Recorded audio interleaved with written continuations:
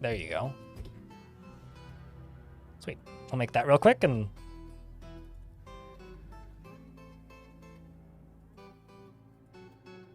put the dwarf here. That's what we'll do.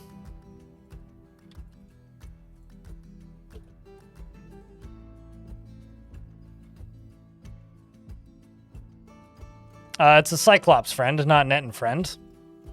But...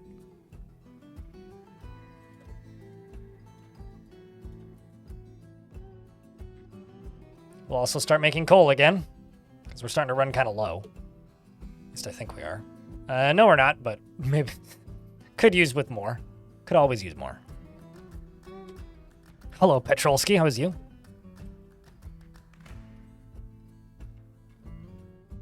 Long time no Dwarf.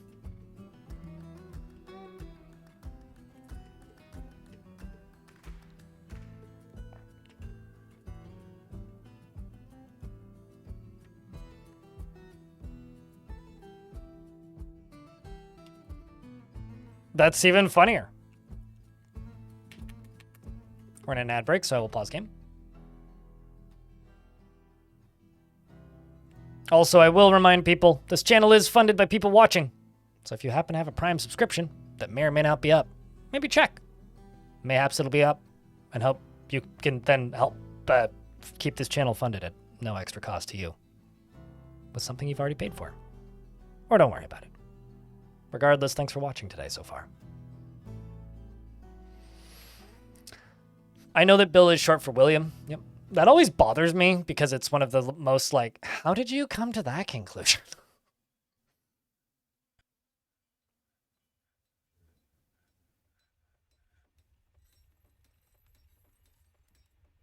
You snagged that just now? Sag, not in my stream.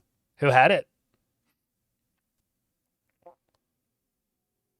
It's been a long time since I've had a golden cap hype train, actually. It's been a good couple months.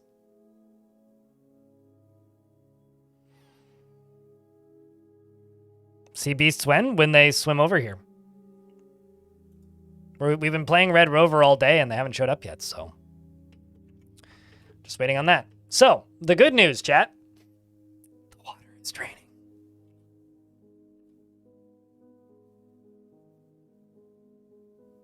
Look at that. Ain't it beautiful? The water is draining.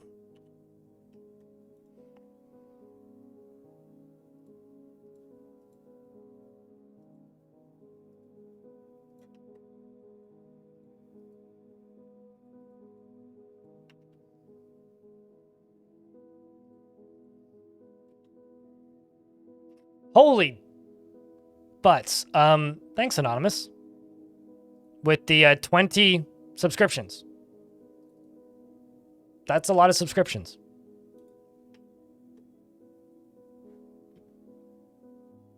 And also thank you, Anonymous, for the first notification of money on the stream in 3 hours.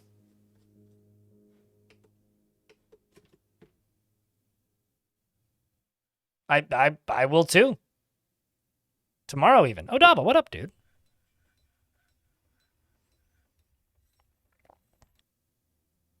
Also, hi, Deep Space. I know you've been lurking around for a bit today, but I don't think I said hi yet, so I will do so now.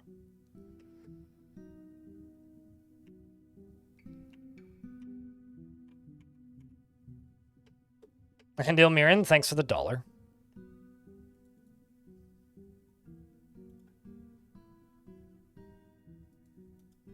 I don't see how that is more convenient than just going to here.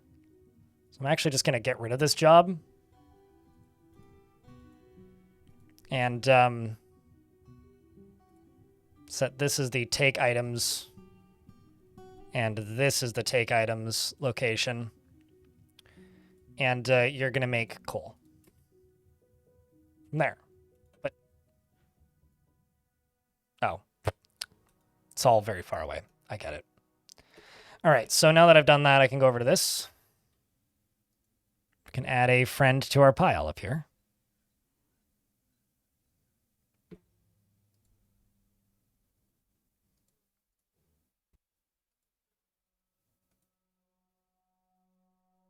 Well, I'll just construct you there because you're convenient. Do I have a kangaroo? I do. Look at you, you big old kangaroo.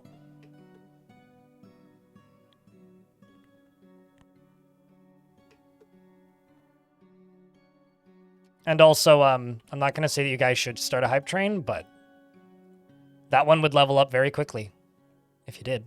Just needs 2 more, either resubs or dollars and bits, or 2 prime subs. I'm also grasping at straws right now. I don't need to do this. Because I'm pretty sure that cleared me past anything I would need to clear, so.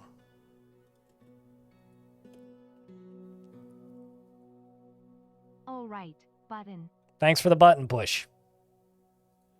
Appreciate you, man.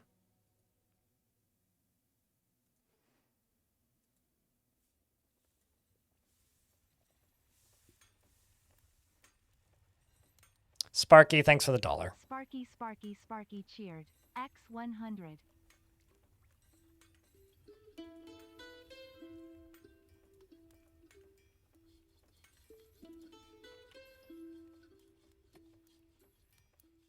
Kangaroos are not war trainable. I would if I could, but unfortunately I can't. Josh the 123 cheered. X510. I didn't even get a chance to see what level it was. It just said hype train and then it immediately leveled up. Josh, thanks for the $5.10. Appreciate you. And Sideburns, thanks for the 29th month. Welcome back. 'Tis good to have you. Just making sure I haven't missed anything. Have not. Laya, thanks for the 5-pack. Appreciate you, man. How's your dwarf? Alive? Wearing a helmet and heavy armor is currently helping detail floors as a form of getting rid of mud.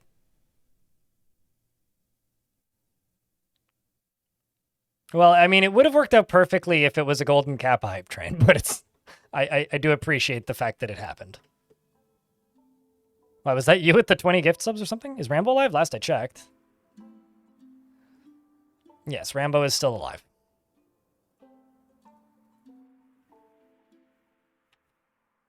And I think Rambo actually needs to be assigned to a new person because Tropic died. So let's just go to labor, work animals, and assign Rambo to you.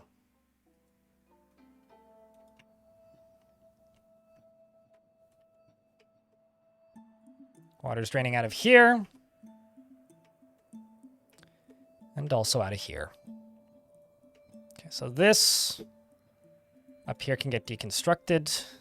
The butcher shop can get deconstructed. This shop can get deconstructed. I'm going to go up to here, and I'm going to start reflooring this.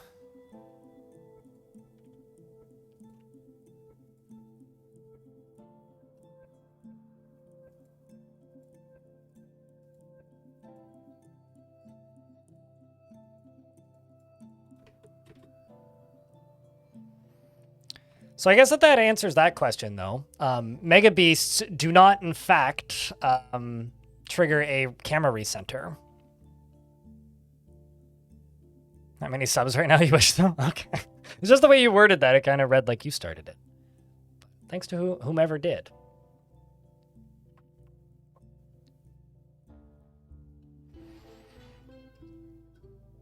It's about 3 lines of text you need to add to one text editable file in the raws to make them war trainable. So it's not really a bug report. It's just if you want them to be war trainable, it's very easy to do.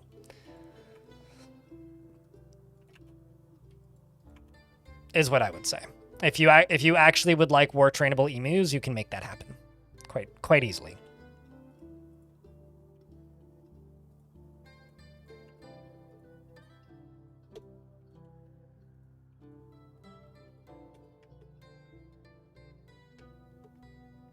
They don't need training, they won. One of my favorite things I've ever heard about emus is they only have about 6 seconds of real-time memory. So if they're angry at something and they're chasing something, they won't know why they were angry at it after about 6 seconds. They'll just know that they're angry and that they are chasing something. What I'm trying to say is emus aren't very smart. And that amuses me greatly. I think Australians are already war trainable. Also, for the hype train, there's 55 seconds left It needs 6 subscriptions or $28 in bits to level up. Otherwise, regardless, thank you. You just bought Dwarf Fortress. Dwarves be dying. Everyone is thirsty. You made bedrooms too big. The storage space is too small, and you haven't traded anything. And somehow I have 70 dwarves, but they're mostly just pissed off. Hey, sounds like you're having a very good start if you have 70 dwarves. The dwarves really needed somewhere to move to, and are trying your governance out for size. It clearly is not working well for them, but I don't think they're complaining. Kage Jitai, thank you very much for the 10-pack. And for keeping the hype train going. I thought I saw a strange mood, but clearly I didn't.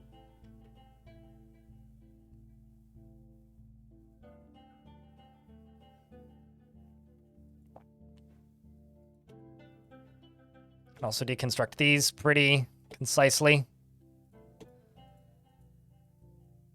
don't think I have any ghosts on the map right now. Let's check. Nope, no ghosts.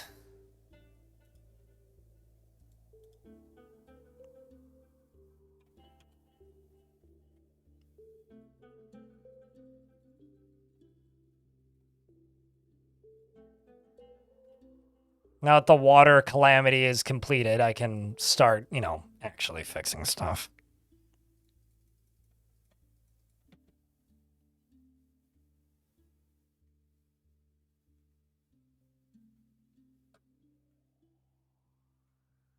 Your advice for a beginner would be to go into the settings and set population max. Yeah, if you go into the game settings, not difficulty, just game settings, you can cap out your population. But my advice to a brand new player is just look things up one at a time and focus on one mechanic at a time. The first 2 mechanics you should probably focus on are making a tavern and getting a alcohol source and food source working. Once you've mastered that, then moving on to other things. Actually, I'm quite warm right now. I needed to open the door not too long ago to let some fresh air in. But I wish I was a little bit cooler, Orc. Also, hi, Orc. I hope you're well. It is pretty warm today? Yeah. It's certainly springtime, I'll say that.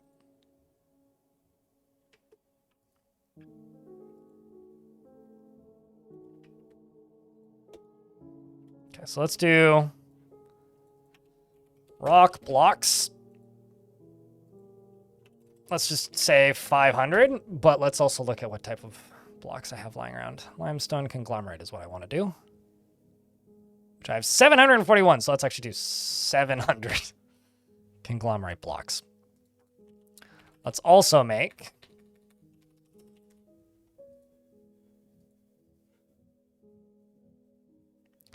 quartzite blocks. And we'll just do 30. Unemployed Shaku cheered. X100. And I'm going to go down to here, to where the quartzite lives. Dig out all this. For the better block color variety. Also, the caverns are draining slowly, but draining. And Shaku, thanks for the $1. Appreciate you. Hype Train's level 6 to level up again. It needs 11 subscriptions or $51 in bits. Regardless, though, thank you. Oh, I was right. There is, in fact, a Forgotten Beast on the map. It's Azok Wisp Webs. It most recently killed a bunch of goblins and a singular Olm man. The beast is a towering humanoid composed of... What?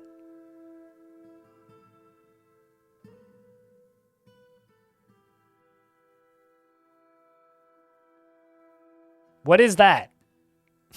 What is Silicious Ooze? Anyway, it has 3 long hanging tails and a bloated bod. It's got a bloated bod. Beware its poison gas. It's made of silicone? Silicone ooze? Huh. Woot. Made of silicone lube. I mean, thanks for the prime, Flynn. for a 5th month. And Elfie, thanks for the gift. Also 101. Jesus, that's a big number. Thank you very much for the hype train, chat. Appreciate you guys. That's like some Caves of Cud nonsense. Well, thankfully it can't fly. And it looks like I got an emote. I got a shouting cat. I don't know what you got, chat, but I got a shouting cat. Appreciate you, Anonymous, and chat for the hype train. It means a lot. It really does.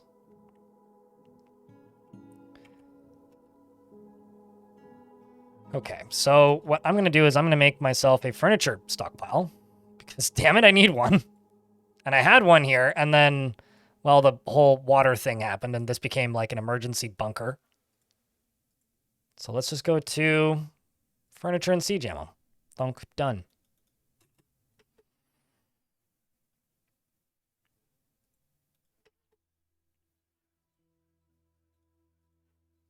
And you're going to go back to cutting gems.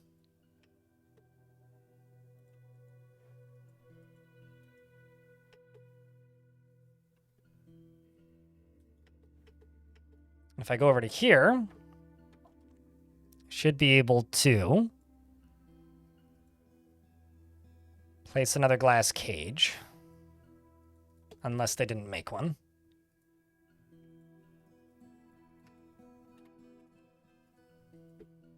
Or the job got canceled for some reason.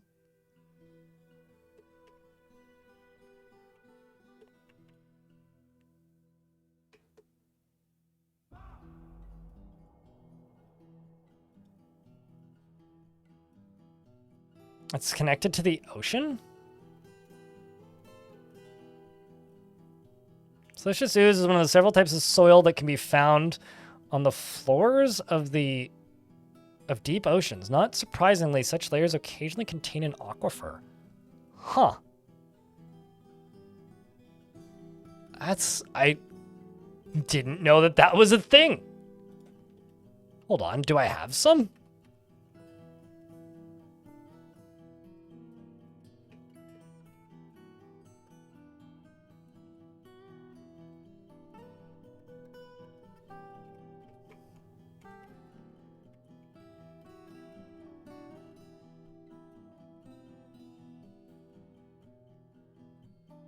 Not really that I'm seeing, but it also has an actual wiki article, as well as a Dwarf Fortress wiki article. Regardless, that's kind of wild.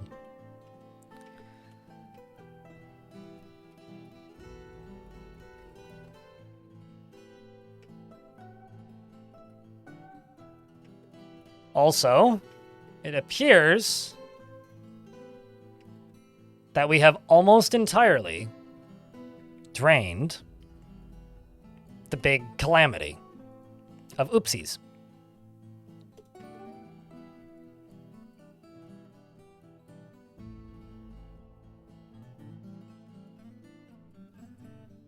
This is 40 layers across, so what, 20?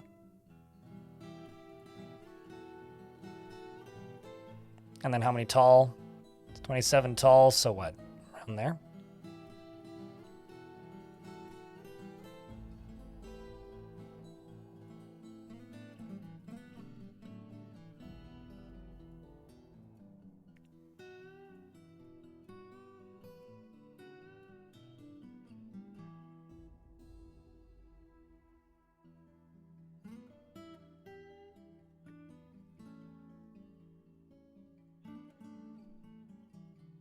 That looks a little better.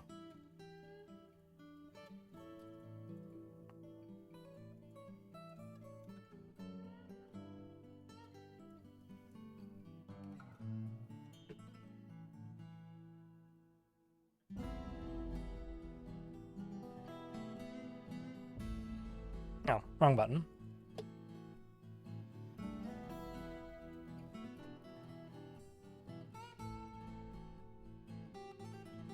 Is a godsend. I wish that DF Hack would stop disabling it, but yeah, no, I don't disagree.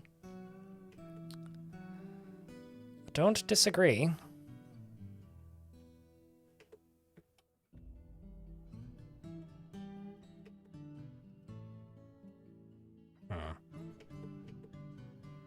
Don't really... Yeah, actually, fuck it. I'll just dig through this.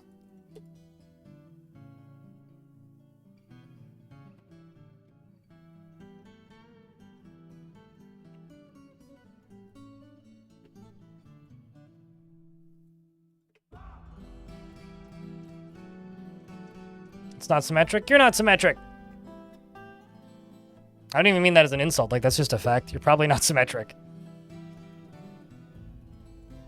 And I've never played for metric, so I'm not metric either.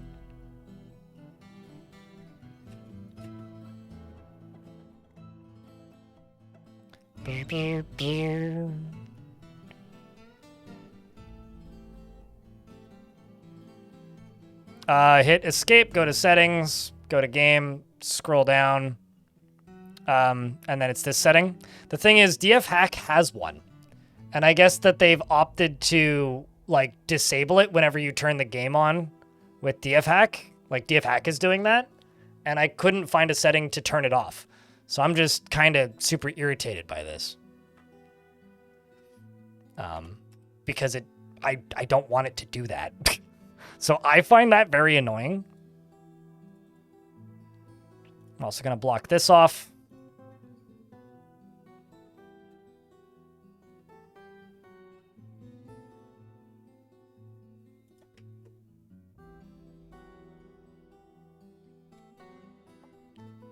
I mean, you also need to remember that, like, nobody's face is symmetric, right? So when it comes to symmetry as aesthetics, no human is symmetric.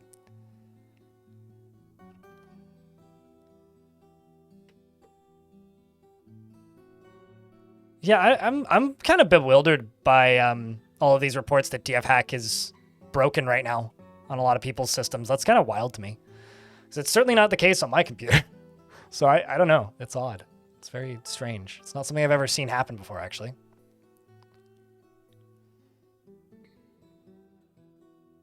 I'm also very OCD, but not in the way that I guess most people are. Or not in the way a lot of people are.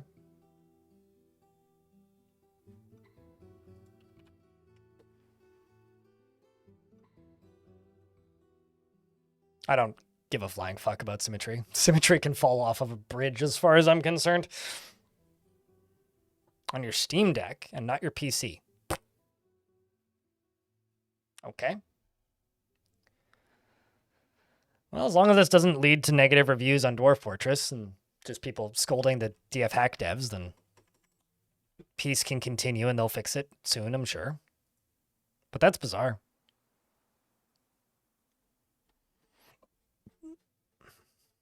Dwarf Fortress has only been a few percentage away, a few fraction of a percent, not even, away from losing its overwhelmingly positive overall reviews for a long time, so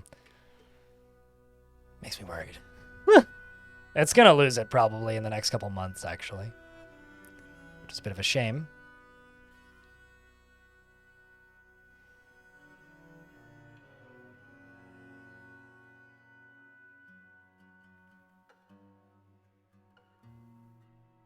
You'll go rate it right now. That'd be cool. I mean, it's one of those, like, initially they got negative reviews because it didn't run on Linux and it didn't have a Mac version, and adventure mode wasn't in it. Then it got more negative reviews because they released the Linux version but didn't release the Mac version. And then it got more negative reviews from people because they still haven't made a Mac version. People have now bought the game and left negative reviews because they canceled the Mac version, even though I state that that's the right decision. And the other thing is there's people who bought the game to try adventure mode and didn't like adventure mode and aren't interested in fortress mode, and then left a negative review for adventure mode, which that's fair. But, like, I don't know. It's just people are so strange about negative reviews on Steam, and it's like it doesn't really affect me either way. But I would like to see the game keep the overwhelmingly positive reviews because personally I feel like it deserves it. But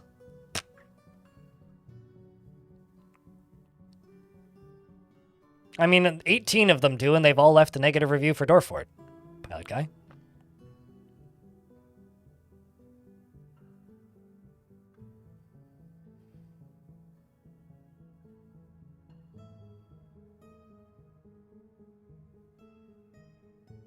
Not real people. I do love this is a shitty take, so I don't actually share it, I don't think, but the take of, oh well, if you can afford a Mac, you can also afford a PC. But while I find that funny, I don't think it's a legitimate argument in either direction, really. They still are, yeah.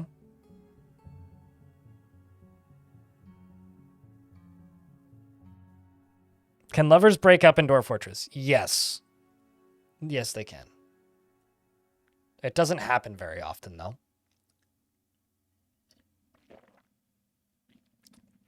So you know how skills can become rusty?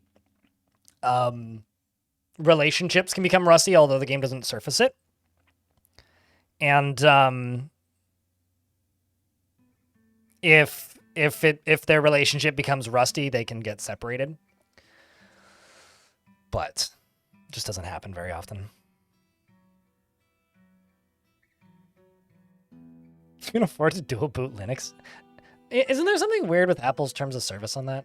I actually had somebody ask me the other day, it's like, how can I fix a 12-year-old Mac? It's running really slowly. And I'm like, well, buy a new Mac, install Linux on it. Those are kind of your two options.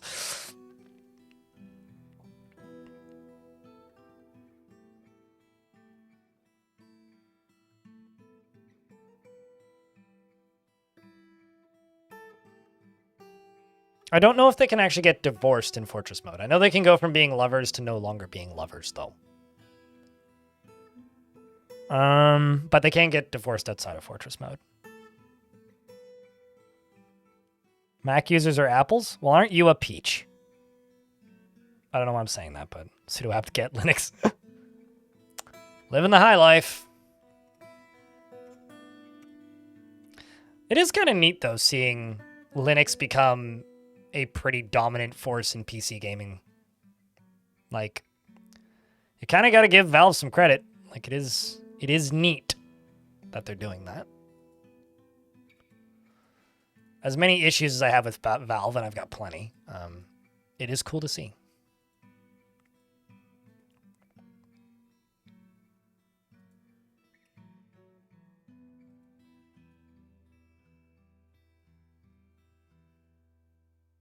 I thought that the Linux distro that supports Apple processors was almost abandoned for a minute. I seem to recall reading something about that, but maybe I'm confusing it with something else. Ah, well, that's not good.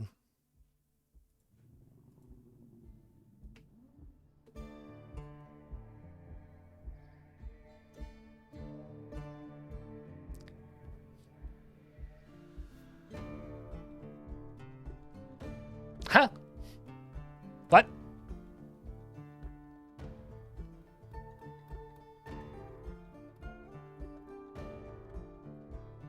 Have you been here before?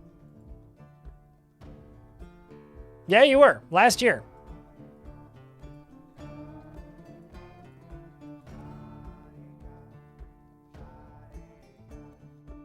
So you're one of the thieves that I released?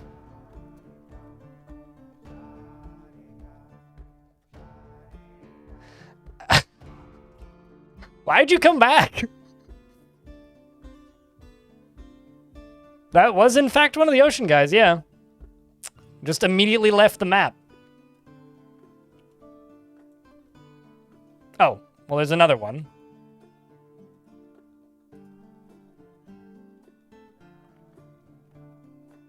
Ocean's 11. All 11 of them, yeah. Well, let's see where you end up. Probably in another cage in a moment. 3, 2, thunk. Okay, thank you. Oh, man. I was wondering where that terrarium went. Well, anyway, I found it.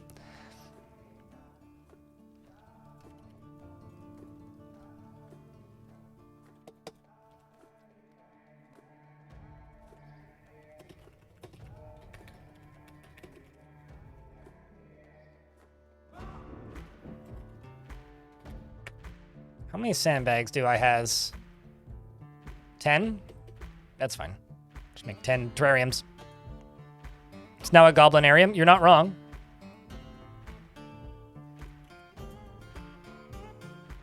Or maybe you are. I don't know. I would have to ask somebody who knows more about terrariums to say whether or not that's an appropriate way to refer to that type of terrarium. I need to go, like, ask Sherpa Design, or Serpa Designer, however you say his name, to give us an up-to-date reference as to what kind of arium that is.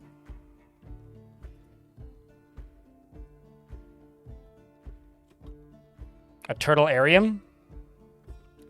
No, that would be more of a turtle with an Ari in it. Turtlarium? Turdarium! Sounds like a weird way to say turducken.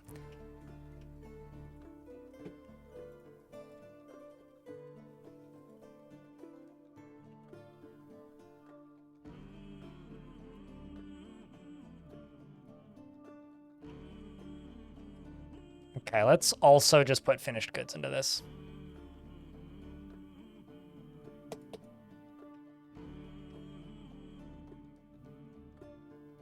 I'm just gonna pause the game now. You know, if there's a green goblin in a terrarium, I think we should just call Spider-Man. That's all I got, guys.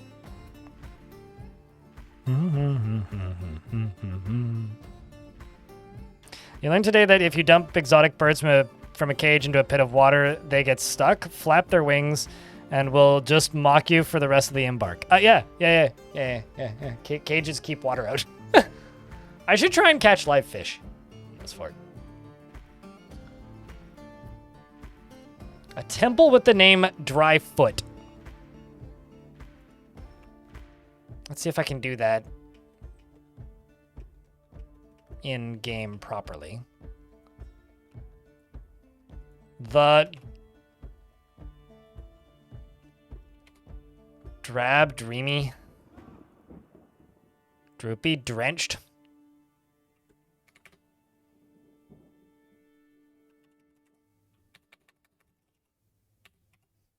Dry isn't a word. The foot of drying. The foot of drying. That's the closest I can do. Best I got is foot of drying. The drying of foot. The foot of drying. Actually, hold. No. Can't do it in a second compound.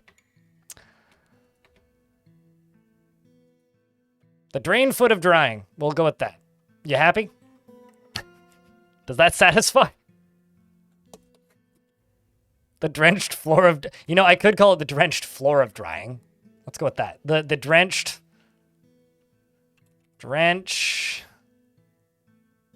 Wait, hold...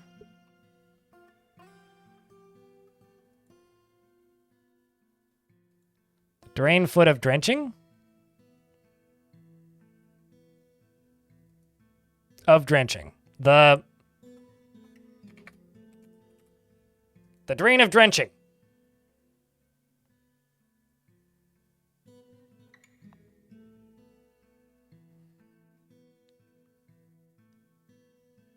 For your tabletop RPGs. I mean, you should also go grab the old Simon versions from SoundCloud from like 2011. Because like there's some unique ones in there. I think Galena or Kobold March are probably my favorites from that old fan soundtrack.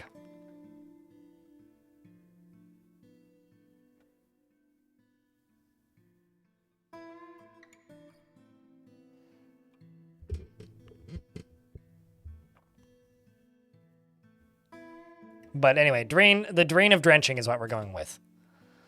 Although I do need to move that. That shouldn't be there anymore. Is this still a temple? Or okay, I'm going to move the Oblivion Balls of Orbs somewhere else. And I'm actually going to move the Drain of Drenching here. And get rid of this. Don't ask why I named it that, but I did. So, that's all. Go down here and put burbs in it.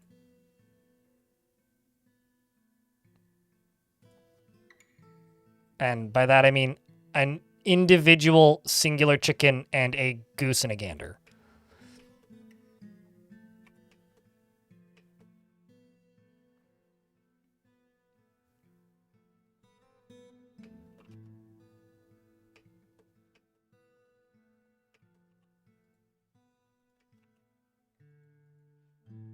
Conglomerate blocks and quartzite.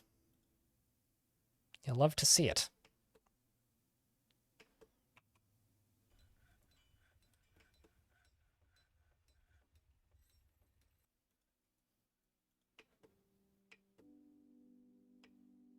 I'm kind of amazed by how much of the fortress actually isn't just completely covered in mud.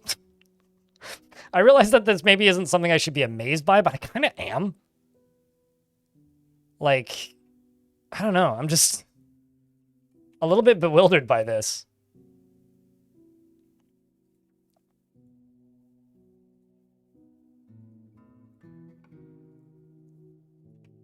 Like, if you look at this, it kind of looks like the whole fort should just be completely coated in mud. But chunks of it certainly are.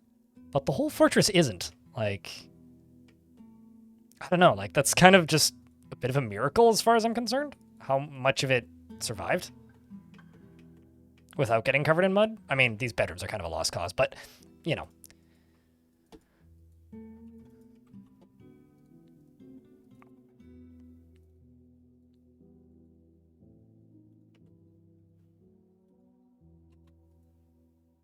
Let's also just get rid of these doors temporarily and let that water out. Same with this one. Can the mud be cleaned? Sure, if nothing has grown on it and you smooth the floor, or if you build a floor and then remove the floor. That'll clean it. But I'm just going to build like little hallways around and then not worry about it so much. I think this will look way cooler in the long run, and, you know, I don't actually need to worry too much about draining it, per se.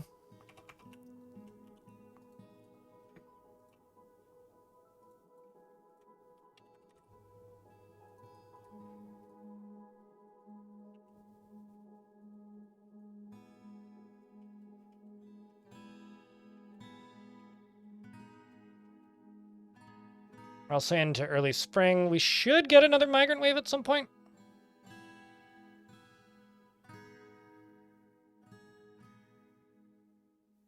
Hallways would legit be pretty over natural stone. No, totally. I mean, I'm looking forward to this because I've got multiple areas that are quite tall. So we're actually just going to get trees growing in here in a lot of these areas. Like, because this is all 2 Z levels high. So if any trees start growing back here, like this one, like this tower cap, I'm going to just leave the tower cap here because that's just going to become a full-size tree at some point. Which I think is going to be a really neat look. Like, honestly, I think that's going to look kind of awesome at some point.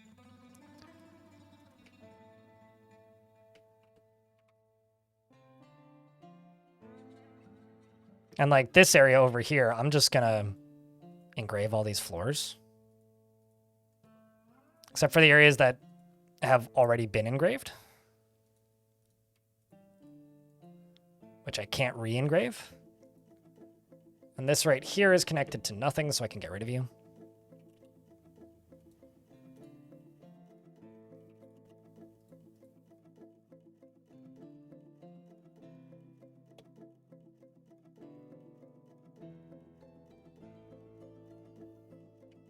Yeah, trees to decorate the hallways. I think it'll be a lovely addition to the view of the fortress.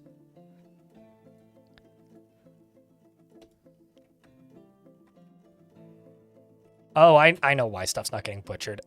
Because I kind of got rid of it. Let's also go up to here. Deconstruct a bunch of this. And then just go plunk down a butcher shop, maybe. Temporarily. Over here.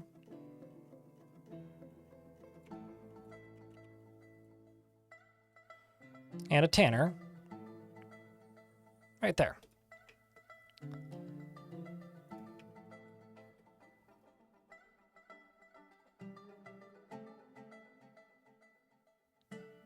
One of the biggest wishes is that eventually we attract migrants from other civilizations so we can start building and a splendor. But with time and a splendor, we end up stealing what, like, I mean, you kind of do. I mean, the only way that happens naturally right now is through, the only way that happens naturally right now is through, like, bards.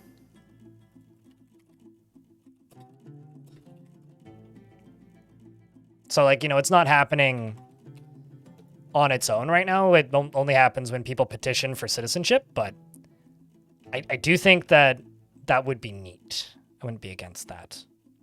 But it would absolutely need a rework of how currently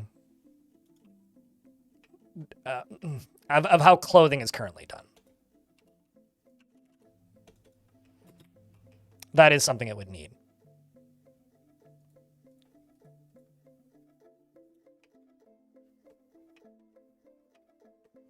Let's just let the dwarves work on this.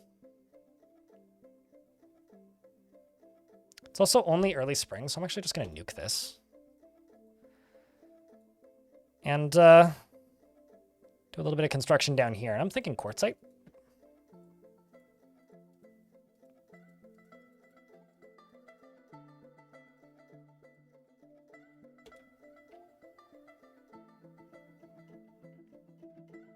Also, welcome back to the land of the awakeness.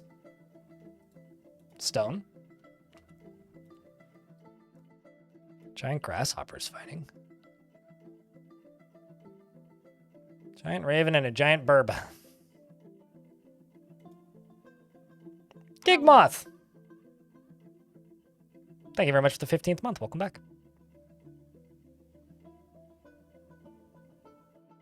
Chat room, can I get a round of beers for the prime? From Gig Moth. Usually spend your first year or two getting the farm and food running, and then the next 2 years building the 100 bedrooms. Yeah, also you can kind of get away with just having a dormitory for a while. They will eventually get annoyed if they don't have their own private bedrooms, but I think speaking of bedrooms, what I'm going to do to... Okay, so this seems like a bug. I've got claimed bedrooms by dead dwarves. This seems like a bug. Kind of a lot of claimed bedrooms by dead dwarves, actually. Wondering why dwarves are sleeping outside.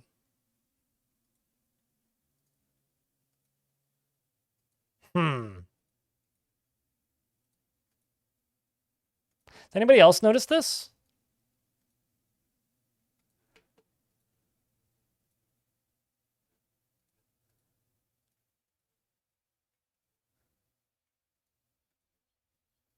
I mean, it's a different kind of leaving the map, that's for sure. Huh.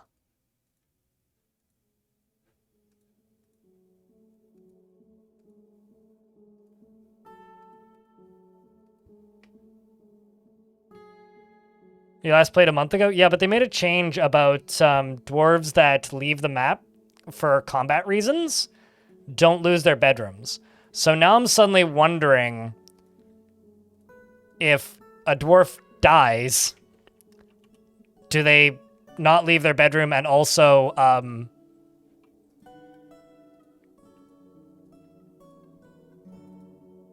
maintain ownership of the old one? Because that's kind of bad.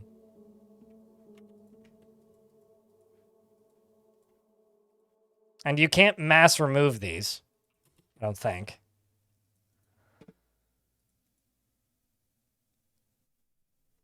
Yeah, no, you can't. So...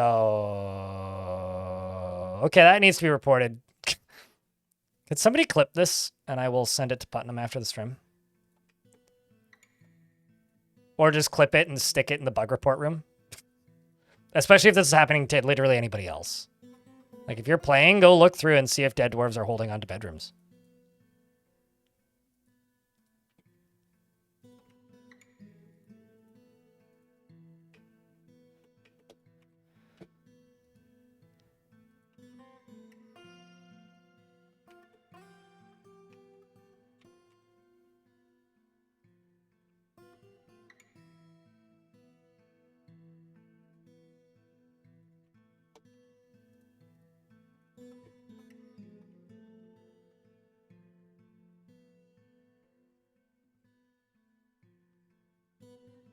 Yeah, like all of these are dead.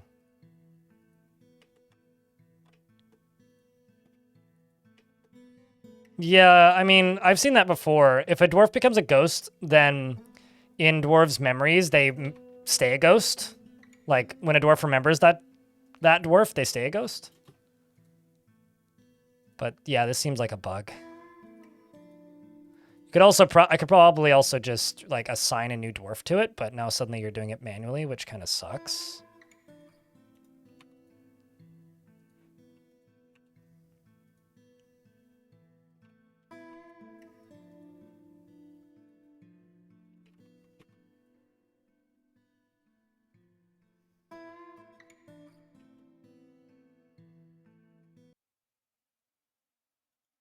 Uh-oh.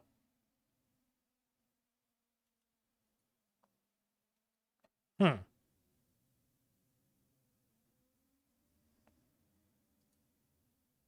Hmm. Hmm. Hmm. Hmm. I lost about a month.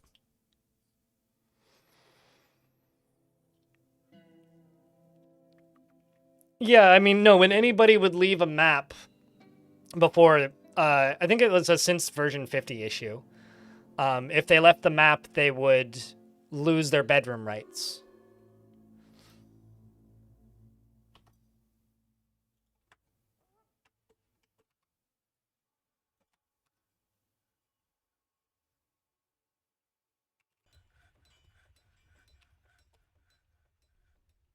So it's kind of a lot of construction I just lost, but let's just do the bedrooms first. I'm just going to go through and delete every single bedroom because this won't take too long. Just delete every bedroom and not reassign them to anybody.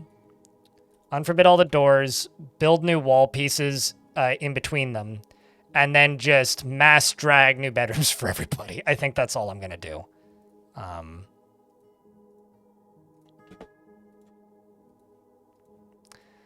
You know, this is one of these things that I wish had a hotkey. Like, I can click on the bedrooms, that's fine. I just wish the delete button had a hotkey.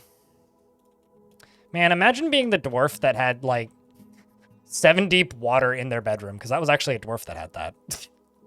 It's like, can't go into my bedroom. Why? There's still water in it.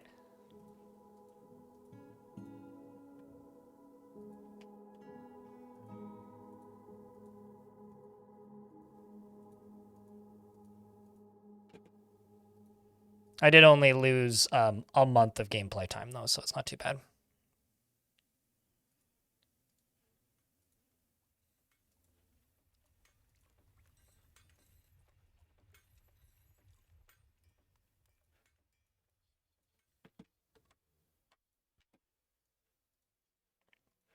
And I'll save the game when I'm done doing this. Unchowder, thanks for the raid. I just found a bug, I think, on Chowder. And to anybody else playing, you might want to see if dwarves that have died are still keeping bedrooms under their name.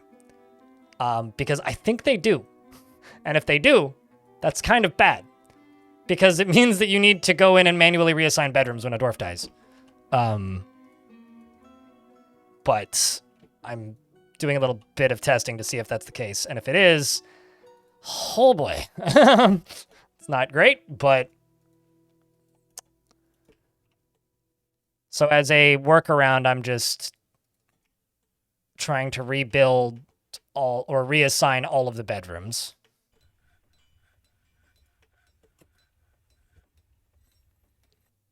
Which I would assume would probably have something to do with... what's the word? Probably would have something to do with the dwarves losing their bedroom bug that was fixed in the last update. I was just wondering why I kept seeing dwarves sleeping outside, and then I checked, and now I'm like, uh-oh. This is bad. I have an ocean I can drain by pulling a single lever. You keep crashing to desktop repeatedly? Have you tried disabling DF hack? I know some people have had that problem. I just crashed, but I think it was something to do with bedrooms. Just gonna quick save in case it happens again. But try disabling DF hack, like swapping it to a different version or setting it so that it doesn't work. because there's some weird bugs in DF hack right now that are supposedly breaking the game. To the point where I thought about disabling it this morning. After uninstalling DF hack. Okay, well that's not good. I think we're finding issues with the current patch.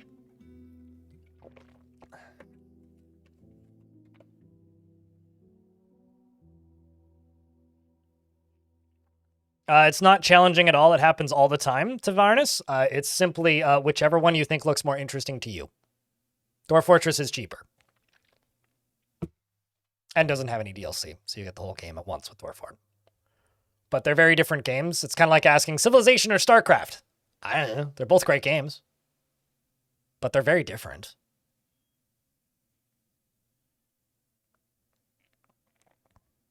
Or like Skyrim or Baldur's Gate. I don't know. That might actually be a better comparison, actually. Minecraft or Terraria. Actually, it depends on the Civ, in my opinion, Platonic Cave Dweller, but... And the StarCraft, because I wasn't specifying whether or not StarCraft 1 or 2, but...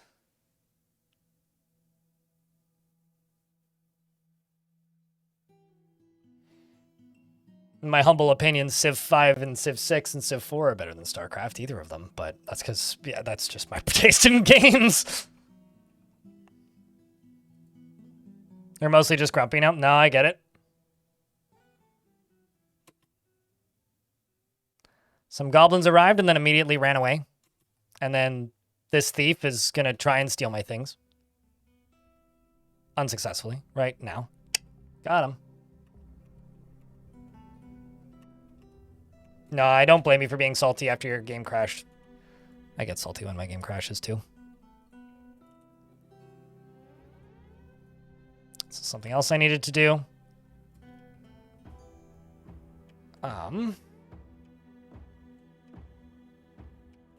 Oh, right. And then also this.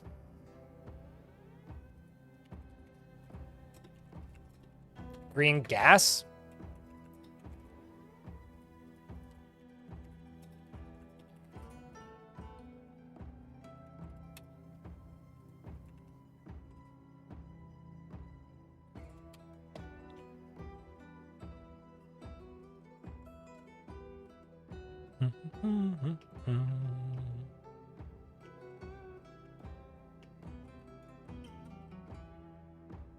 No, it was a different crew this time.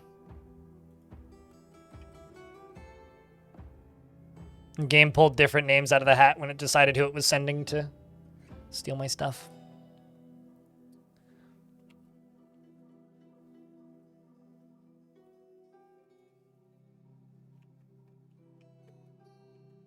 Can also unplug those. That's already plugged. Cool.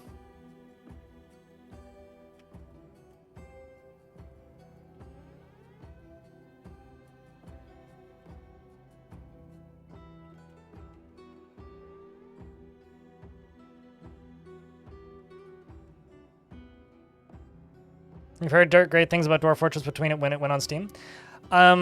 Is this the Steam? This is the Steam version. The free version looks like this for Dwarf Fort.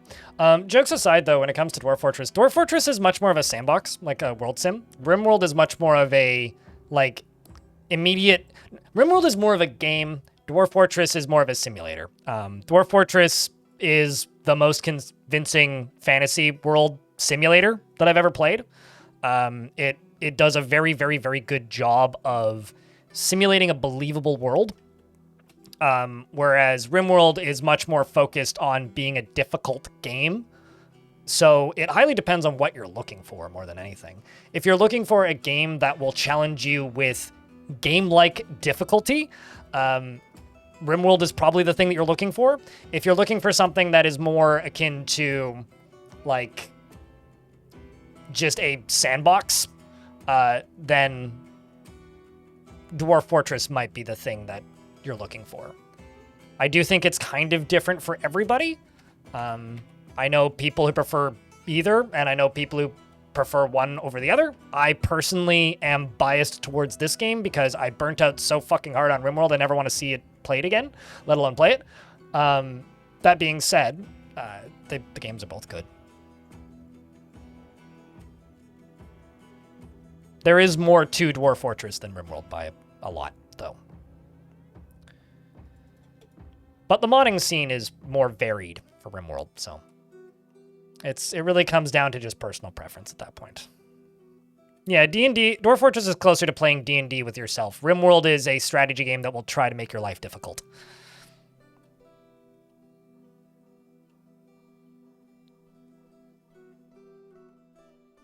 And then rather than gaming, you chat on Twitch. Well, I can't help you there. That's something you need to do. Also, 280 games on Steam. You casual. I cheat, though. A lot of the games I get are free because I get keys. But I had like 400 games before I started getting keys. It's like kind of nuts.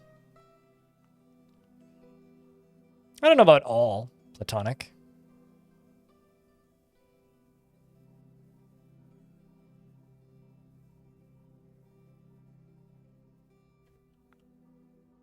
Also, was that before or after the game crashed? Okay, I gotta rename this. The Drain of Drenching. Deconstruct this and move it up here.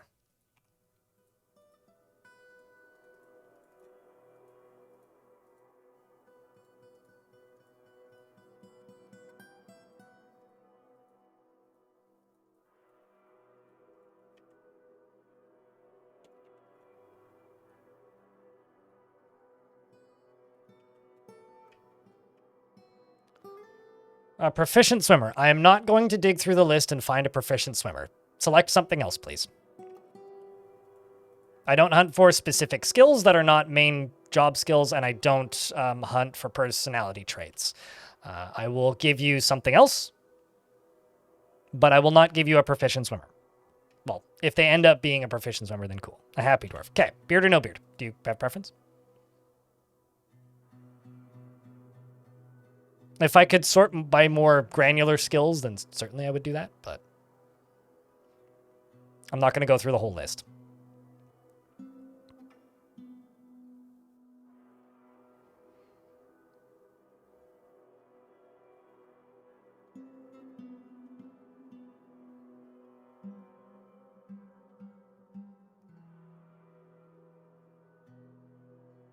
RimWorld doesn't have Z levels, Apple Pie Replica. They're not talking about, like, 3D visuals. They're talking about Z levels. Ideally, I'm not going to flood the fort again. But trust me, having swimming skills is not going to make your life any more likely to survive. If you're stuck in a 1 Z level high room and it's full of water, you're going to drown regardless. They look great, Hippo. Can you get guilds for swimmers? No. Any dwarf will do. Call me Junior. Okay.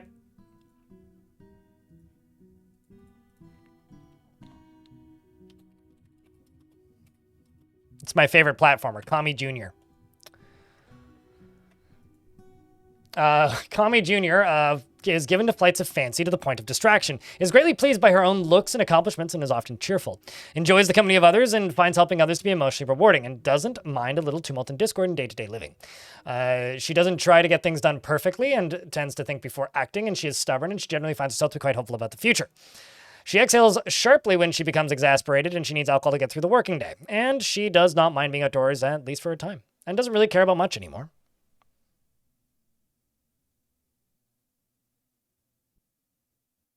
My Steam profile is public. Feel free to look it up if you want. Personally values artwork and sees working hard as a foolish waste of time and doesn't feel strongly about the law. Likes mica, fine pewter, and pink tourmaline, as well as linen fabric and picks and cages and pecan trees for their nuts and the sound of the... Are pecans nuts or are they legumes? I guess they're nuts. And the flutes of the... pantomiming, and when possible prefers to consume steelhead trout and bumblebee mead.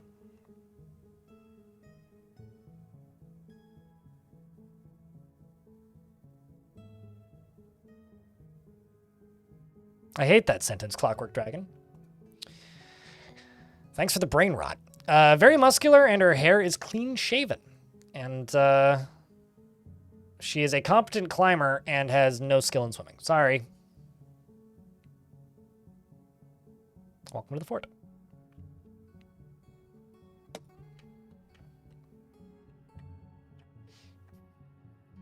It's all good, Clockwork. All right, while the ads are playing, I will cue this up with Quartzite. Then we're going to get these beds reset.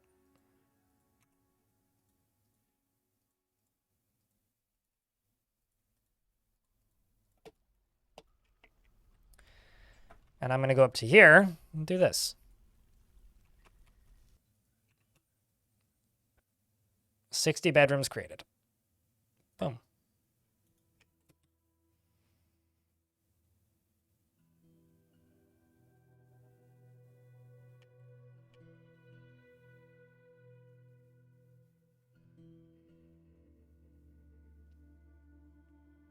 Thanks for the juice box, Walker Local in YouTube chat.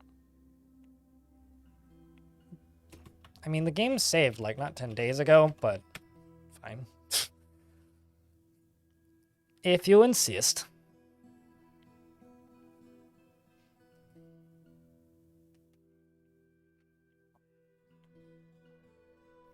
This is madness! Madness?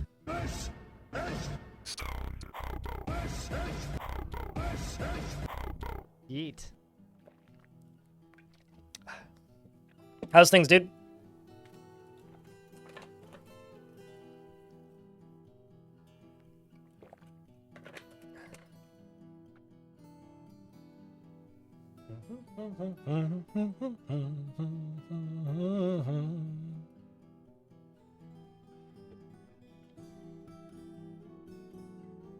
Chillin', chillin'. Gotcha. Weather's been nice over here. Very sunny. And I have too many tomato plants, apparently. Nor set up the bedrooms? I did the bedrooms first, so I've saved since setting up the bedrooms. I have the hiccups.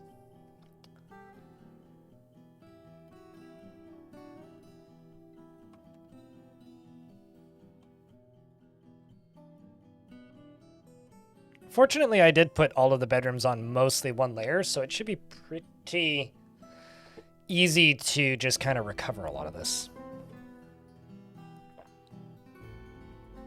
Rather than, like, my bedrooms being all over the place.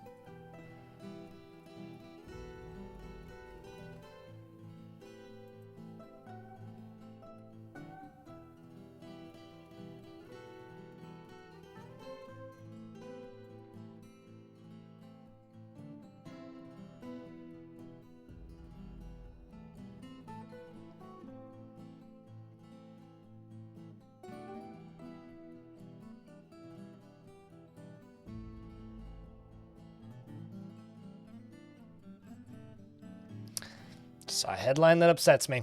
Yeah. Game seems unhappy with what? Exactly. What makes game seem unhappy? Unless the rapper, the game, is unhappy, in which case then I wouldn't know. Does seem like dwarves are picking their bedrooms back up pretty quickly, though.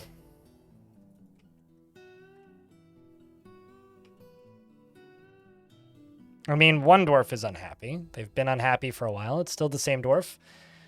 And it's currently a dwarf who's in a strange mood, oddly enough, who is in the process of gathering stuff, I think.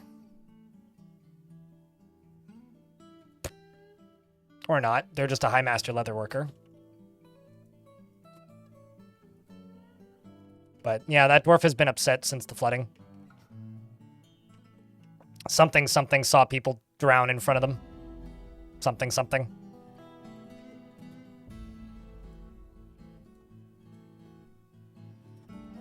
But yeah, one dwarf being upset is not even remotely abnormal, so...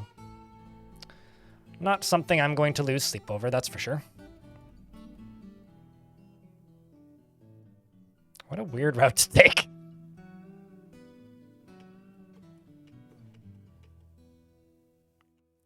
What an odd route to take.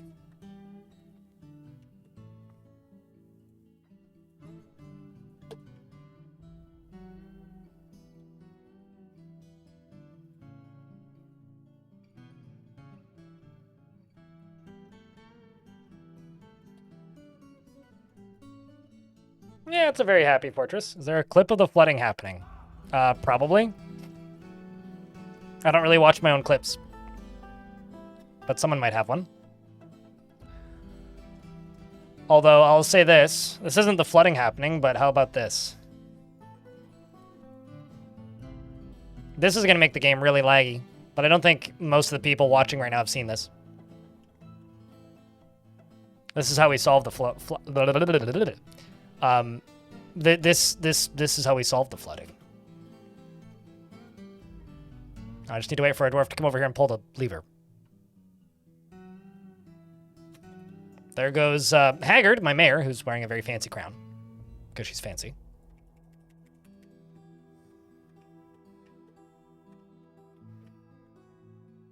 Y'all like lag? Here, have some lag.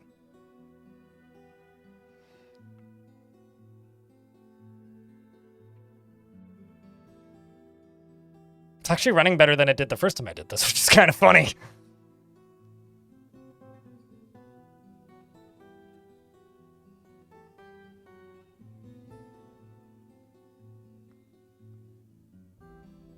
Windows boot up screen, very old Windows boot up screen.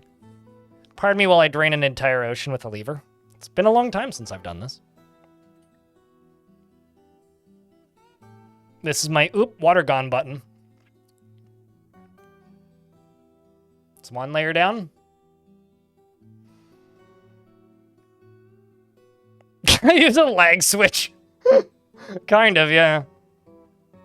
Not that kind of lag switch, but...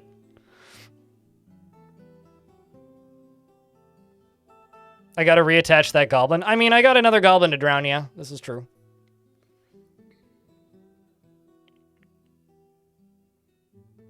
Actually, maybe that's my excuse for doing this, is I've got a goblin to drown. It's currently running at 0 frames a second, by the way.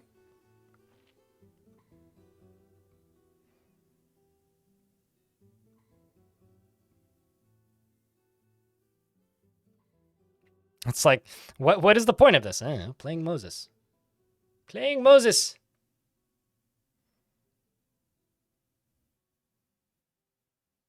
Oh, also, some otters for reference, I've never used a lag switch.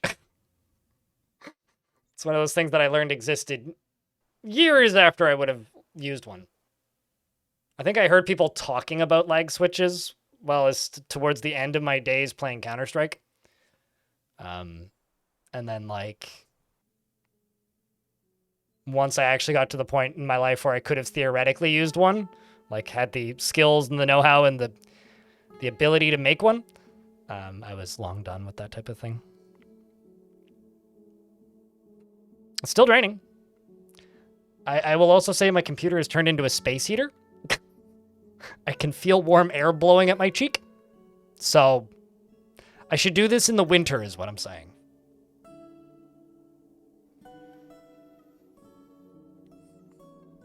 I managed to make my dad spit out his coffee by telling him that I don't need to pay for heating because I instead just simply turn my computer on. Pretty soon here, it's going to figure out where it's actually going.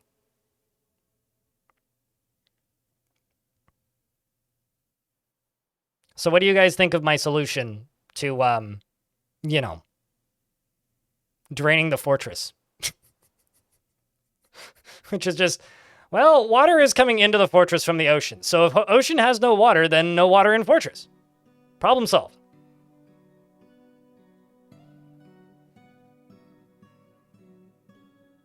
From real gamers? Speaking of real gamers, do you guys hear about the problem that's currently going on in custom StarCraft 2 matches where people can insert videos into matches by using the title or the name of the match as a code injector? You guys heard about this? People load up a custom game in StarCraft 2 and then just get flashbanged with a video of somebody getting shot. It's kind of terrifying.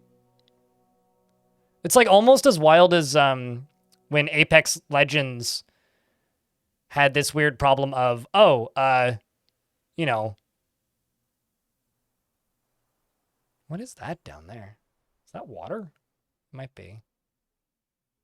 It's like when Apex Legends had that weird issue where yeah, it's just missed. Where people were just injecting code into matches while they were running. Also, the frame rate's coming back now.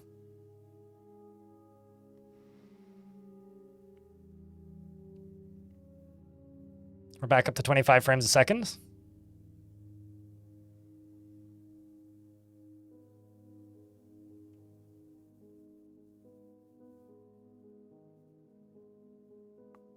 Apex is shite, Lamau. I feel bad, because Respawn is a studio that I have friends who work there.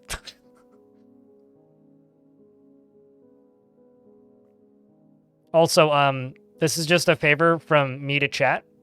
Stone Seashore's Wall, the lovely moderator, can't afford to sub and doesn't currently have a sub. So if anybody feels like being generous, if we could help out a Stone, that would be good. But EA ruined the game? Yeah, I won't deny that. Although I don't actually know because I don't play it. But I'd be willing to agree with that opinion based on absolutely no context nor knowledge of it. Clockwork, thank you much. Appreciate you. Welcome back, Stone.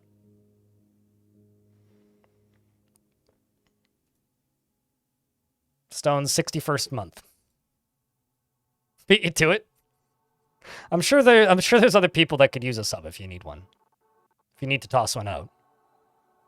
Josh, the 123. But don't feel the need.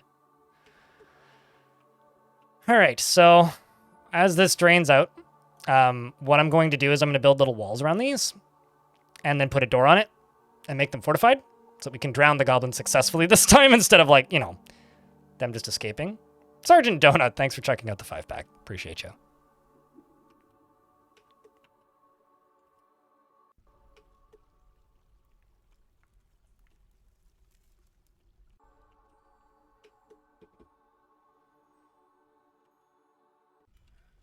Okay, let's follow that strange mood, Dwarf. Grabbed one piece of leather. That seems a little odd. Why so little leather? Just a singular piece of leather.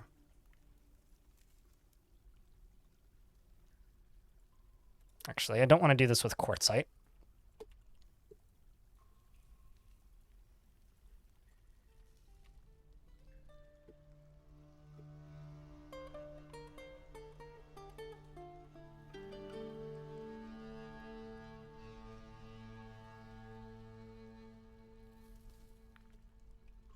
All right, let's get that built. And then go down to here and start doing some other constructions.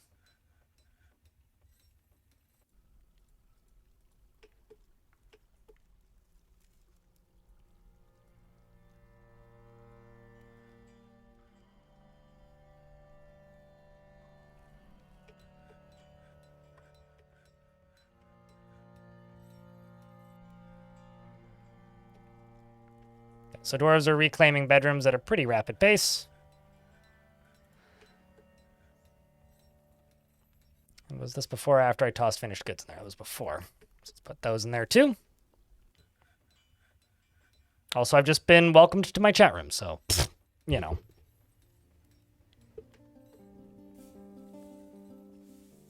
Yep, and also helps moderator moderate chat better because they don't get stuck in ads. You know, honestly, I'm kind of amazed too, Stone. So how am I draining the ocean? No dwarves died in the process of making the hole. How am I draining it? With a drawbridge. It's draining right here. And then this right here was, I dug all the way up to here and then built the way for the water to flow and then built a really long this thing and then collapsed it into the hole, which took out the ceiling, which then I now pull a lever and I can drain the ocean. Which can then be refilled by pulling another lever right next to it and just looks really cool. Now I'm trying to find my chains.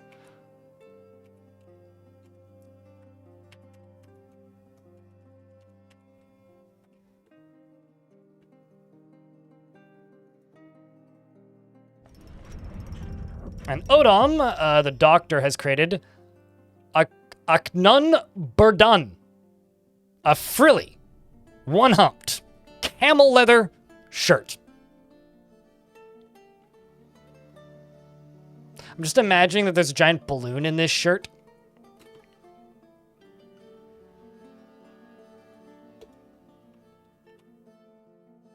It's a frilly camel. Yeah.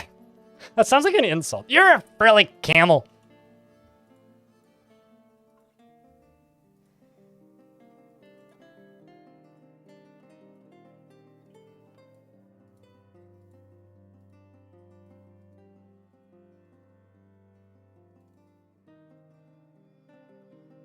Okay. Let's do this. Does it come with the hump? Sure. Just start humming Black Eyed Peas. Okay, so now that I've done that,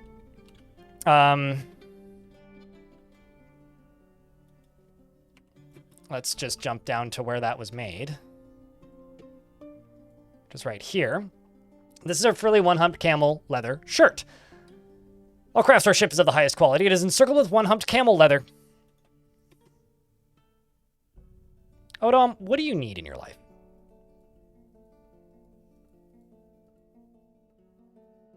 You got hunted by the dead and you're frightened. You want to fight, be with family, and you want martial training. I'll put you into a squad by yourself. Because I also need to make a second squad to get the other dwarf leader out of here. I'm just going to tell you to go work out. Like, just go exercise. Just go, like, train. Just go do that. And then that'll allow me to swap this dwarf out for somebody else.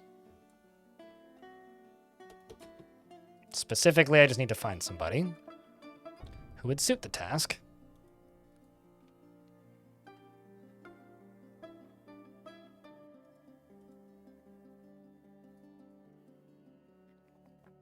I mean, you're my mayor, so I probably shouldn't toss you in there.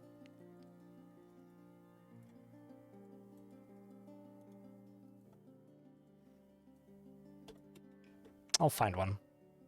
We'll keep an eye out now. My day's going pretty good, Mercury. How about yourself?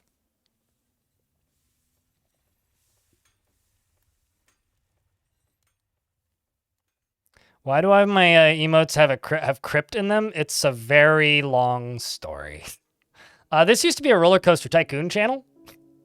Believe it or not.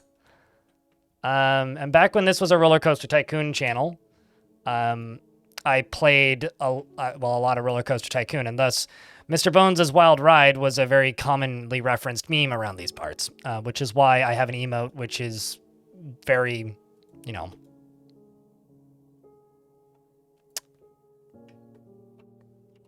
very much making use of that iconography, which is Crypt Calcium. And I wanted the prefix blind initially, but there is a channel that exists that I won't name that has that prefix, and they've been inactive for the better part of a decade. So a channel got the end of the username blind, or the emote starter blind, before I had the opportunity to get an emote slot, because when I started streaming, the affiliate program didn't exist until several years into when I was streaming. I started streaming in 2013-ish, more like 2014 though. And the affiliate program appeared in 2016. And affiliates didn't have sub buttons right away. Initially, it was just bits. So because of that, like, it kind of took a while for me to actually get the ability to have emotes. And I missed out on the opportunity to get my username. So I went with Crypt because it kind of seemed like it fit the channel theme at the time. And I still feel that way. I think it's I think it suits the shtick of the channel to a degree, while at the same time, like, paying homage to my humble beginnings.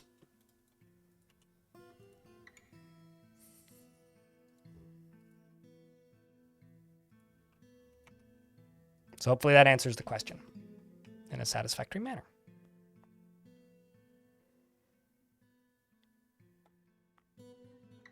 6 hours behind your time zone, but she's about to sleep, which made the start of your day way better. Well, that's good. Oh shit, we got sand down here. It's actually super useful. I can make a sand collection zone down here.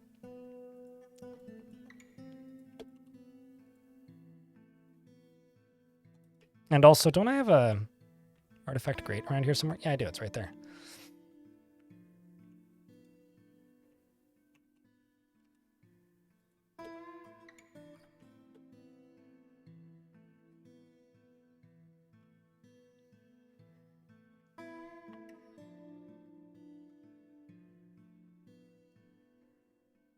With the proper setup, you can get Mr. Bones Wild Ride in DF2.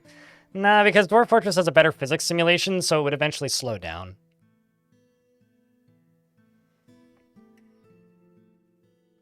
But, I mean, you could make a powered minecart track that goes at the slowest possible speed for the entirety of that map, and that might be the equivalent. That would take forever and be very boring, but you could do it.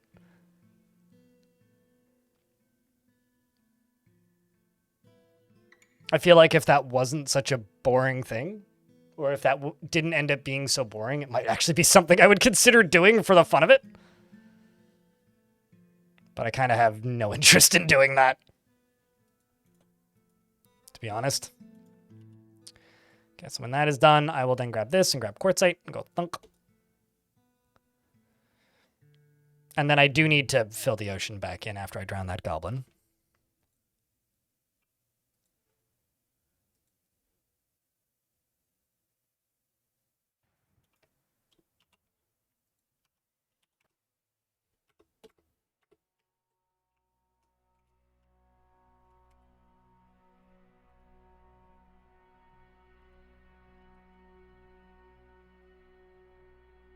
I think a friend who's millions of meters away and you get thousands of kilometers.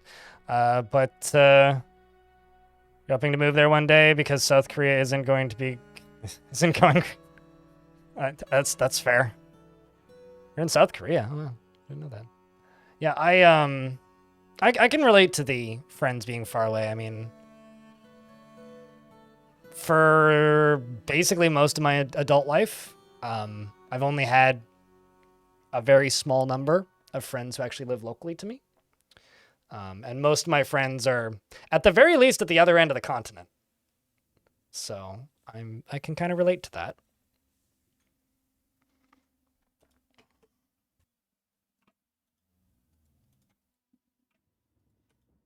You know, like, in order for me to see most of my friends, I have to get on a plane, so. It's like, I've got a bunch of friends who I'm not going to see until June, because that's when I fly to Montreal, just as an example. Oh, I was also going to do this here. I do have what I personally would consider to be a pretty good minecart tutorial, but, which I would recommend you peruse.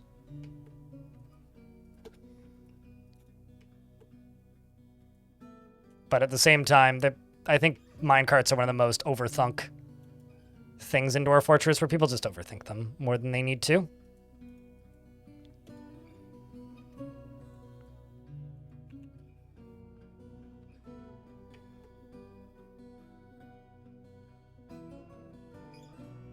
Looking forward to June.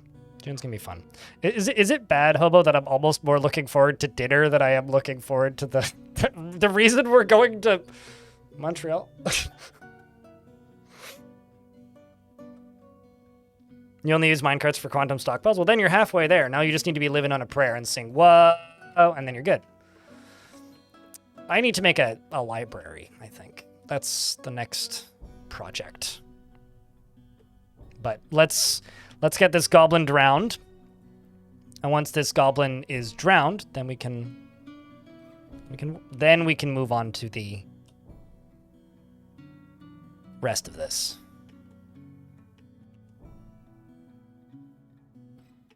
I love that this is all still draining. Holy shit. There's so much water. But that is the last of the water, which is exciting. Should probably build a railgun. I mean, to be fair, using minecarts for non-intended purposes is almost more fun than using minecarts for their intended purpose. Although I will say, if you want to see good examples of minecarts being used and like how to properly utilize minecarts, I did that in my Halloween fort this past year. Ghost Candy. That fort was a like proper minecart distribution system, which has amused a lot of people in the comment sections because the minecarts managed to not injure or hurt or kill anybody. Yet I built them specifically hoping they would fall on people's heads, and nobody got injured in the entirety of the fort, to my knowledge, by a minecart. And I think that is really funny, personally.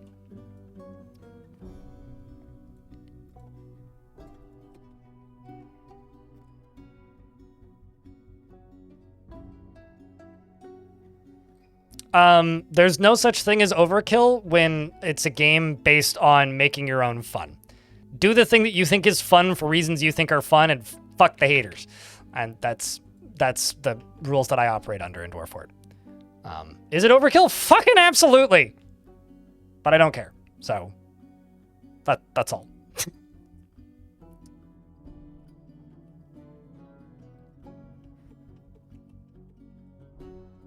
And also, I should state that don't ever worry about actually doing this.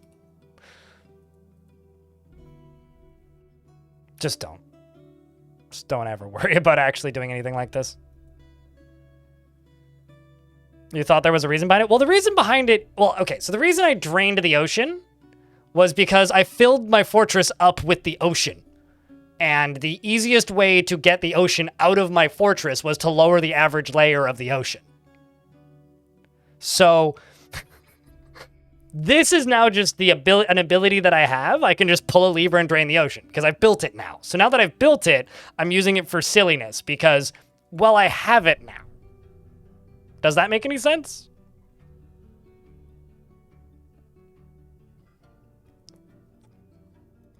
Like, it's not logical. It's, well, now that I've built it, I might as well take advantage of it.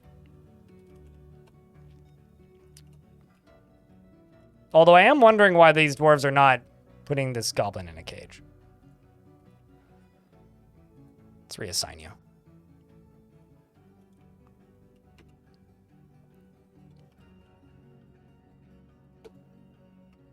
They don't seem super interested in dealing with that. Front door ain't locked, is it? No, it's not. Odd. Odd, odd, odd, odd, odd.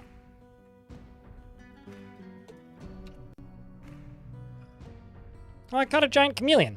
Ain't that adorable?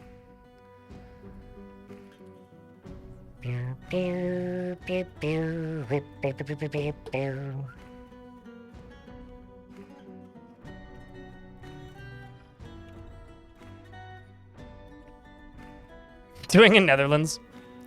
Yeah, you know, I do envy my my Dutch heritage and their World War ocean.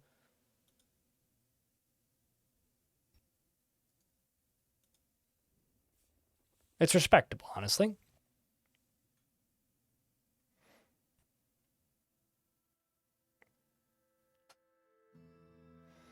I mean, it's been a fort gimmick for me in the past, being able to just drain the oceans on command. It's a pretty fun one, too, I'll admit. I think I'm just going to move my pigs down here, because they keep running away. Which is a little bit annoying.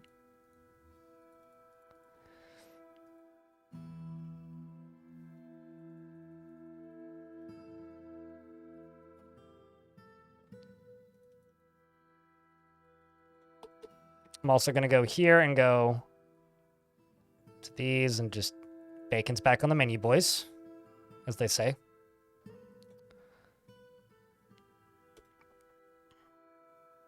With big waves. Yeah, we are currently in big waves of responsibility, right?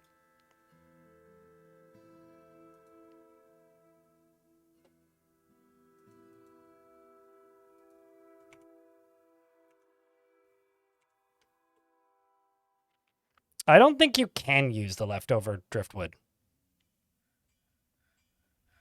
I kind of wish you could. But I'm pretty sure it's literally just there for aesthetics.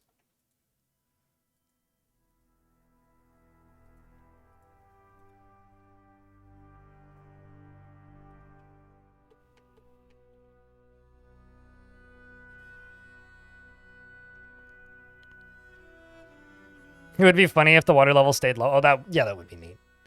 I've done this before also, and then poured lava in it. And then let it refill.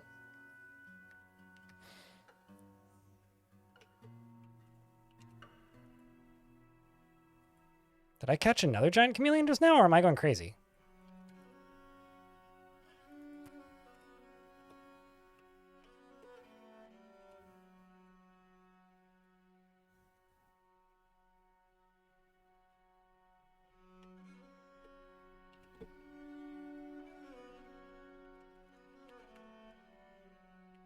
Nope. Nobody wants to put that goblin away.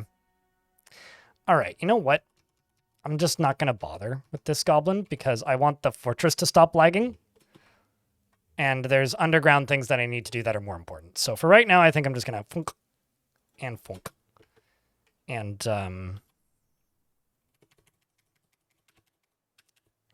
go to here and refill the ocean.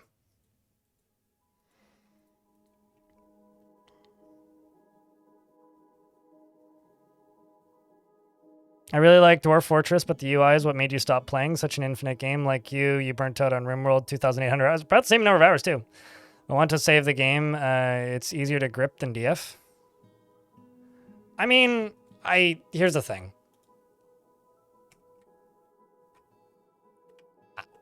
I have no real input or feedback. If you're just trying to vent, then yeah, okay, vent. But I don't fully understand why people are so bothered by the current Dwarf Fortress UI. I don't recommend No Moria, personally.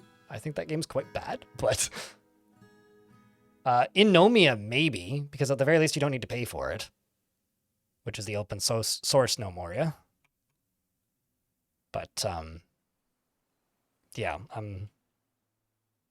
oh, please don't recommend DF Hack. Don't be that guy. It's currently crashing the game for a lot of people, for one thing.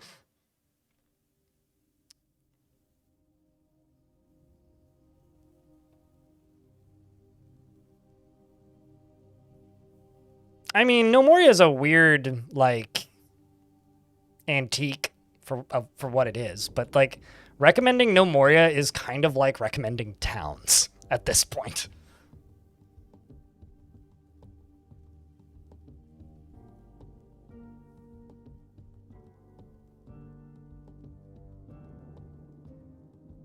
No, it didn't. It really, if you go look at how active that modding scene is, it really isn't, Jesse. Recommending DF Hack is kind of like recommending you learn how to skip quests using the terminal window in a Bethesda game. Is it useful? Certainly. But I wouldn't recommend it if you're doing your first playthrough. You should probably just play through the game. And that's how I feel about DF Hack. It's a useful tool, but it's not something to recommend to new players. Oh, they tried. I see. Yeah, I mean, Innomia is pretty dead these days. The problem with No Moria is it's just kind of a worse Dwarf Fortress in almost every way. Like, it's Dwarf Fortress in almost every way other than theme. And it does less than Dwarf Fortress in almost every way. Which is kind of why it fell apart.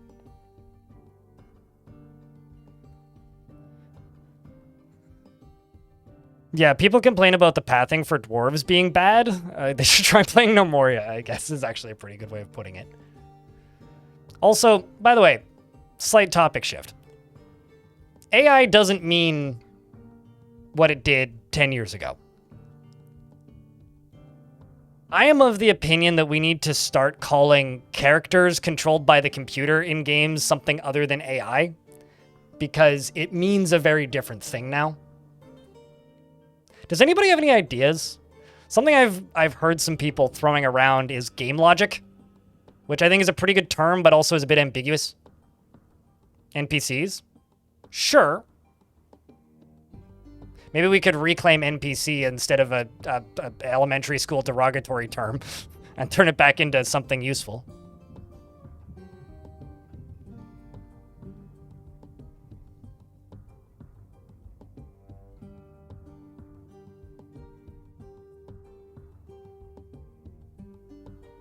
PDC? But yeah, I think NPCs are probably the best.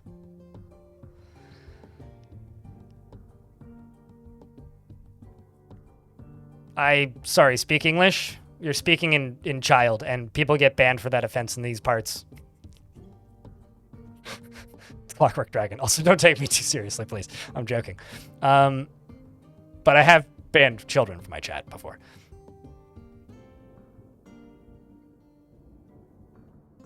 Meeples. Well, Meeple Station might have a copyright claim there. Although I don't think Meeple Station is even for sale anymore, so maybe not. You just told your coworker the same thing about AI. People throw AI into everything now. You know, this hurts me deep within my soul, but the term AI now has about as much meaning as the term roguelike. It's just a marketing term, and it fucking sucks. That's all. Like, does anybody remember that Harry Potter fan fiction that was written by predictive text? Does anybody remember that?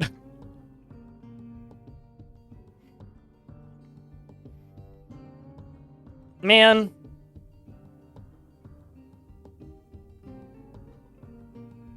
What? Like, what should we rename NPCs to Navaris? The word meeple is owned by the board game company that made the game Carcassonne. Wait, really? How did Meeple Station get away with it? I mean, they did kickstart like 6 games simultaneously, so. No, we're not renaming AI. The thing is, like, video game characters are controlled by AI. But the term AI now means bad art that's been vomited onto the internet and poorly written nonsense that's also being vomited onto the internet. And it's so publicly known as that. A certain CEO of EA Games once said that their entire company was founded on advanced AI and the creation of and usage of advanced AI, which is utter bullshit. So as far as I'm concerned, we need to call the thing that controls NPCs and characters something different. True, we could call it AC. Assassin's Creed, or Autonomous Characters.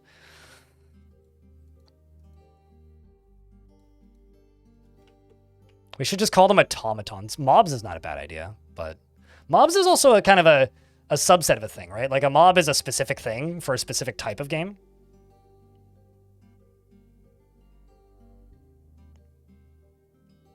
I'm aware, Tropic Communist, but Binding of Isaac isn't a roguelike and neither is Dead Cells, yet people call it that still.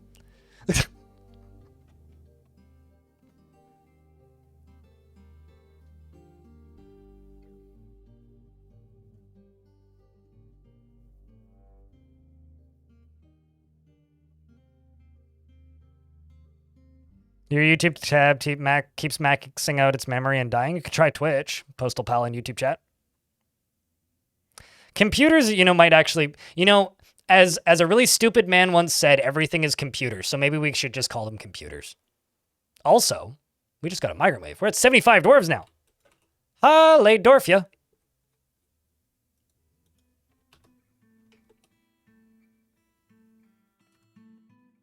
There's also some camels on the surface.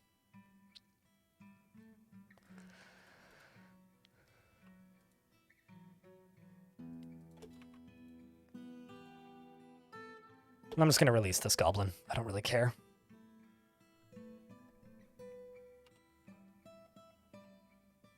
No, it's not that you can't call them that. Like, you can still call them AI, right? And I'm sure most game studios are going to continue calling them that for a while. But for me personally, I feel like either we need to stop calling large language models AI, which is not going to happen. Because otherwise they lose the only thing that actually makes that tech cool to most people. Or we start slowly calling NPCs something different in video games. I know that like is going to be an uphill battle because I've been yelling about roguelikes for a long time. But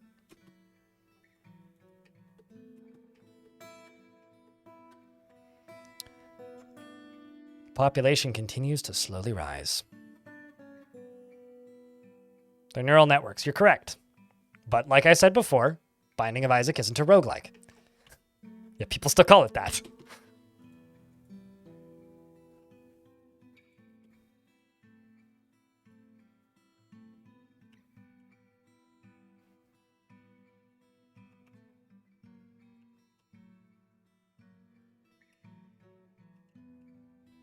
Bastet, you want a dwarf?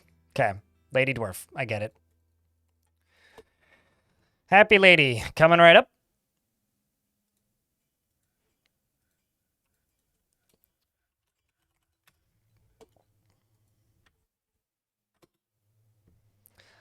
She is very stubborn and doesn't tend to hold on to grievances. She's moved by art and natural beauty, and she is troubled by this since she dislikes the natural world. She doesn't try to get things done perfectly and is somewhat quarrelsome. She's bothered by this since she values friendship. She's quite polite, and she can handle stress. She tends to ask others for help with difficult decisions, and she thinks that she is fairly important in the grand scheme of things. She does not easily fall in love and rarely develops positive sentiments, and takes offered help and gifts without feeling particularly grateful. And she has a greedy streak, and she isn't particularly curious about the world.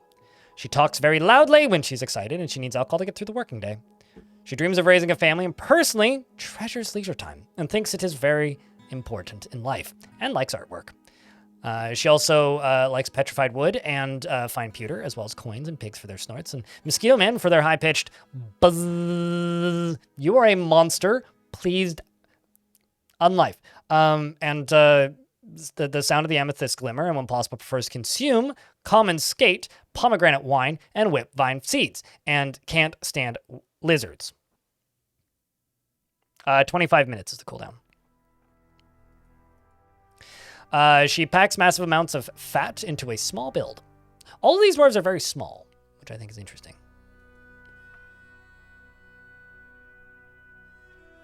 And she acquired something that was satisfying recently, so welcome to the fort.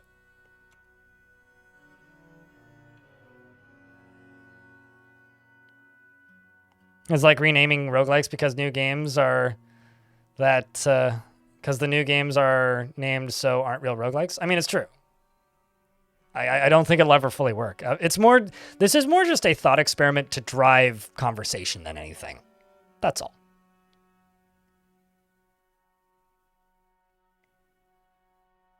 Can we have AI strip out the best comments?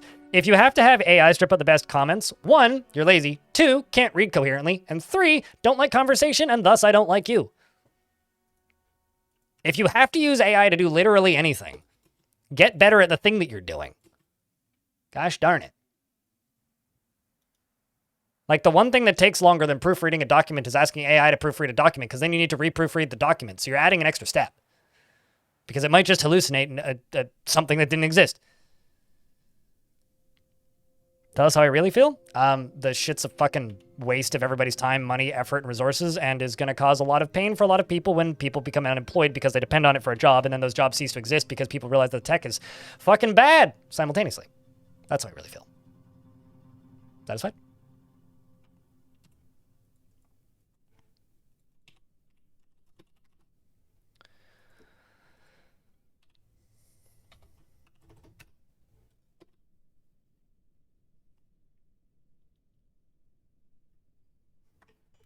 I like the line of, we were supposed to make computers that would do the hard, dangerous labor for us. Instead, we made computers that make art.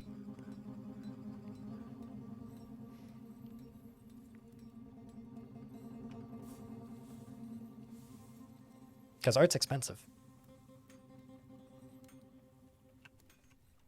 But money? What money?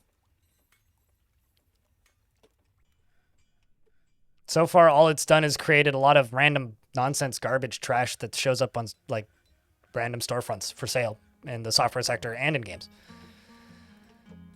And it's slowly making me more and more convinced so many people are vibe coding all their software together that, like, stuff doesn't function properly anymore, which is just mildly frustrating.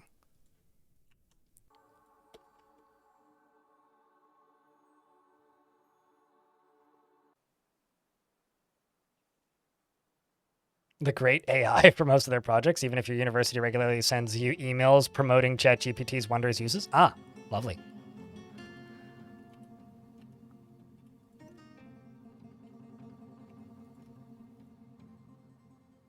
You know, I would much rather promote the Great Cornholio, but that's because personally I think that might actually have more value.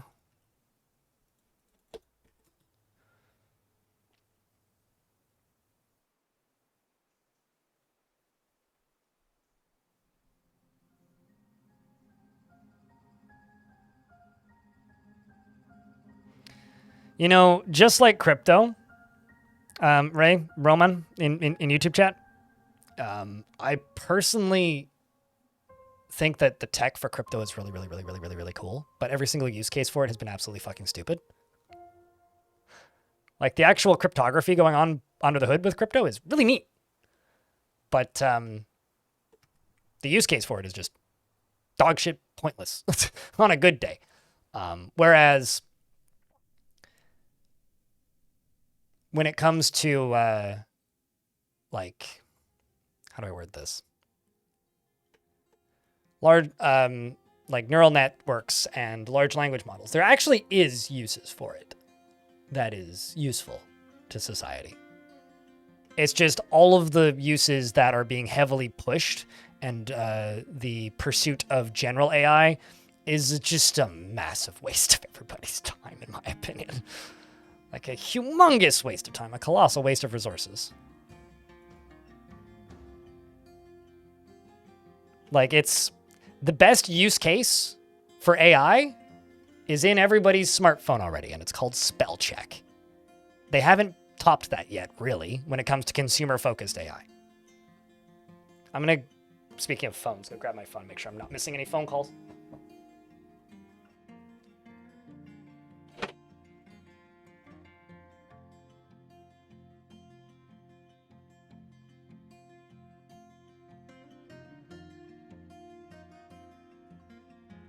I did, but it's nothing important.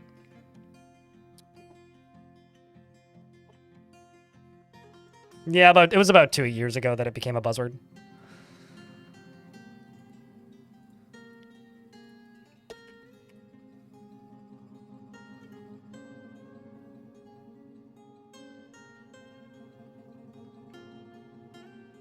Made a new language learner, for example, learning Swedish or Korean with large language models, and you think that's pretty much the only valid reason?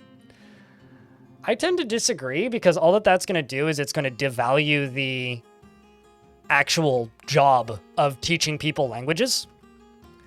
Like as a learning assistant or a tool to use in alongside of proper classes, maybe, sure, I could see that. But anything that's going to replace actual teachers is not a good thing.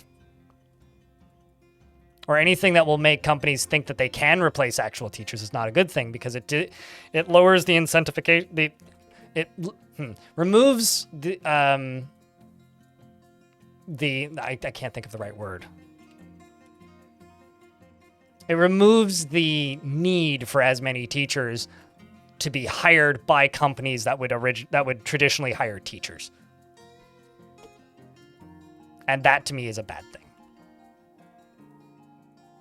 I would rather incentivize hiring more teachers and use tech for less things than the alternative.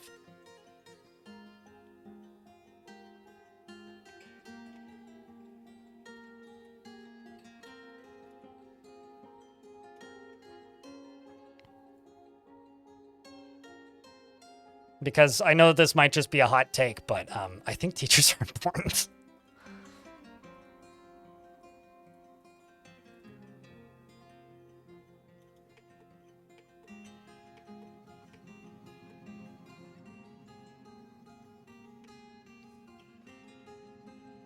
Put quantum or nano in their titles to get money for their research projects. You know, you're not wrong. You are not wrong. Those seem kind of like quaint days by comparison, though.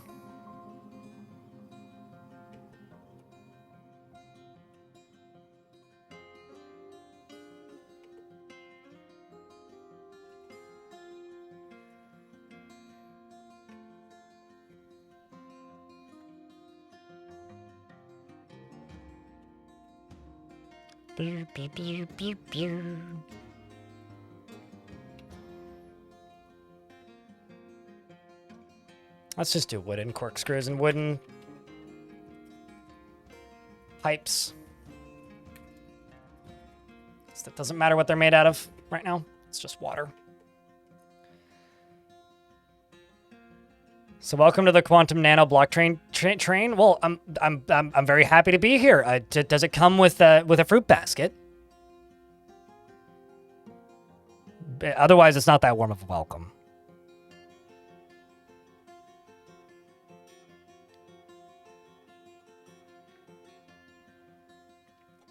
What? Like, this is just pure speculation, but what scares me about the AI bubble bursting is if it bursts. That's an if. What happens? Because, like, I don't know how many of you follow tech news super closely, but there was that very brief window where ChatGPT shut down for like a day, and a lot of people couldn't do their jobs competently because they were not able to use the tool that they'd been leaning on for a very long time. And that freaks me out. Like, just on so many levels that I kind of don't know how to feel when I think about it. Dan Olson is a wonderful human being. Big fan.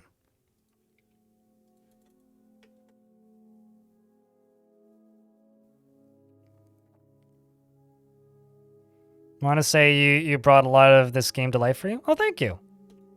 I'm glad that you found the guides and or tutorials helpful, friend.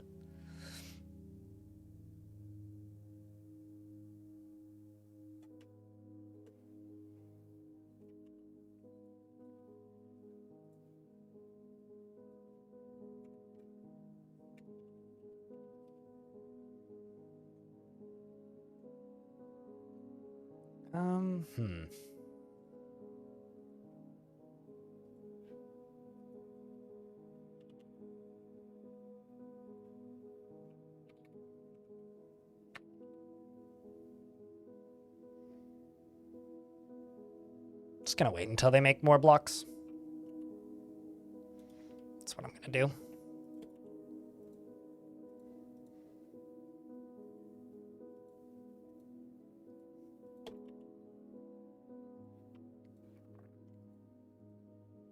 And then back here,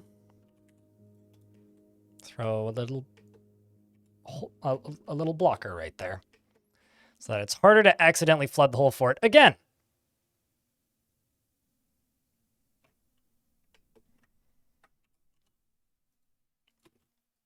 And also, you know, since we're talking about AI a lot, I also have to just add this, that I do genuinely think that the devaluing of human writing has been pretty catastrophic for our species over the past, I don't know, 100 or so years. And I think that models like these, devaluing it more, is not a positive thing for anybody. That's all.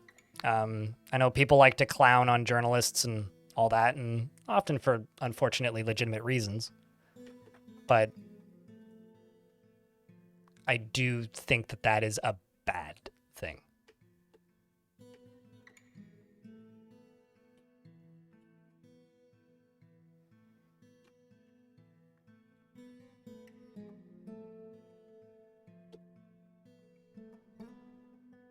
Like, kind of a really bad thing.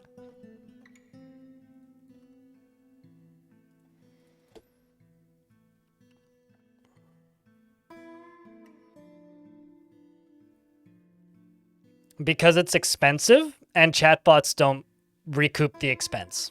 World Forge.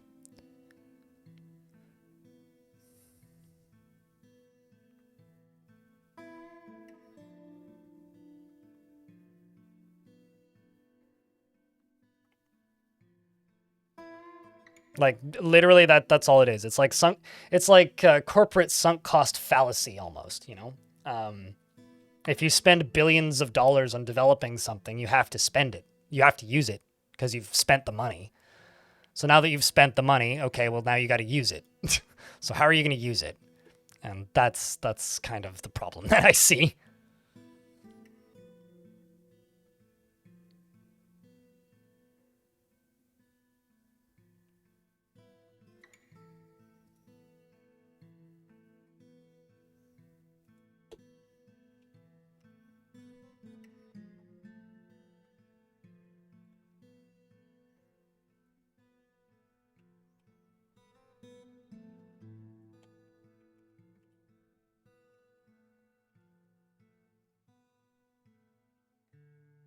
Okay, so in order to do this, I'm going to have to drain the ocean again. But, actually, no, I don't need to drain the ocean again. Well, no. I do need to drain the ocean again. If I don't drain the ocean again, it will flood the whole fort again.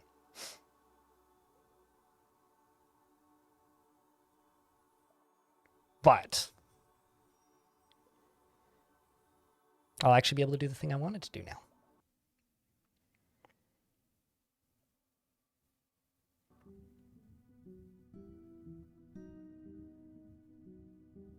Is the falling emperor wanting to drag down everyone with them as they fall? I mean, yeah. It's similar to my fear of the one thing that scares me in this world truly is authoritarian governments. Especially authoritarian governments in active rise. Which is why there's certain jokes that are very popular right now amongst my neighbors that I don't think are very funny. How did this AI start at all? The AI discussion started because I asked, like, what could we refer to NPCs as that isn't AI, because AI's kind of become something else now. In other news, the Pope died, and the guy who's currently doing his job is named Kevin, so do with that information what you will.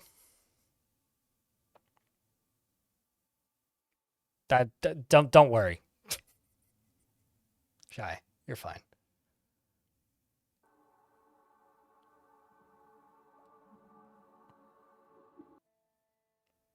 So the Pope, when the Pope dies, somebody temporarily does his job for a bit, kind of like, you know, the temp employee, and their temp is named Kevin. So currently, Pope Kevin is, yes, in fact, real.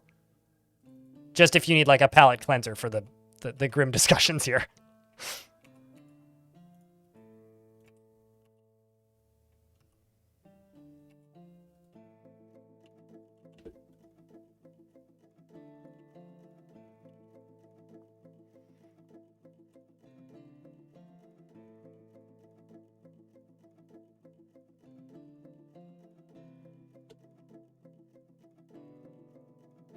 His Majesty Temporary Pope Kevin. Did they call them Majesty? I don't think they do. Not that I know really much of anything about, you know, that, but... Wait, Alpha Kevin? Are you telling me he's not out of beta yet? You'd think they would have developed him all the way first.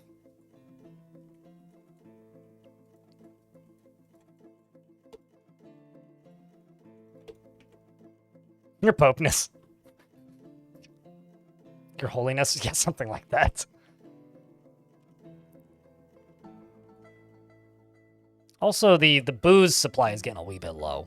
The population's a wee bit high, and I'm not actually making that much booze. So let's increase the booze.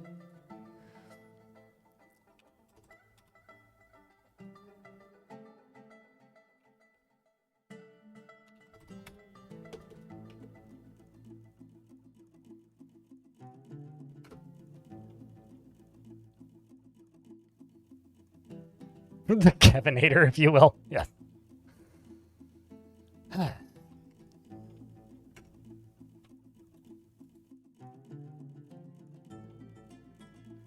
So chat, tomorrow's stream is going to be much shorter than today's stream because I have family coming over and visiting, and they will be arriving in the mid-afternoon. So tomorrow's stream is just going to be Dwarfs tomorrow. and we'll be playing a different fortress. We'll be playing the Fortress of Head Punch, which is my very old long-term fortress that I ran for quite some time. And so I've got a question for you, chat. Should we keep playing this fortress, or should we play some Star Sector tonight? Because I've been live for 8 hours. Is that still ours music? No, this is Dwarf Fortress music. Specifically, Strange Moods by Dabu. I generally just listen to the soundtrack of the game that I'm playing. Anything else than heads in that punch? I don't understand. Like, are we talking about like a punch bowl? Is that where's this? Is there a punchline here? Because I haven't been whapped hard enough yet to get it.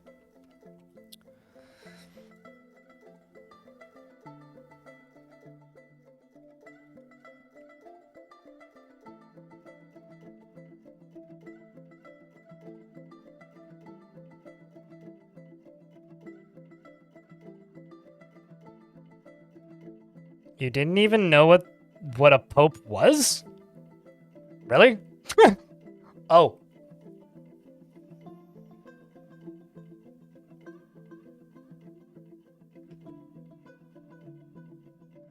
Although I do have to say this out loud, and this is, I swear this is the last politics comment I'm going to make.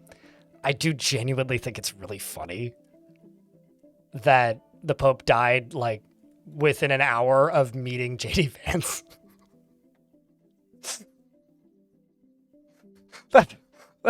It's bad for me to think that that's funny, but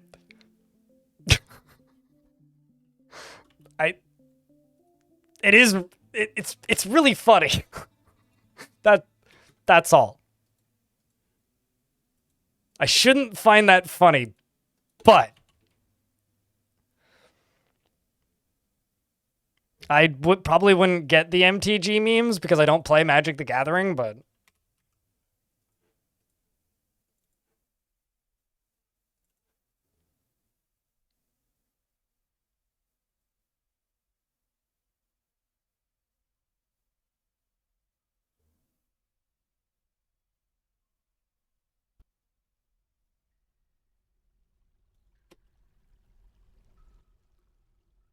thinking that's it, I'm out of here. What's even better was before it was officially announced that the Pope had died, JD Vance also posted on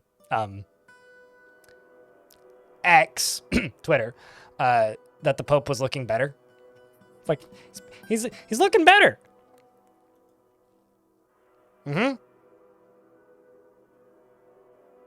About that there, bud.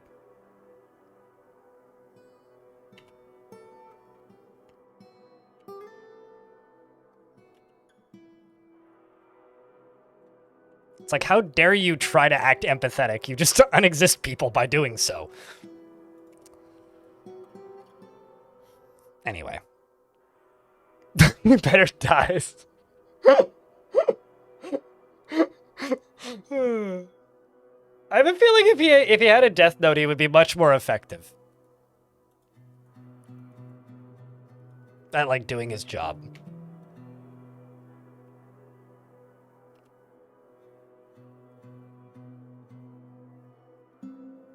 But anyway, I was looking better until he met Vance.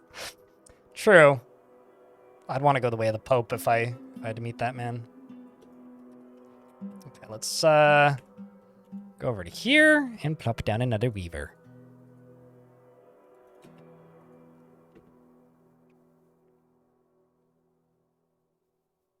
He also doesn't know how to order donuts. So the Disney Cars universe, not only is there a car pope... Oh, wait, I'm sorry, what? But the car pope rides inside of a Pope-mobile, which, besides confirming that there was an assassination attempt on the Pope in the...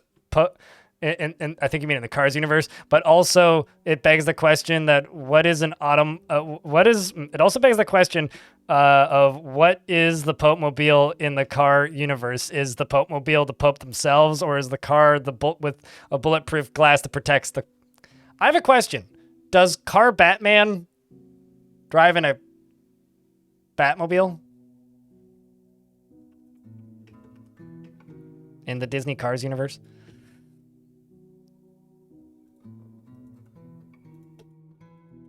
obviously, you know, the only universe that matters.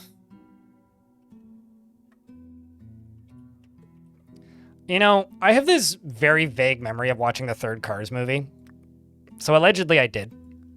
And I don't... How did we go from the fucking Pope to Cars? Anyway, I have this vague memory of watching it. And I probably have just imagined this into existence, but does the sequel to Cars have Car Naruto in it? Because a good chunk of that movie takes place in Japan.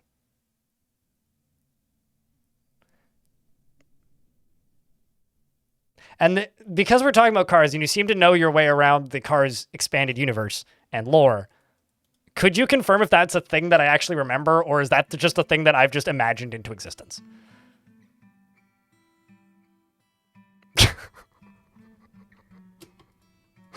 Because, like, I'm not saying that changes everything, but...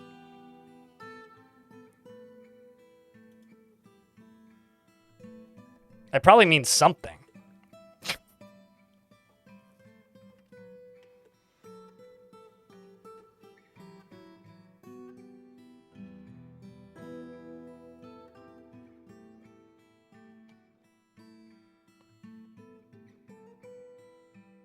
I'm reasonably certain you have to call him Karuto for copyright reasons. I mean, that's fine. That's totally acceptable, I think.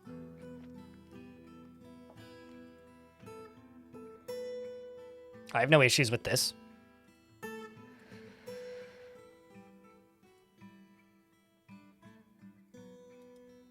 Turns out your internet is shite? I'm sorry. Did me saying the words Karuto crash your internet?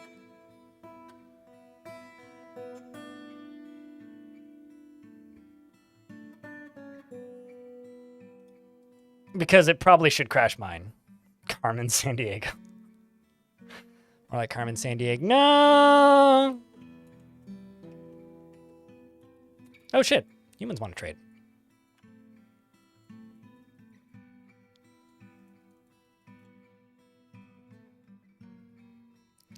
So right now, a Titan is probably the biggest threat to the fortress because I won't get any indicator that they've arrived because Forgotten Beasts haven't given me any indicators that they've arrived.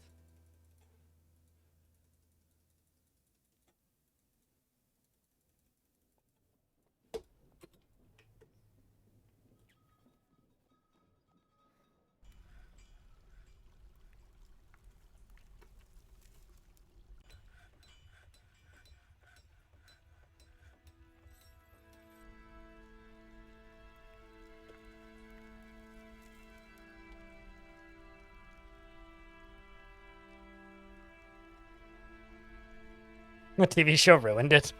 I always forget that they made a TV show out of that.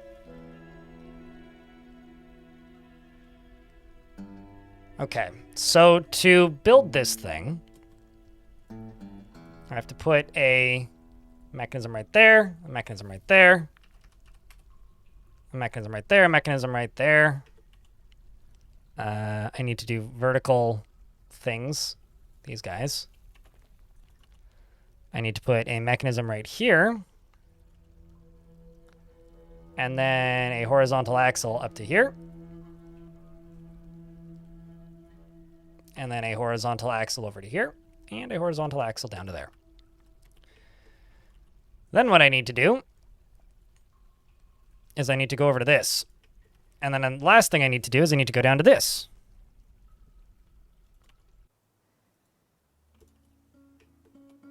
And I need to place a screw pump right here. Place a wall right there. And this time, I need to not flood the whole fortress, right? Them's the rules. Need to pull that lever.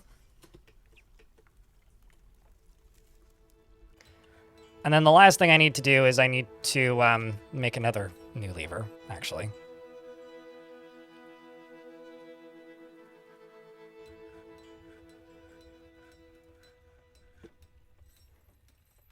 Okay, so you're connected to a lever. I need another additional lever right here. My famous last words, thank you. Can't wait. What would be really funny? Well, what would be really funny? Congratulations, you made it. Here, I presume? Suited? Don't put mud on the floor? I mean, don't tell me what to do, Dad. It's not much of a surprise if it's happened before, though. Been a busy couple of days? Seems like it's been a busy month for you. But hopefully, oh, got an artifact. Okay, so now you can connect to this. Actually, maybe not that. Let's go one over. So that might just break the whole thing. Logic, no. What logic am I knowing? Do I have a mechanic? Yes. Does this work for you? Logic, no. I mean, the artifact bucket was extremely well timed. For those of you who don't know, right as the actual calamity happened and the fortress began to cave in, a dwarf made an artifact bucket. Which genuinely is one of the funniest things I've ever seen. Logic, no, has an incredibly calm demeanor, is very greedy, and almost never feels discouraged. Is rarely happy or enthusiastic, is conflicted by this as she values parties and also merrymaking in the abstract. She is somewhat fearful in the face of imminent danger and tends to share her own experiences and thoughts with others. She has... And pause the game. She tends to share her own experiences and thoughts with others and tends to be swayed by emotional appeals and is quite polite and is not particularly interested in what others think of her. She sticks out her tongue when she's thinking hard and she shakes her finger up and down when she's excited and she needs alcohol to get through the working day and doesn't really care about much anymore. Dreams of mastering a skill and personally dislikes cooperation and doesn't think one way or another about leisure time and doesn't see the attainment of knowledge as important. And she likes diorite aluminum or aluminium and clownfish tooth and the color buff. I should say spoiler fish tooth. And bolts, quivers, and bags and chains and rabbits for their ability to burrow. Words of the beige lace and when possible prefers to consume Kia, me too, and durian wine, bumblebee, royal jelly, and tomato seeds. And absolutely hates cave spiders. She has 4 friends in the forts. One of them's a Kiandir spirit, no family, and is 72 years old. Welcome to the fort. I'm gonna go open my sliding glass door in here because it's a little warm.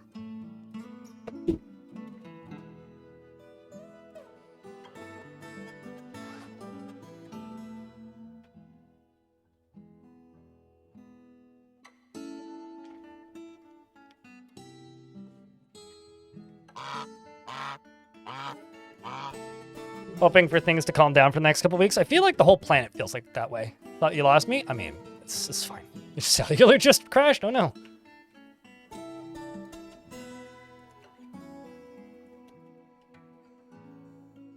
Do we need to call Picard because you ran out of data?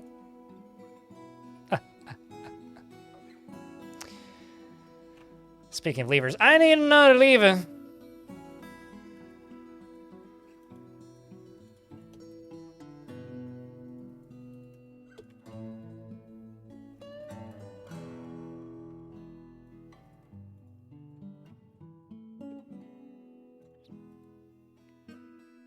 You seem to still be very stressed there, Dwarf. Although you're only dabbling in disciplines, so...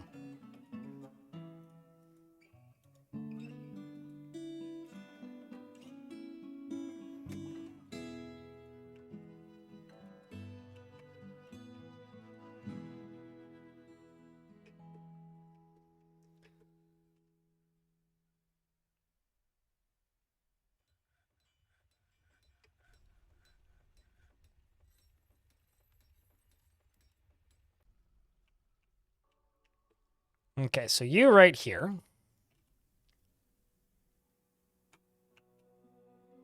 Need somebody to come down here and pump this. Which should be fine. I think.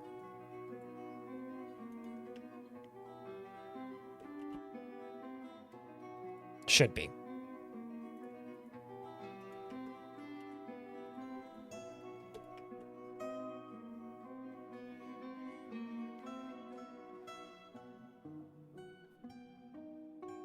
Huzzah! Working as intended.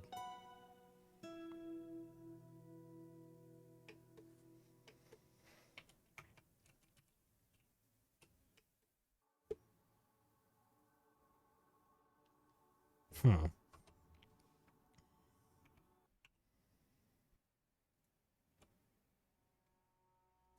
do that. Whoop. And Churis, the chief medical dwarf, has created Does Kizbiz. A bulky cave spider silk headscarf.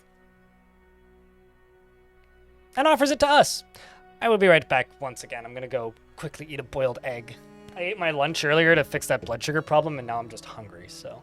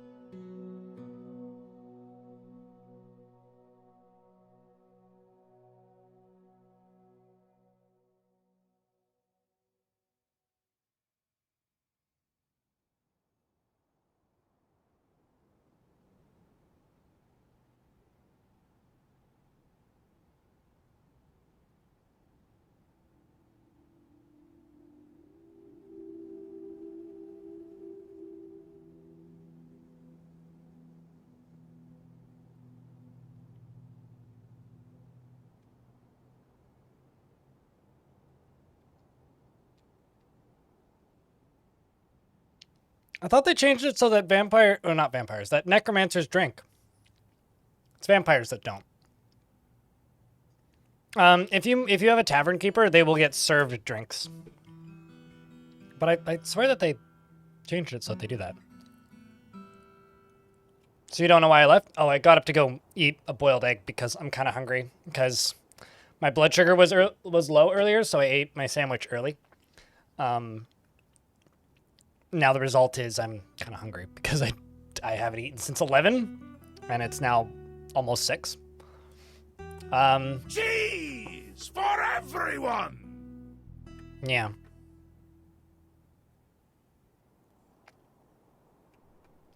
I think that's still accurate, that necromancers don't need food.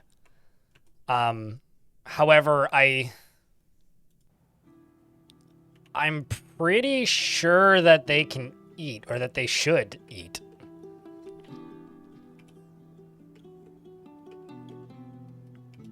Okay, so what I need to do now is I need to get water into here. And the way I'm going to do that is by digging into here and then channeling down through this.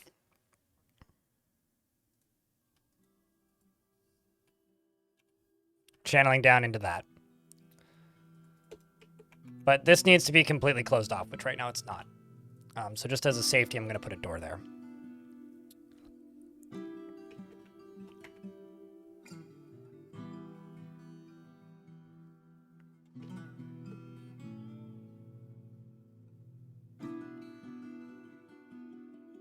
No, I don't know of any bugs that would cause that to be the case. I would simply give all of your dwarves a reason to leave the tavern except for the tavern keeper and the necromancers. And I would, like, maybe make a burrow and give them a specific tavern. Make sure there's drinks, cups, and or goblets, and the tavern keeper in there. And then see if they get served drinks. It means they get less stressed and they're no longer as affected by stress, but they might already be stressed, is what that means. So we got another migrant wave or some children. Not sure which. Get rid of this squad. Happy to help, worlds. All right, let's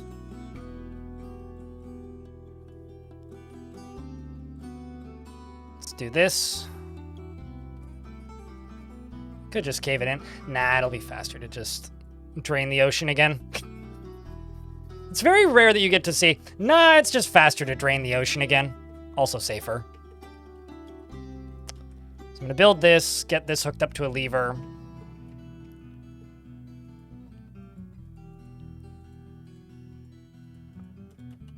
And then once that's done, and migrants are arriving,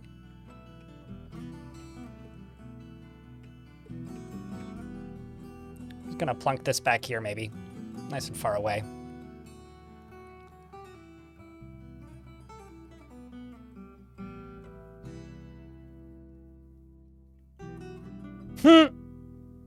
The developer of that game happened to that video. Gokhan in YouTube chat.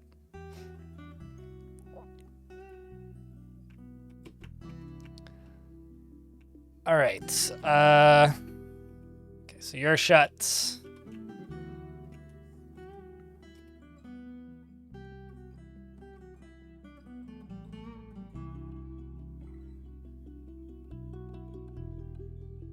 But essentially, yeah, it means that they are a hardened individual. It means that they've run into enough stress in their life that they are less affected by those kinds of anxieties. All right, let's drain the ocean, shall we?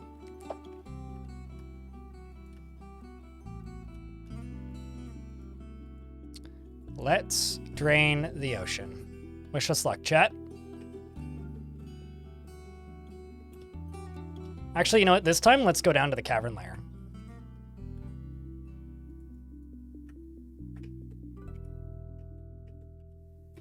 This is the ocean draining into the cavern layer.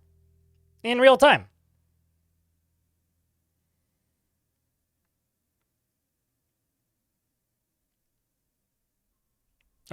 Josh has the right idea. Post water, please.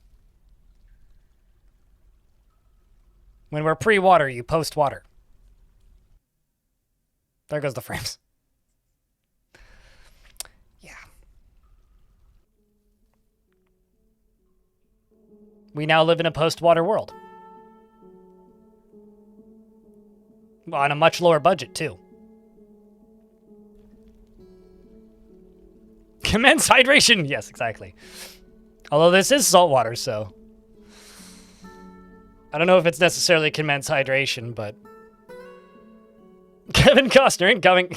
Kevin Costner with gills incoming. I remember that movie being very well shot and extremely boring, and then waking up at some point because I fell asleep, and then I haven't seen it again since. Well, the cave's more like, but...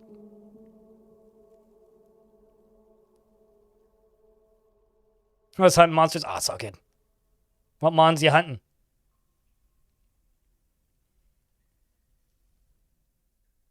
I'm at 0 frames per second.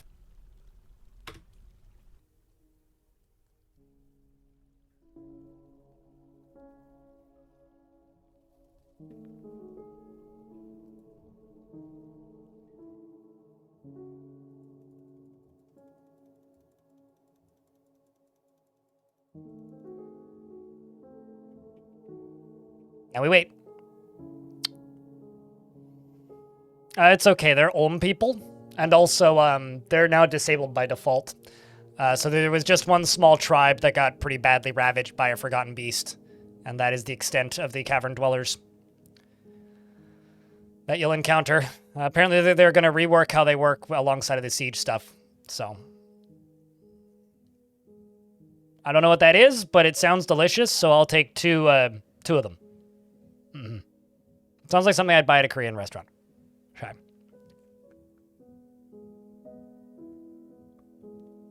It's like, is that anything like a bulgogi?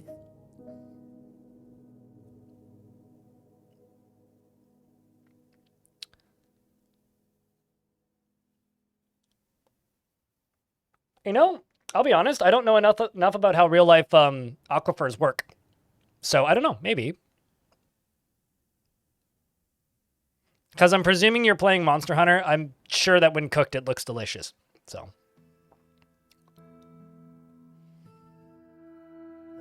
It's a monkey in the... Oh, okay. I wonder if that person ever finished that Monster Hunter mod for Dwarf Fort.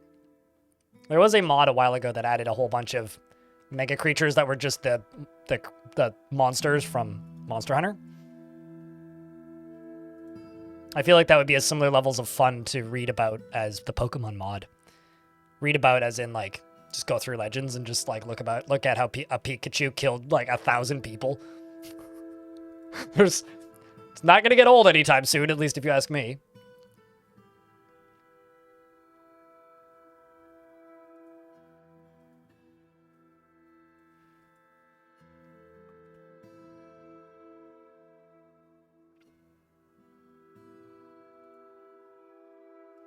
There's a Pokemon mod? Yep. It doesn't have full assets, though. Which means there's a lot of, like, placeholder assets everywhere. But for me personally, I think that it's very fun to generate a world with the Pokemon mod and then just, like, read legends. It's like, the legendary Pokemon trainer stole so-and-so's child. It's like, okay.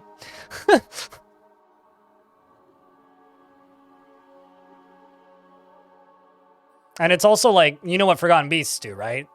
Imagine there was just wild animals everywhere that had more powerful abilities than Forgotten Beasts. So it kind of causes most factions to just go extinct.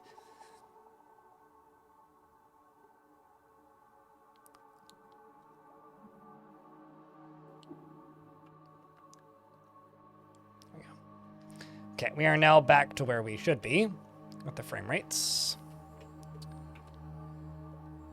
Which means I can go right here.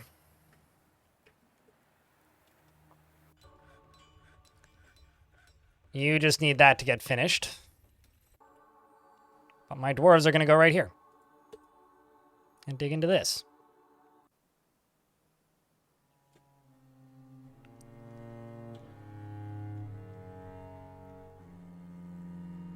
Now this is where I either accidentally flood the whole fort again, or we have a really cool, powerful tool in a minute.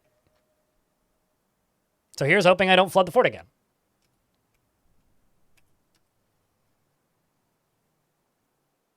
Here's hoping.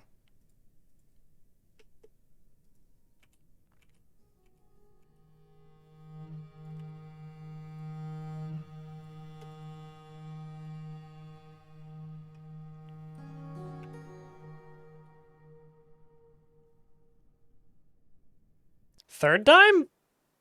When did I flood it the second time? I've only flooded the fortress once. What is this all? Where did this second time come in? I'll save the game in a sec, Apple Pie. I'm just waiting for the ads to kick in, which is in about 22 seconds. First time was the wall. Yeah, but that wasn't bad. Only 2 dwarves died. You are right, actually. I forgot about that one. Oh, no. Crud. Well, dwarves get to take the long way around. Shit.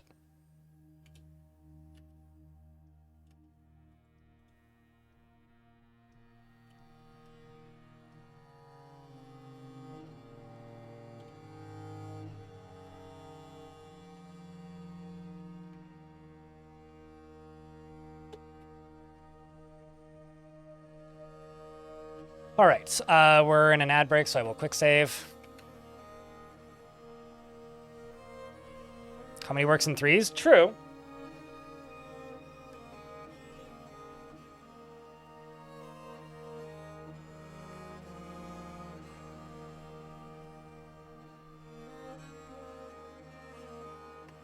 True that.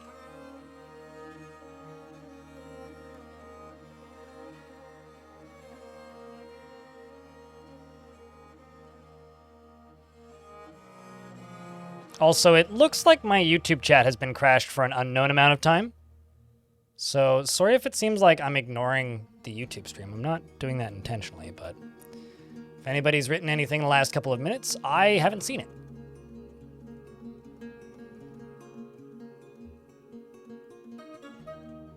Release the tubers? I'm trying to refresh the potatoes, yes. Also, I'm not the only person who says that, like, the browser tab keeps crashing, so apparently it's happened to me now.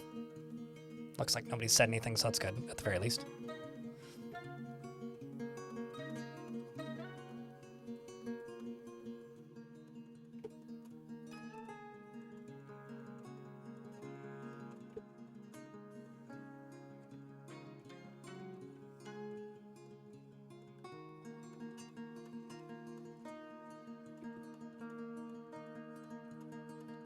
This might be a bit dangerous, but oh well, it's fine.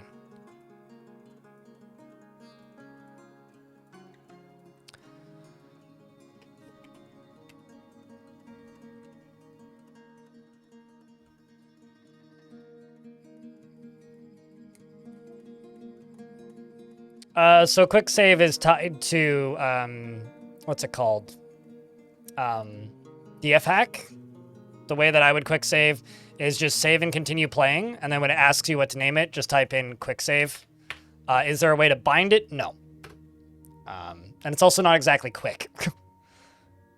In smaller worlds with shorter history, it would be quicker, but I don't think that saving at any point in Dwarf Fortress is quick. Why are you getting refreshed? Well, the tubers are. At least it saves. Yeah.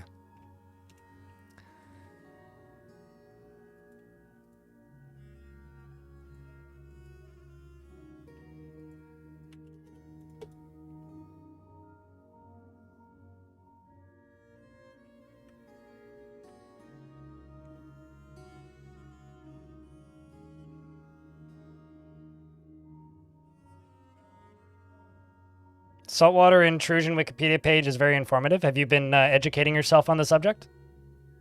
Arxendum?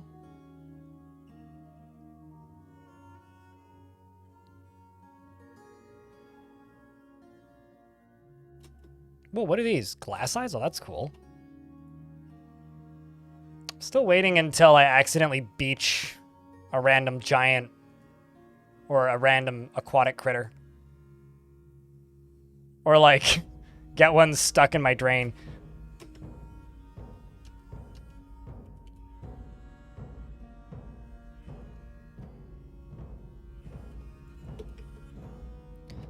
Okay, so now that this is built, this is slowly filling.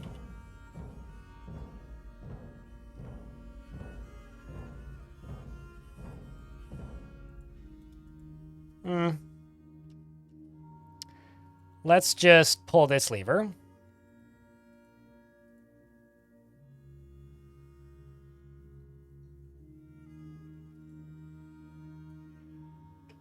And we're also going to stop the ocean from draining.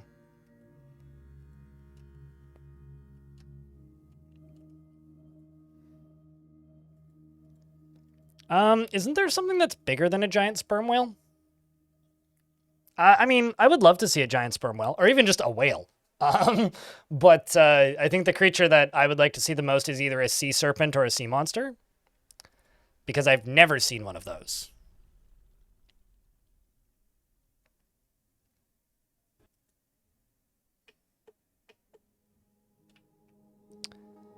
So this is now just going to drain this. And the water's going to stop falling. Which actually drains out pretty quickly.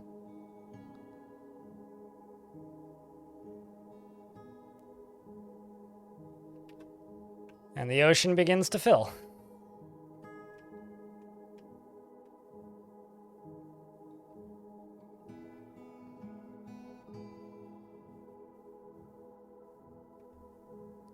I feel like the actual bottleneck here for the drinks might be I just don't have enough.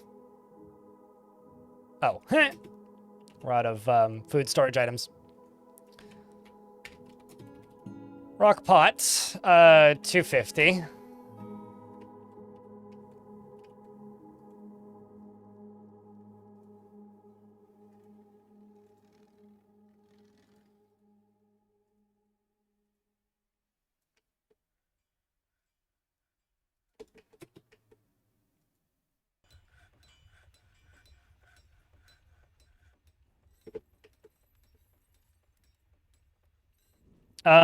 According to the wiki, sea serpents will appear anywhere.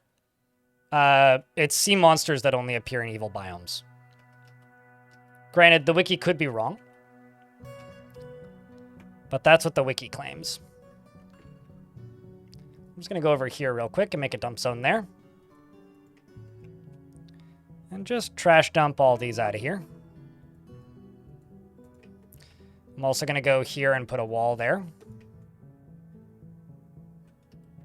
Same with down here.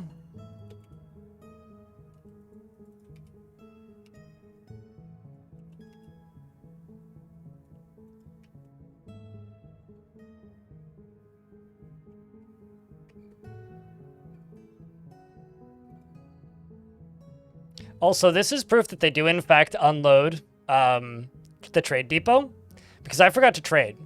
I just completely spaced on it. This was all clothing that was moved to the trading depot, which is now getting moved back to the stockpile.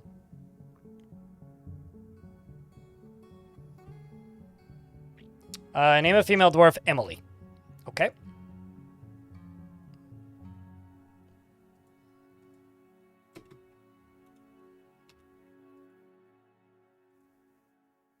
Mincot you get.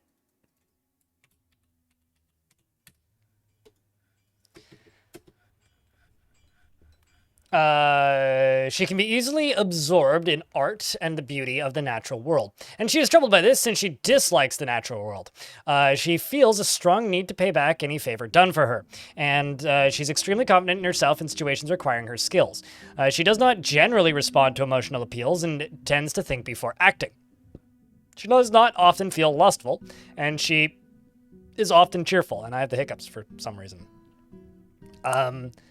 She often feels discouraged, and she tends to avoid crowds. She prefers to present herself modestly, and she tends to be a little wasteful when working on projects. She's currently listening to poetry. She does not mind a little tumult and discord in day-to-day living, and she is not particularly interested in what others think of her. She has a very distinct laugh when she's excited, and she needs alcohol to get through the working day. Doesn't mind being outdoors, at least for a time. Dreams of creating a great work of art, and this dream was realized, and personally views tranquility as one of the highest ideals, and sees the ideas of independence and freedom somewhat foolish, and sees war as a useful means to an end, and likes granite and nickel and amber opal, as well as giant lynx parchment in the color dark indigo, shields and querns, and animal traps, and nightmares for their unfathomably horrifying nature, and the valley herbs for their tiny leaves, and the sound of the flutes of pantomiming, and when possible prefers to consume king cobra, and spelt beer, and apps and finger limes, and hates slugs.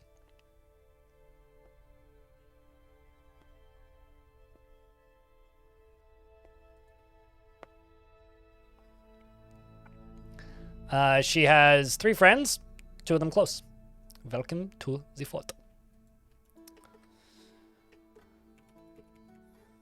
It's a very forty dwarf.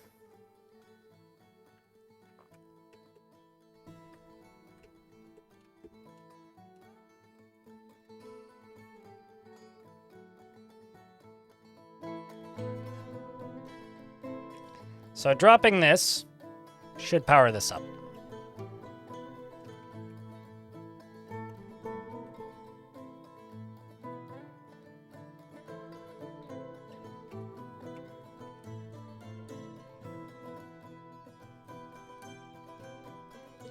Which starts you pumping, which starts pulling water out of here. Pretty effective. I mean, for the most part.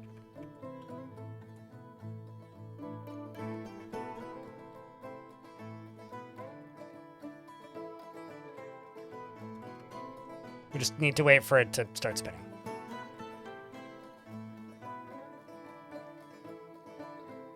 Tisk.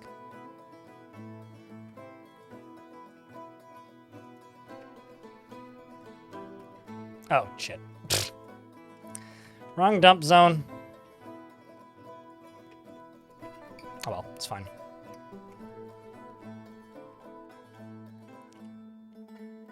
Then up here, you can do that.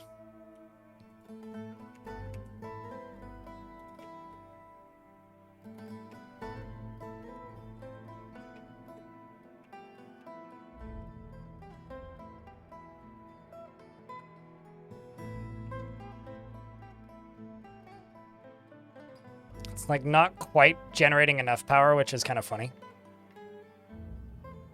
Oh, there we go. Now it is. It's like it does for a second and then it stops. Actually, you know what's kind of funny? It's like intermittent power. Like it generates enough power and then it immediately stops generating enough power because it started generating power again, which I think is kind of funny.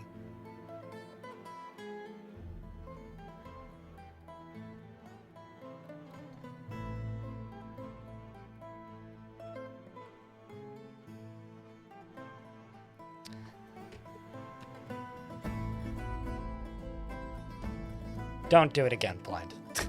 You did it once. Don't you get bad ideas again. That's kind of interesting. I kind of did, like unintentionally. I don't know how consistent it is. Because it generates power when the water levels get lower, and then it stops generating power when they raise up again.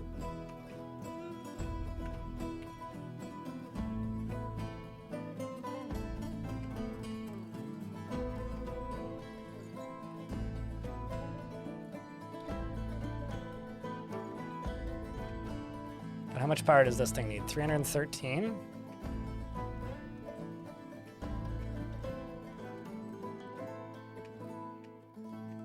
I'm wondering if there's enough power coming from here that I could use this.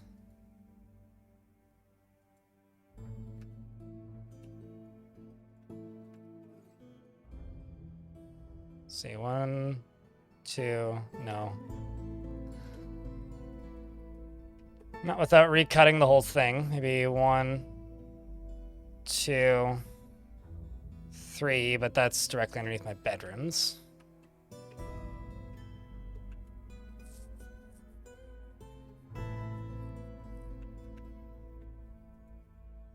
A petition for a Craftsdwarf's Guild. Oh shit, there's 2 Forgotten Beasts.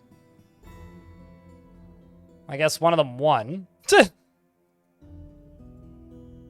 Forgotten Beast gores the Forgotten Beast, and the severed part sails off in an arc. Well, we got another one now with only 1 tail instead of 3. Well, congratulations, Beastie.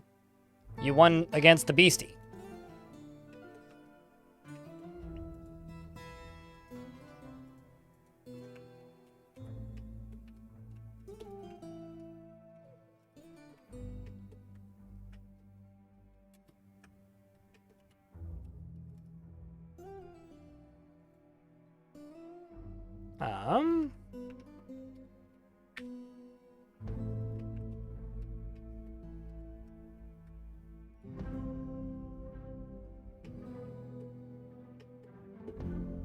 Well, let's just suspend this. Just go into here and forbid all these blocks.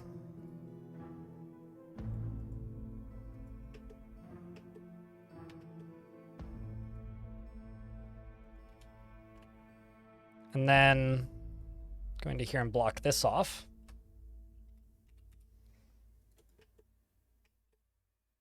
I don't know how to power this, is the problem that I'm running into.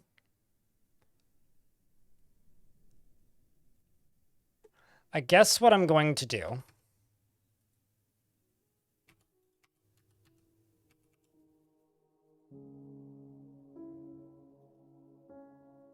is I'm going to deconstruct you.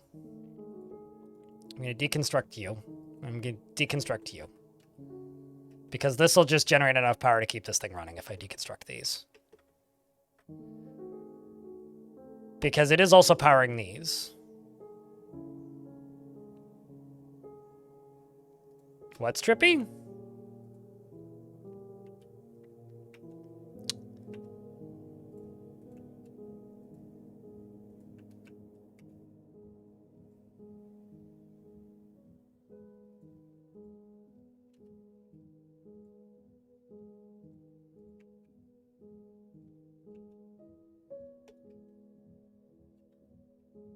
And what I'm going to do is I'm going to dig up into this. But this is going to stop functioning around here. So I'm going to have to do this one tile at a time.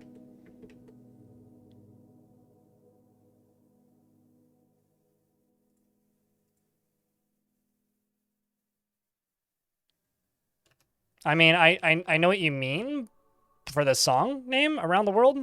I also didn't super like that album. I know it's a very popular album, but I didn't like it.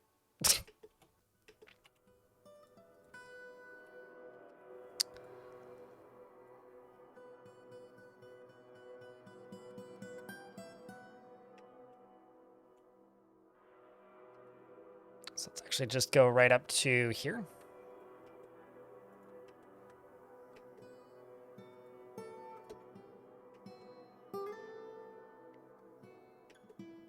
So I only need 107 power for this.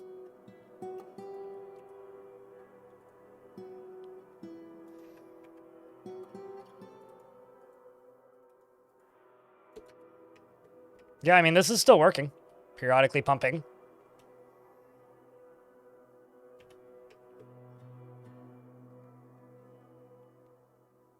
You think your favorite album they did was Tron Legacy? I like Discovery personally, but...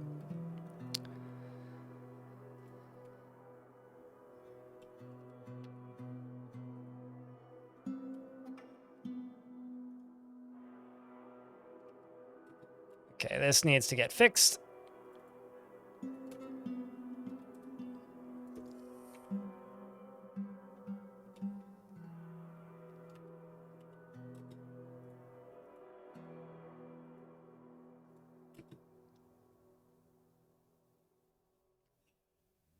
Gee, what a poser. Yeah, word. So here's where I might actually flood the fort again. So here's hoping I don't. But I'm not going to make any guarantees at the moment. At the risk of making myself look really silly again.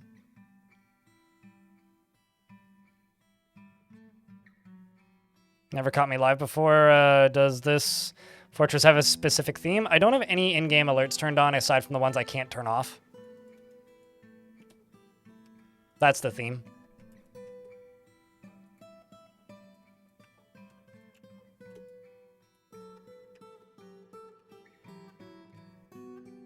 I think all of my miners decided to go get food at the same time. Which is kind of funny.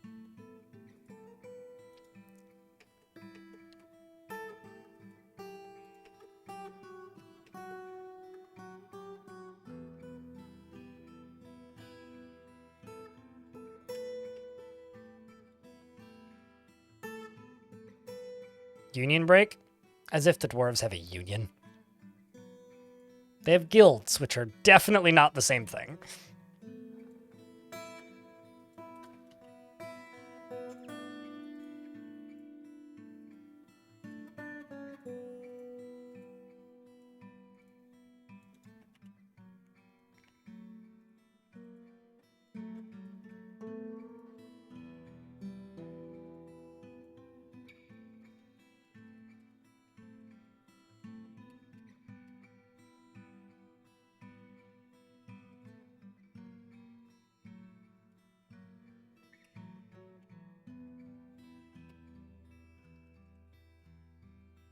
Let's also dig over this.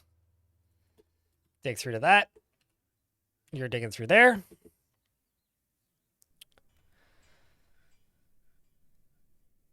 If we changed IRL unions to guilds, I bet they'd be more popular. I mean, they're only unpopular right now because of successful propaganda. So the propaganda machine would change its wheels and point in a different direction at the next nearest boogeyman, and things would continue as normal.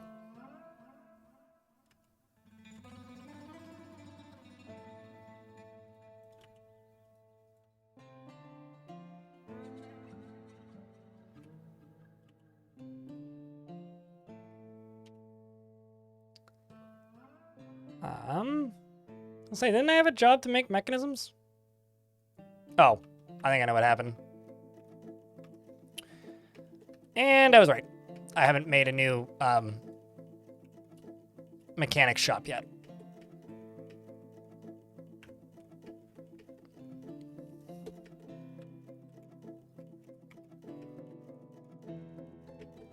Now I also need another still, so I currently only have one.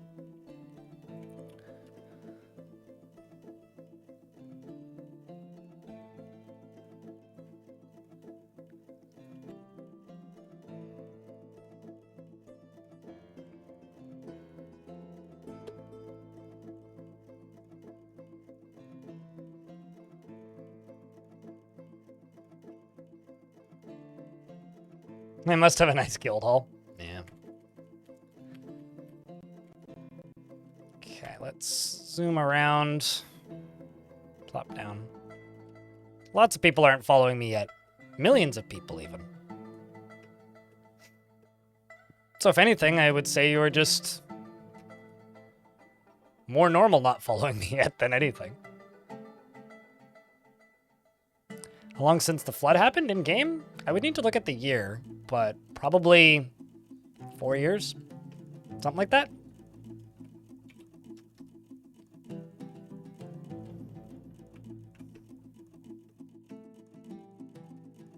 I should be able to enable this.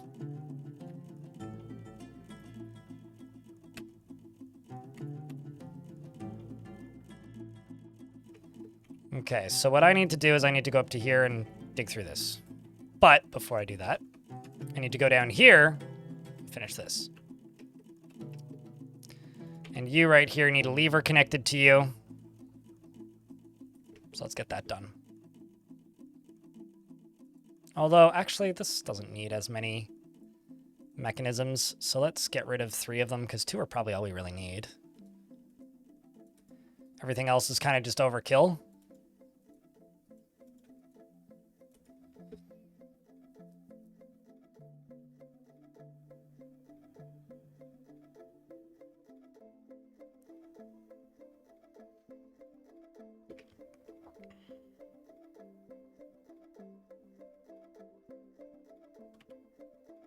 Okay, so now what we gotta do is go here, plunk you down there.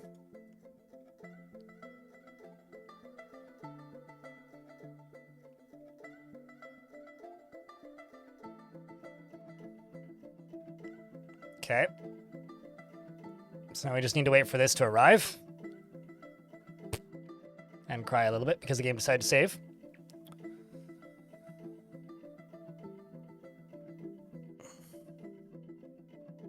Also, Trout's... So, Trout-shaped sarcophage, or sarcophage, is that however you say your name in YouTube chat?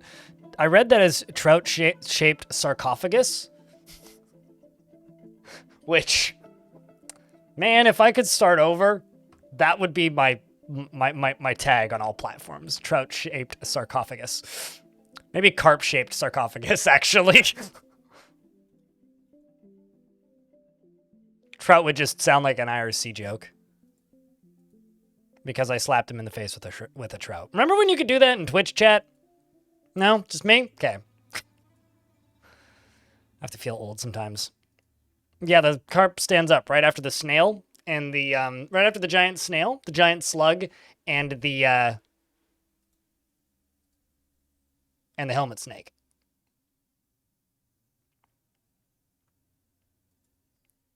Hell of a band name. Yeah, they're opening for Fish Molly. That's right. Sorry about the dot on this, but I don't care about, like, closing the blinds in the other room, so it'll go away in a few minutes when the sun goes down. Are you telling me that you give love a band name? It does kind of sound like something that Egypt would do in regards to the fish-shaped coffins.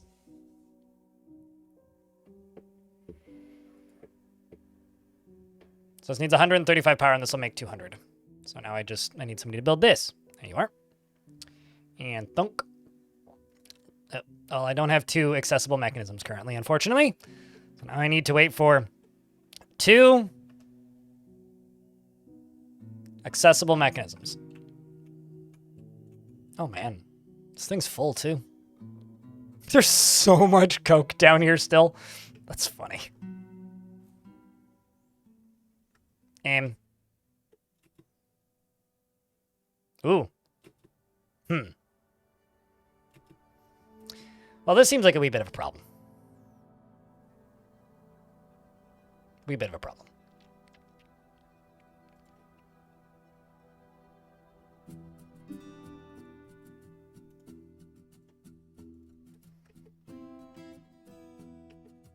I don't think there's anybody in here, so I'm just going to lock those two.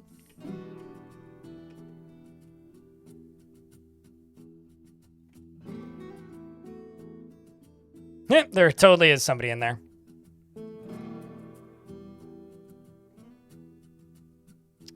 Trying to think.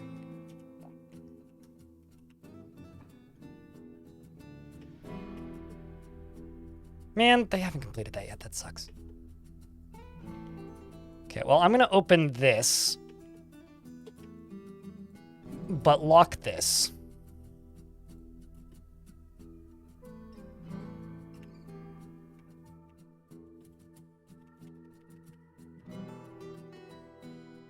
Let's also get rid of that so that all the animals can run down below.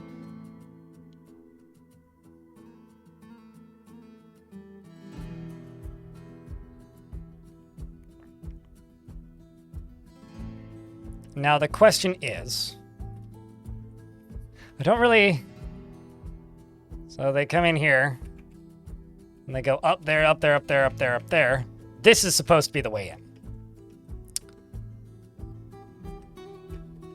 So currently that's not actually a way in the fort. All it is it's a way in for them to kill my livestock. That's all it really is. And then kill this dwarf. So what I think I should actually do is open this up again and send my militia over here and then fight them. Because right now we've got this dwarf in here. Oh, actually, even better. Let's just pull this lever. Give them a wee fall. And instead send the militia down here. Because the goblins are currently coming in. That's a little awkward. Not a huge fan of that. So now they fell. So did this child. Oh, no, this child didn't, but now there's... Imagine just be like, I'm doing the wheelbarrow job, and then suddenly just like a bunch of goblins just appear there, having fallen from the ceiling, which is just what happened right now. And now I go, okay, where are my squads at? Guys. I need you over here is where I need you. I know there's a goose, but there's also, my goose is zooming, but there's also a lot of other things in here. Can we, get the militia? Uh-oh, that seems kind of like a problem. What if I, great. Well, we'll kill you after the fact, but right now I'm just sending my squaddies in. Let's just get you guys over to here and then do the thing here, all of this. And then confirm.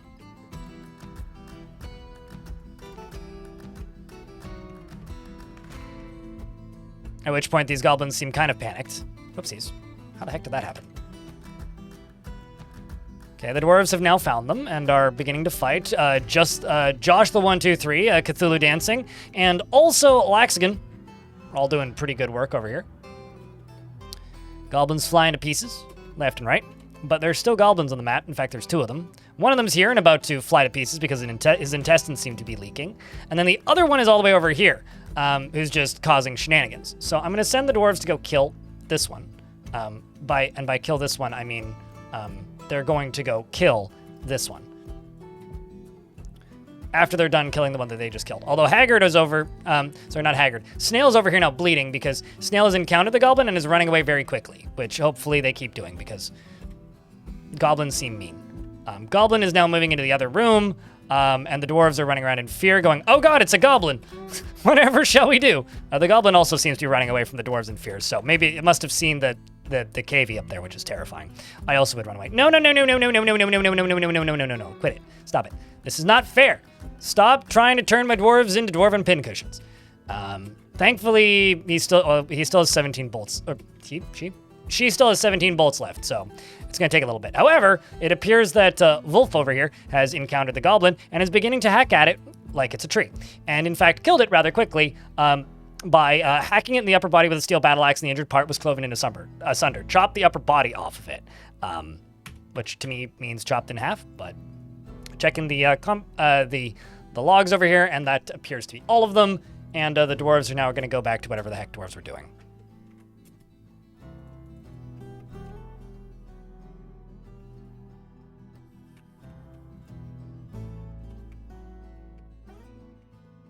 Not bad. Well done.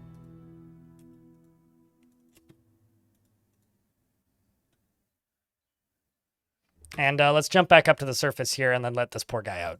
He's like, why did I get locked in here? There you go, Clockwork. Head back down. Surprise averted? Certainly. Maybe the surprise was just inverted.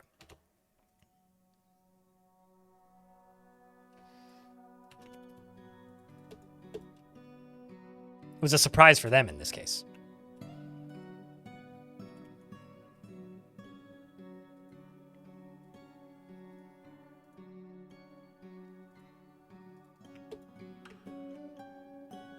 Let's see if I can close this without crushing somebody.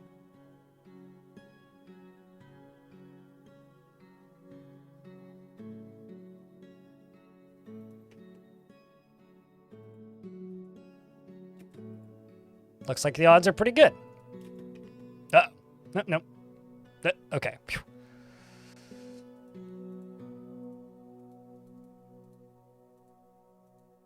And then this can also be closed. Thunk. All right, sweet. So, now that I've done all that, what I can do is I can go down to here. By down, I mean up, actually. And I'm going to plug this into that and give it a pull.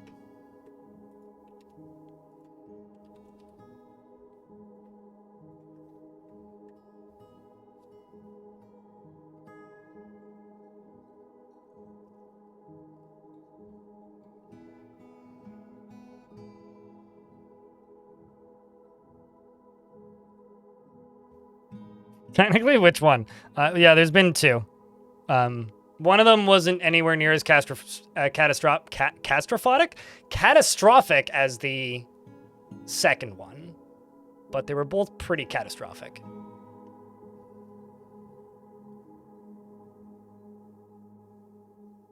Not to be dumb, but don't most people from Belgium speak French?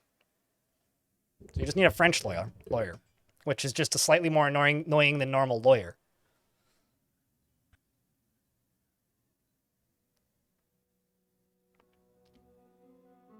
Flemish French? German has lots of phlegm in it.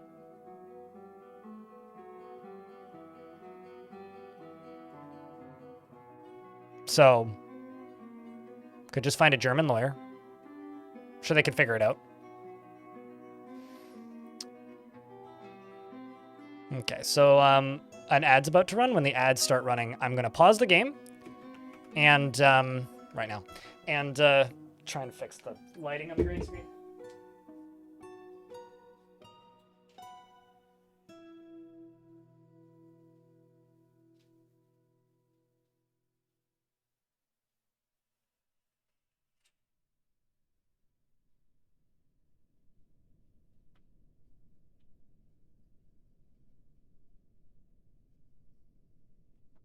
Yeah, that fixed it.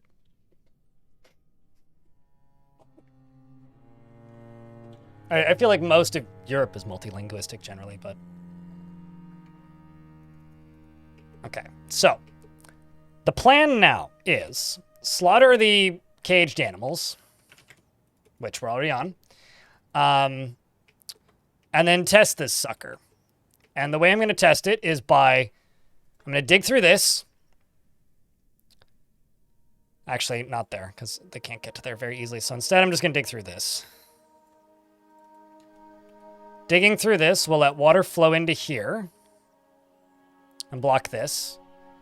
And ideally, let the dwarf out before it fills up completely. Then I can open this, which will then let water flow through here and go all the way to the end there, which I will remember definitely to smooth and fortify. Otherwise, I will cry. And then that should give this enough power to pump from here. Then what I'm going to do is I'm going to go down here and pull the lever and open this, which hopefully doesn't flood the entire fort.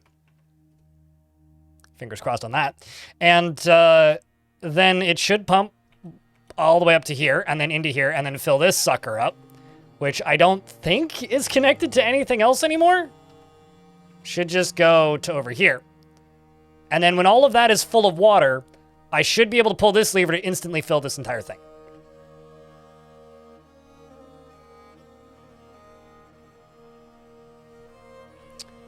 Have you seen the idea of an Egyptian pyramids-themed fort? I don't think there is an older idea in the Dwarf Fortress community. So yes. And it's been suggested about 745,000 times.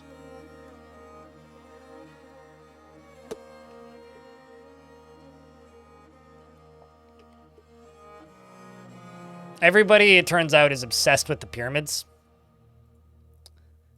And I've made pyramids before, and they tend to be kind of tedious to make. So I'm not particularly interested in making pyramids, because I just kind of find them a bit tedious. Well, the question was, you've seen the idea of an Egyptian-themed fort? Question mark. Implying that it's the question as to whether or not I've seen it. My response to you is, yes, I've seen it. That is all.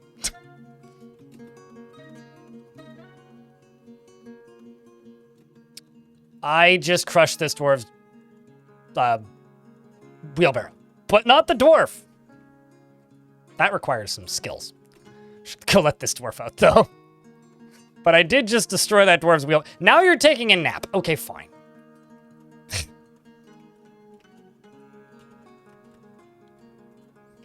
What a dwarf.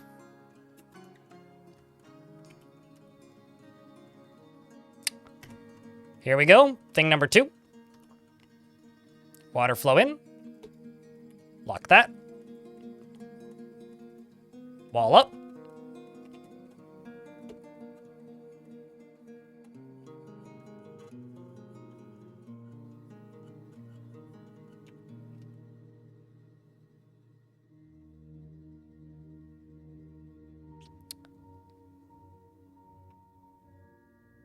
Documentary about how stupid that man's hair looks, I think, is the one you're referring to.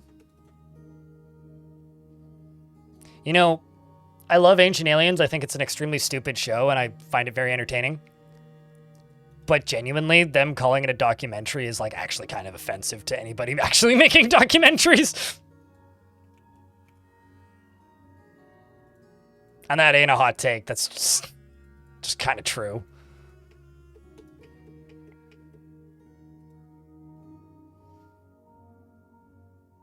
It's not a cult, but it is offensive to anybody who calls it a documentary, or to anybody actually making documentaries.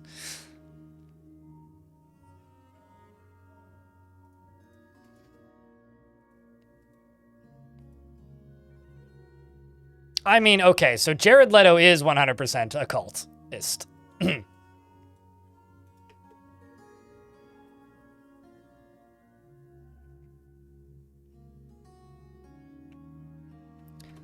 All right, so now that I've done that, we shall go over here. And I'm gonna see, yep, that's done. I'm gonna forbid this stuff over here. And also forbid this stuff, and this stuff, and this stuff. So now we wait until this gets pulled.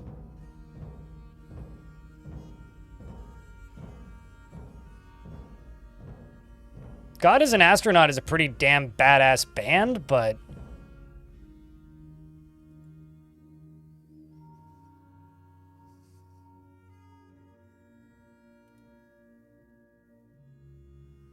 Okay, so this shouldn't drain the whole ocean. But it should power these pumps without issue.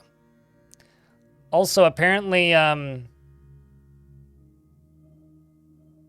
we've met with the Outpost Liaison again. Tomas. We have a new one, even. So, same as ever? Somebody died. I don't think that's the same as ever, but... They want fish. I beg your... They saw where I live, and they're like, you must have fish. And I'm like, do you think I have fish? Also, the dwarves are here to trade, so I should probably do that.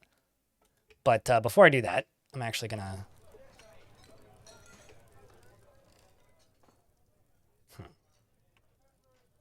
Yeah, let's just finish this test first.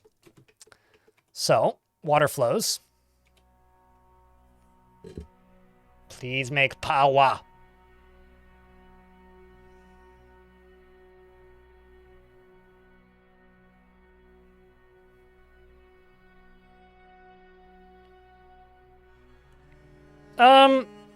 You weren't the second year. The first year you were, Hobo. The second year we saw them. They played right... It's either right before or right after the second to last band.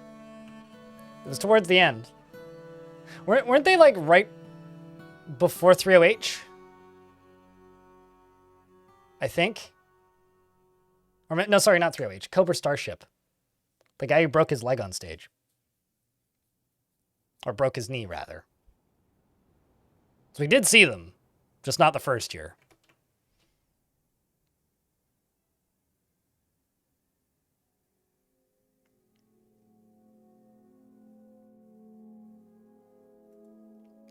All right, so this is now generating enough power to power these pumps. So now that these pumps are powered, I pull the lever that I have to squint when I look at, because this is the one that may actually flood the fort. So, if you like seeing a lot of water go places, you may want to look up right now.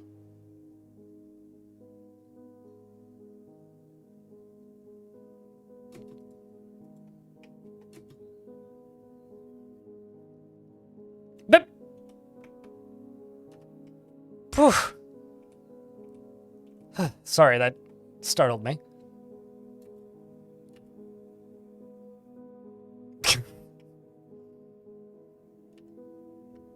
A lot of water via fast.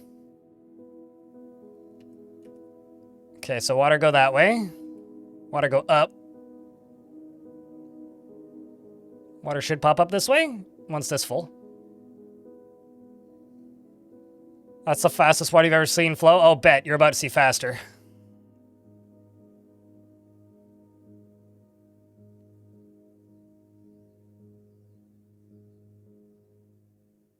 Okay, so now it's almost full.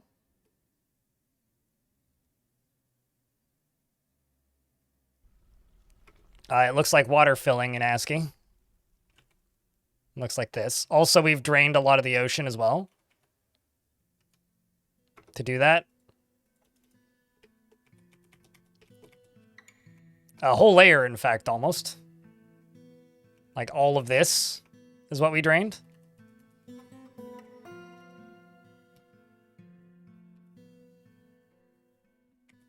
Okay, so it does in fact work, although we can't open this door under any circumstances, because if this door opens, the whole fort floods. So, just gonna forbid all these. Okay, so now that this is all full, and this is all pumping, there's one more piece left to this test, which is that door's shut and that door's shut. I don't think there's any other ways in here. So what I do now is I pull this lever.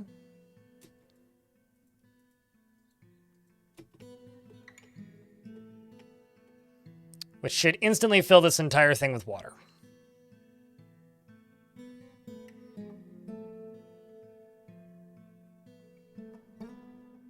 And it did. If I make these bridges invisible... Oh, can I not make bridges invisible? Oh, I'm making them visible, my bad. If I make these... Okay, never mind, you can't make... Oh, no, you can. I made them invisible. If you make the bridges invisible, then you can see that it's full of water. Then the last step here... See? The last step here would be to uninvisible these. And then grab you. Actually, no, grab this. Pull this,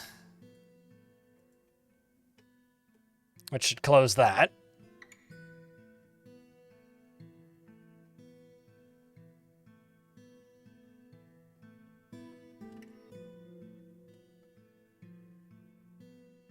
Okay, now that that's shut, this right here can now be pulled.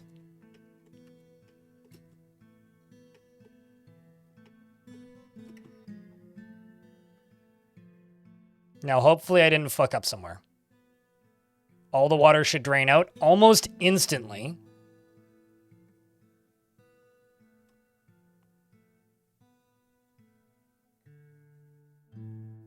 It's also already full again. And now I can just pop over to here, grab this,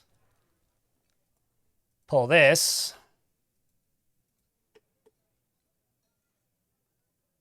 and now it's full again. We did it.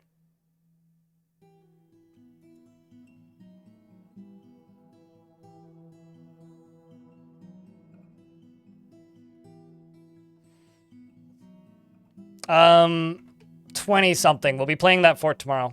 Genosea 3D.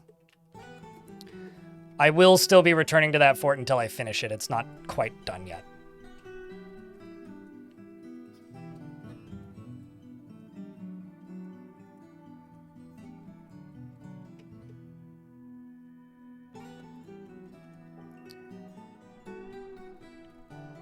It's I don't think it's actually the biggest one I've built in regards to the toilet.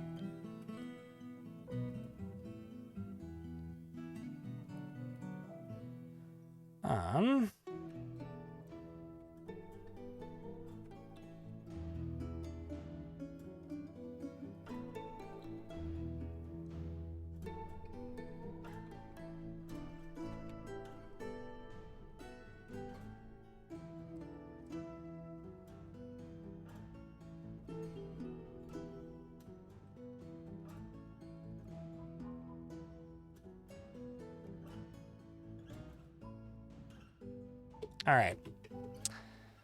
Send all of the chickens over there and all that. And then I can open this sucker back up. And then up at the top of you,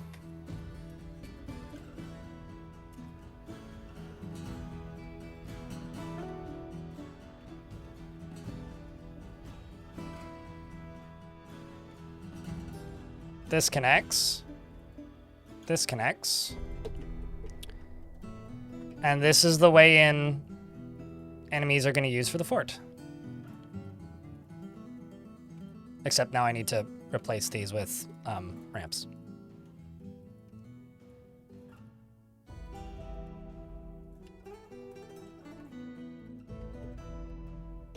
So the line of the fort, I'm going to claim these boulders in the middle. These are going to be conglomerate. These are going to be conglomerate. And they'll go up and over this, down, around here, and then try to go in that way, and I'm going to go boom and insta-drown them.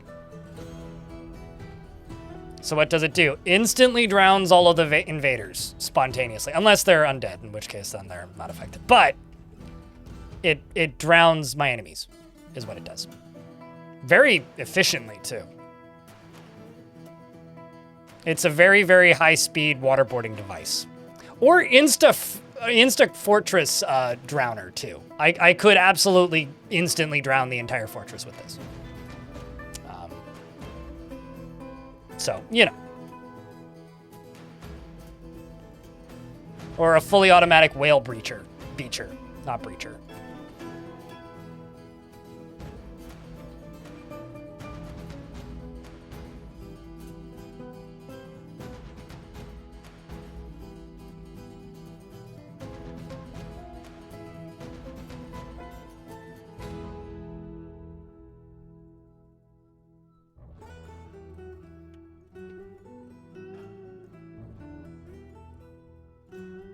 Time for the muddening. There would be part 3 at this point, as far as I'm being informed.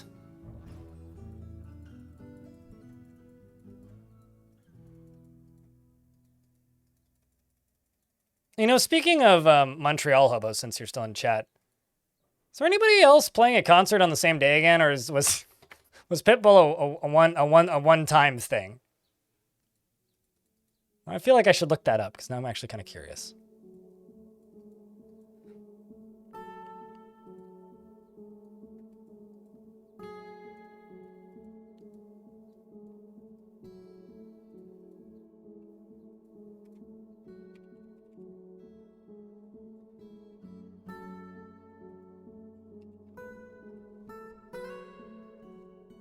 Slabs? You want me to make slabs?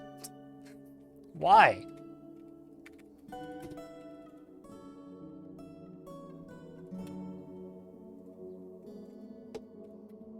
Okay, fine.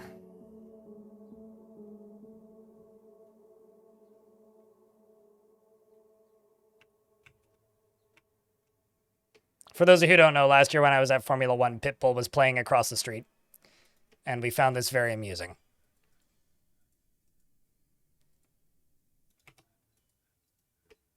So I have a crafts dwarf guild that I need to make.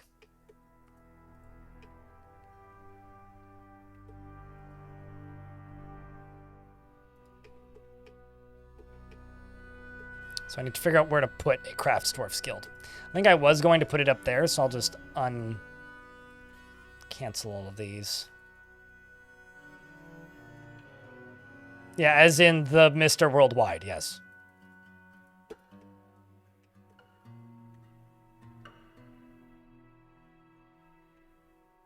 Pitbull still plays is a proper question.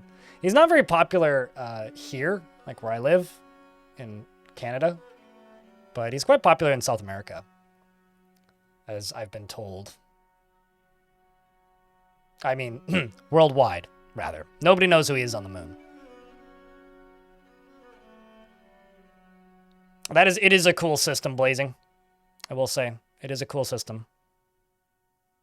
Did somebody say fish? No, goat versus fish. Please remain fishy, I guess. I don't know what to say in response to that. Let's grab you and all of the wood. They didn't bring any books. I'm offended. I'll buy the steel minecart, though. I'm also going to buy all the cloth and leather. The bins! Oh, can't afford the bins. I won't buy the bins then.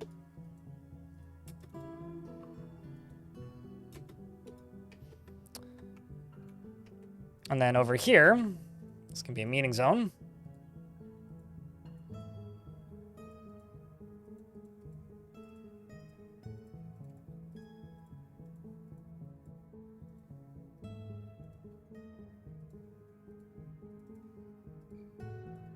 Okay, we're going to do all that. And this is going to be a Craftsdwarf's Guild. You can see it says the company exists. And when I click on this, it says that we've agreed to build a guild hall. Because I have the economy difficulty set to hard, I have to make it a value of higher than it would be normally. The value of 6,000 instead of just, I think it's 2,000 normally.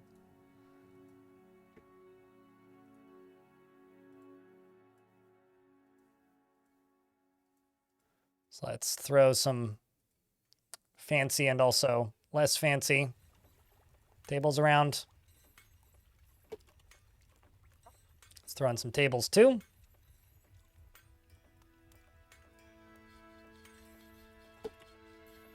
Let's throw in some statues. Turns out I have a bunch of statues of honey badgers lying around. How about a chest? I should have some military stuff, right? There's 2 of those. Maybe 2 of these. Maybe some of these. I missed your redeem. Oh, shit. Donut. I don't have any bearded military dwarves because people keep taking them. But, I can throw a dwarf who has a beard into the military, and if they don't hate it, then I'll leave them there.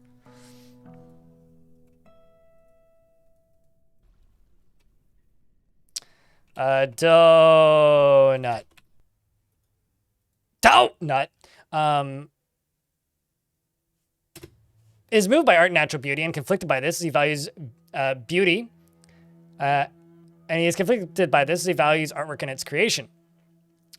He can sometimes act without deliberation, and he tries to do things correctly each time. He is pleased by his own appearance and talents. He has a greedy streak. He is curious and eager to learn. He is often cheerful, and he tends to be a little tight with resources when working on projects. And he tends to avoid physical confrontations. He works to square this natural tendency with his respective martial prowess, and he tends to be a bit stubborn in changing his mind about things. He is not particularly interested in what others think of him, and he needs alcohol to get through the working day and doesn't care about much anymore. He personally sees guile and cunning as indirect and somewhat worthless, and does not care about fairness. And he dreams of mastering a craft work someday. He wants to ride the Autobahn. He likes rhyolite and gold and gray chalcedony, as well as fingerlime wood, gazelle tooth, gray gibbon bone, jute fabric, and giant barn owl, parchment, gems, picks, and coffins, and sloth bear men for their large flappy ears, and the words of the mauve music and the sound of the flaxen lilac. And when hiccups, when possible, he prefers to consume nautilus and buckwheat beer and teff, and he absolutely hates hamsters. And he worships a god I don't recognize, Curl Contilus, and you're friends with Wolf, who's in the military, so enjoy your time in the military, I suppose. I don't think you'll like it, but enjoy it. Projects, yes. Completely unrelated to Novice Jacks.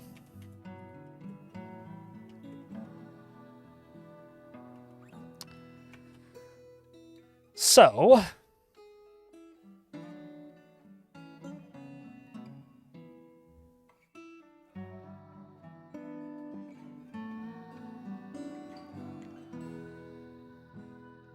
theoretically med-led sculptures of sharks and put them in the drowning chambers when the water rushes in, would it knock them around and mince invaders? It wouldn't knock them around unless they were deconstructed. But that would be fun if it did, wouldn't it?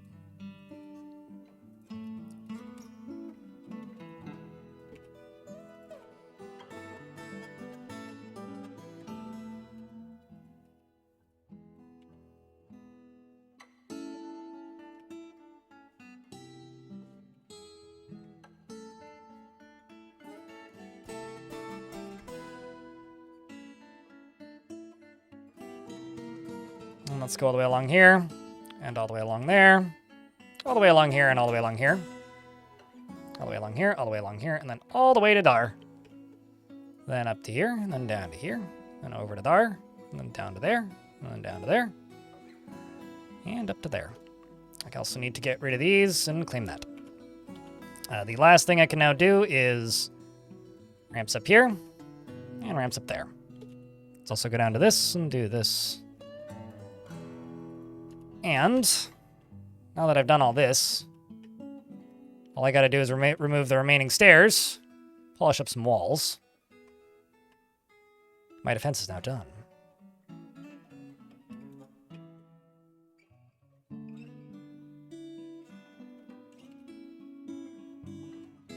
It is now officially done. Which means I can go invade things. So we're right here. There's a goblin tower right there. That seems a little dangerous. Goblin fort right there. Human fort. Ooh. There's a goblin fort with 50 duders right there, with a bunch of artifacts in it. Goblin hamlet with 300.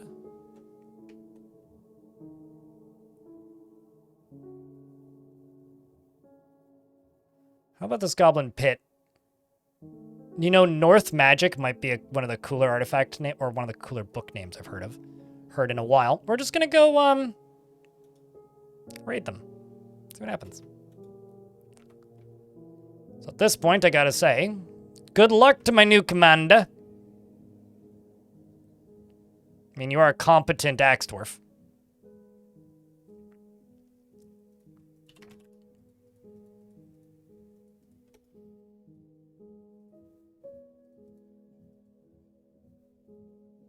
Donut. Why? What are you doing? Donut seems to be a little bit underprepared, but... Let's say steel shield. Steel helm. Steel short sword. Steel gauntlets. Steel greaves. And pig iron. And steel bars. And let's make 50 steel and 50 pig iron.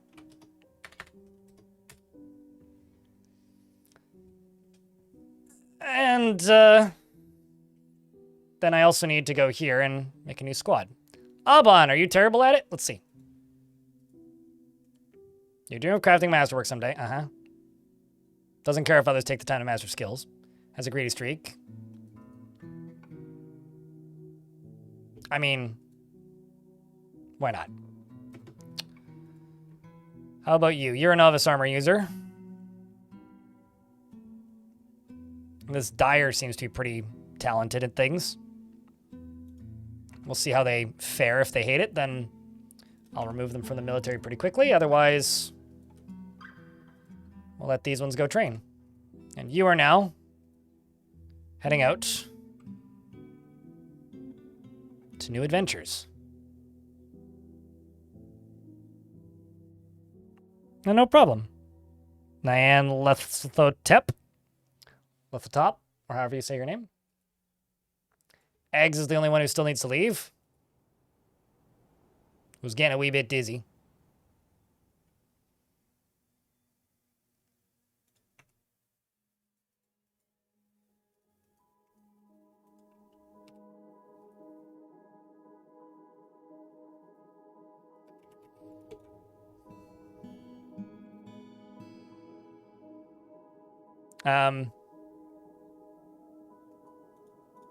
I see. A cat just got gelded and it's not too pleased about this. We're also going to make some cheese. Just because I can and it's right here. Why not?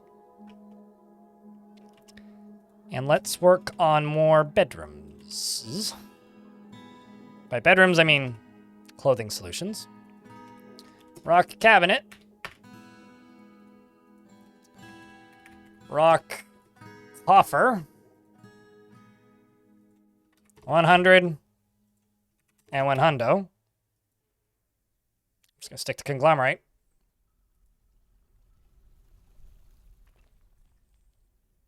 I mean, it's a fair thing to be mad about for a cat.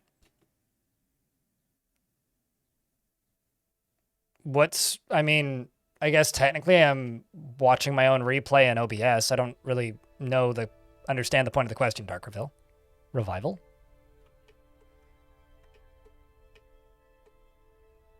But no, I'm not watching anybody else's stream right now, if that's what you're asking. I most certainly am not doing that. Okay, I can get rid of half of this stockpile.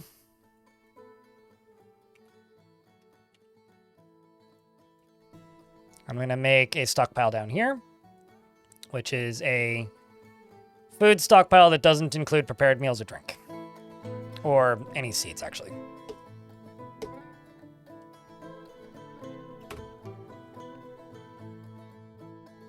How many goblins can a 10-man steel squad with decent skills take down?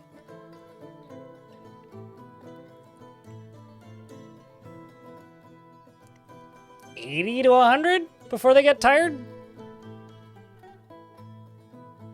Most dwarves can take out about 10 goblins if they are higher skill tier than the goblins.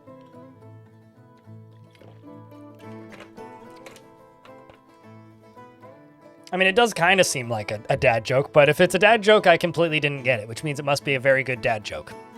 High tier humor. Excellent wordplay. Masterful confusion.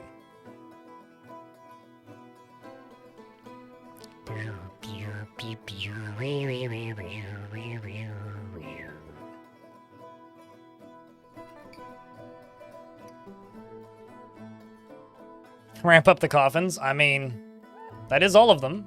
So what do you think, chat? How many of those dwarves do you think are not going to come back?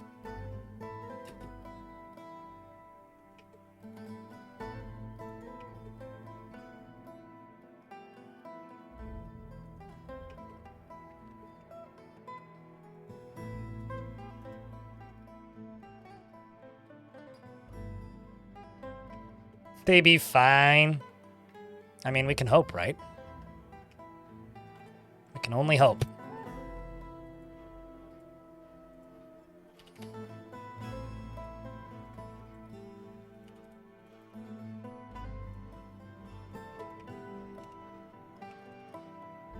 I have a strange mood happening down here. You need blocks and bricks, leather skin, cloth thread, probably have that. Gems shining, okay. Tree life, right? Bars metal, yep. Bricks blocks.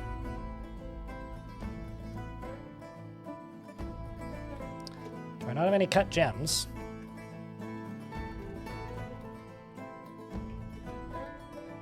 I have fuckloads of cut gems.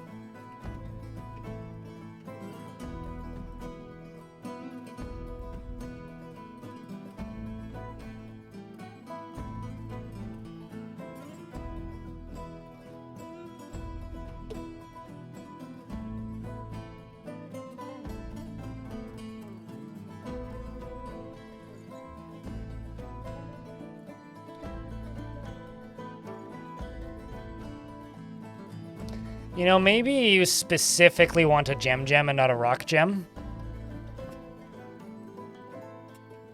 That might be it.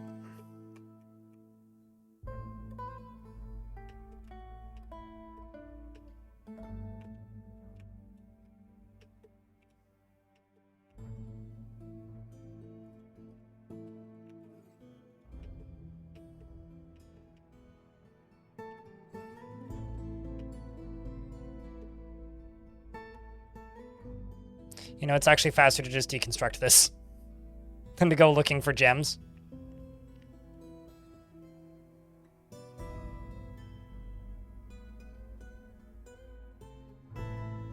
You know, I've never seen a dwarf just come back in seriously injured. They usually just come back mysteriously missing a body part.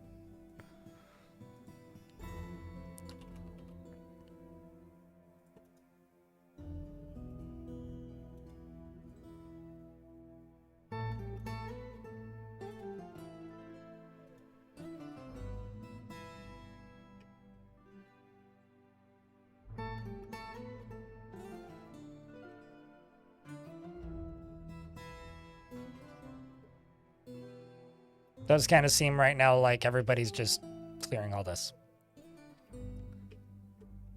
Well, I'm just going to go all the way up and down here and just auto all this.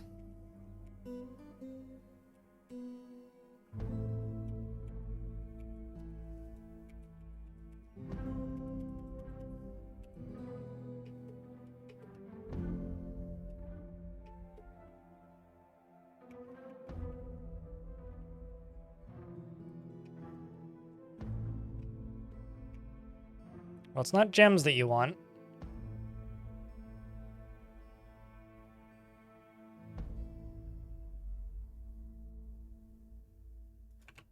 It's not wood. Lux bricks.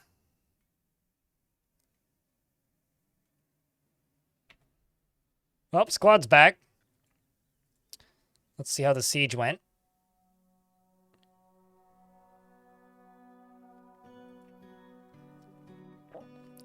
In the mid-autumn of 1056, the Hammers of Dance slipped into Dungeon Scar undetected by the hatred of generals. They only like lieutenants. So we got in, we snuck in stealthily, searched their stuff. We stole Destroyer Fatal and North Magic. Okay, what's Destroyer Fatal and North Magic? I must know. I must know.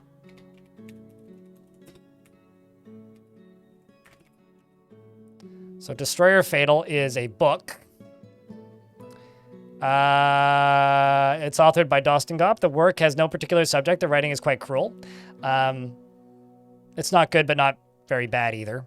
Well, that's unfortunate. And then Codex North Magic is a 222-page novel entitled North Magic, authored by the same goblin. And the work has no particular subject, and the writing is somewhat showy, yet reasonably serious. Overall, the prose is amateurish at best. Well, that's disappointing.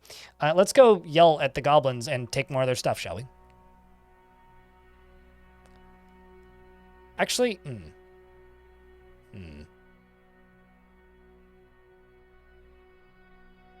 I could also just raid them.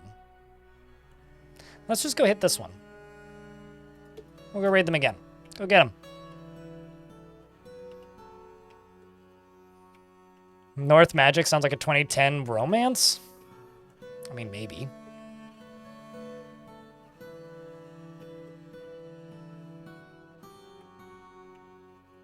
Oh, also, this needs to get deconstructed. And built up a little bit. Yeah, I also have no idea what this dwarf wants. Oh, shit. Maybe whatever you wanted finally got made. Let's see what you wanted. Oh, you literally just wanted pigtail cloth, but... Okay.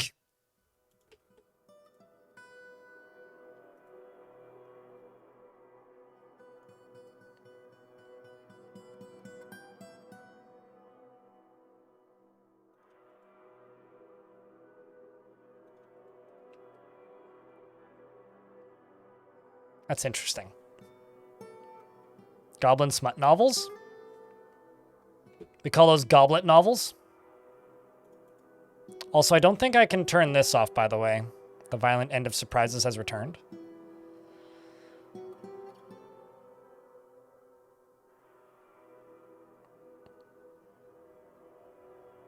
Careful, I guarantee you they exist in real life already.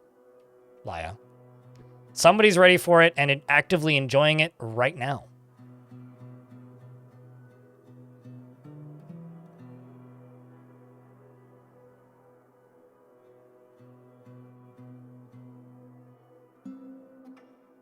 I really like the fact that there's just trees sprouting up everywhere around this fort. This is going to be fun to watch as they grow. Neither does Rule 2 or 3. That's why they're rules, but nobody really brings them up the way they do the 34th one. Okay, so you've now got gems.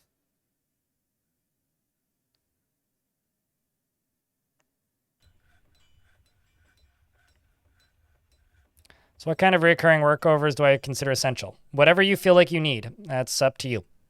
I'm not really somebody who goes around preaching metas or tells you that there's things that you have to do.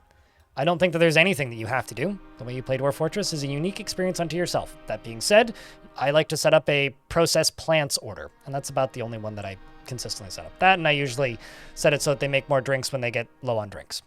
But those are the only two things that I do consistently every time.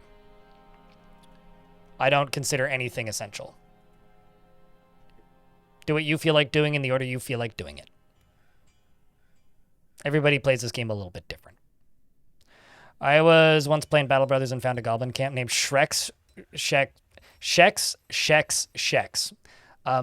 is this the precursor to Shek's Quest?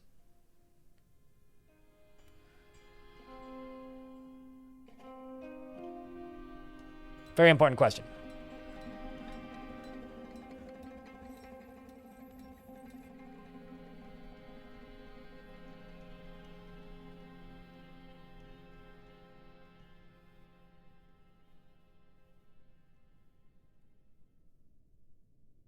Well, there we go. It's begun working on the artifact, and then over here, this can get opened. Open says me.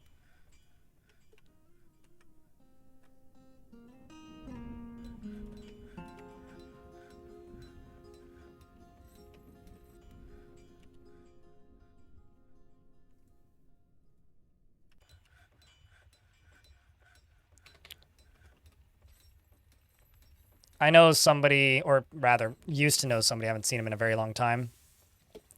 They had a tattoo that said, practice safe Zex, with a Z. Use a Gundam.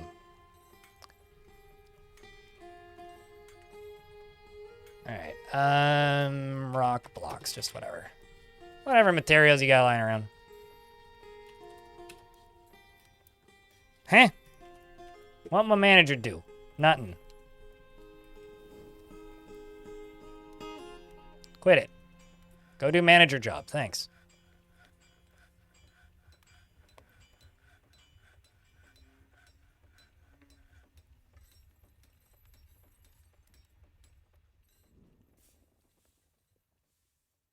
Ranked even.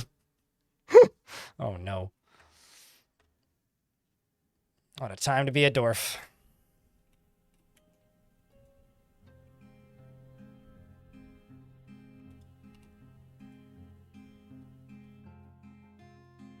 Okay, they returned again. They brought a Kestrel Man leather bag home. Well, that's distressing. And they attacked. They snuck in undetected once again, very stealthy-like. They stole factual steel mites, the hidden meaning of the fort, treaties on Nadim Bottom Blood. The fort was the fort, just the fort. We stole the fort, chat. The fort was stolen. No, sorry, journey to the fort, not the fort. The struggle, common practice, secret of the human, and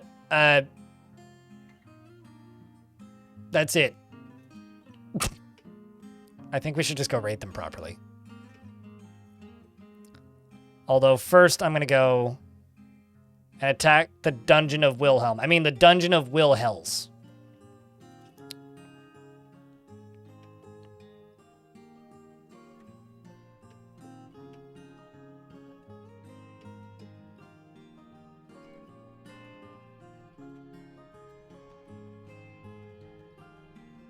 Chat's officially gone beyond my nerd cred with these references, by the way.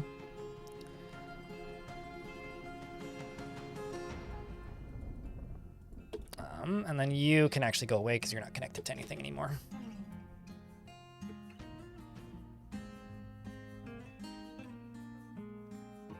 Thanks to me. They weren't reading them anyway.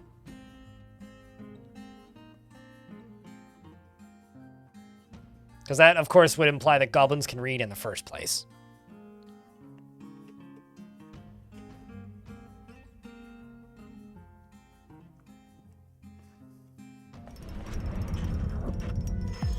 Nil the Weaver has created a little low coal, a sheer pigtail shoe, and offers it to the Salty Shuck. Also, speaking of which, that reminds me, I was supposed to finish this.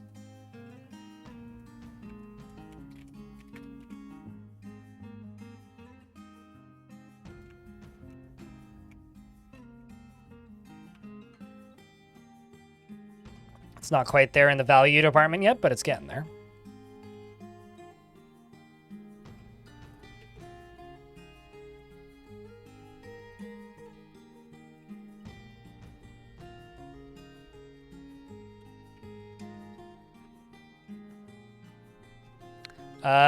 Well, that's gonna be more than valuable enough. This is a pigtail shoe. All craft ship is of the highest quality. It is studded with lay pewter and encircled with bands of pigtail and round limestone cabochons. This object is made from pigtail cloth. This object menaces with spikes of pigtail and round tourmaline and limestone, as well as one-humped camel leather. And on the item is an image of a pigtail, of a carpin pigtail. On the item is an image of a giant chipmunk in limestone. On the item is an image of the round, brilliant cut gem in fungi wood. A singular shoe. Not only that, but it's an invisible shoe.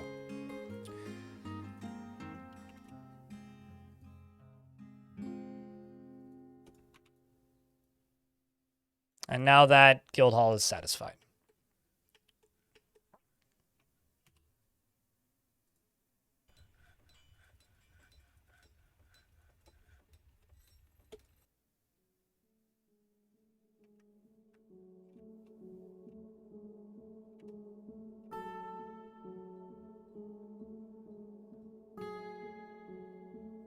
The Dwarf Fortress version of Jordan's.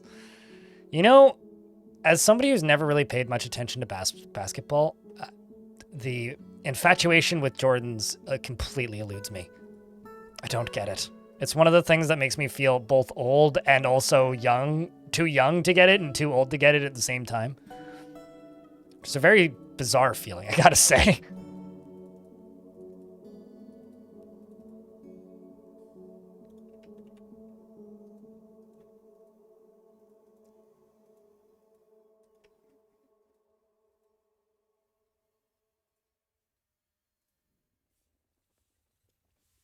Actually, you know what? Let's do stones.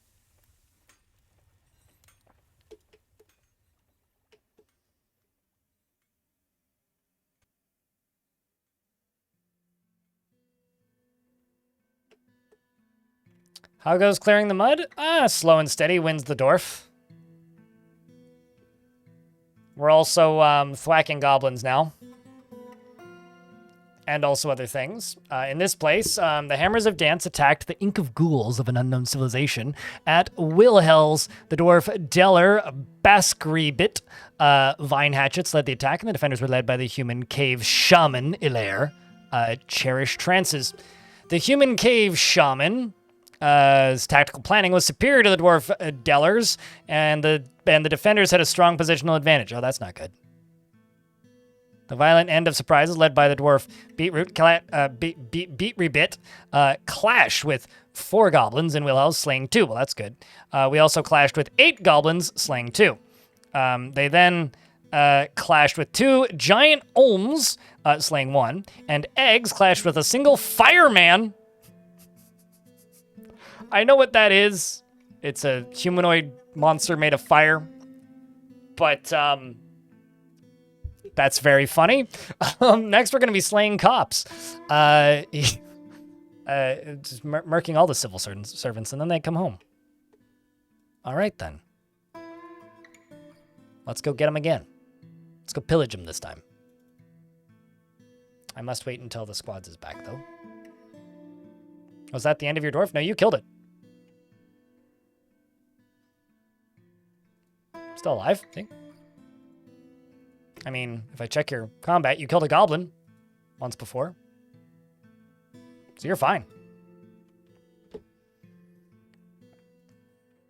I mean, based on my chat, wouldn't it be less ACAB and more like all elves are bad or something?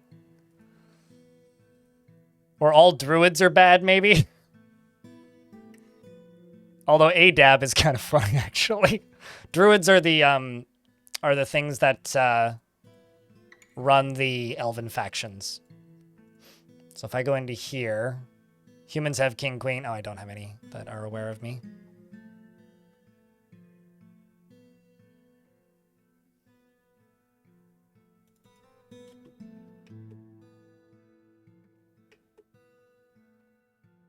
And a bunch of kangaroos run onto the map.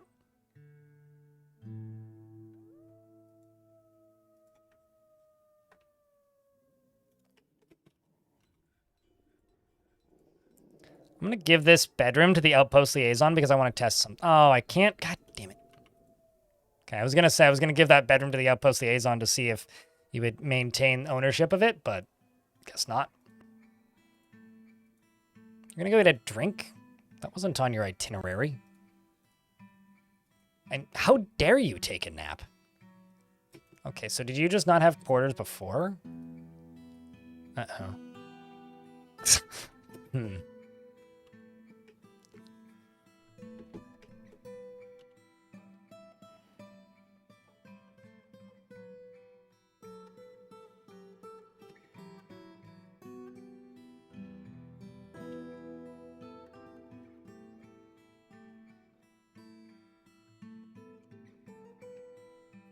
Pig iron is for? The pig iron is for ACAB? Got it.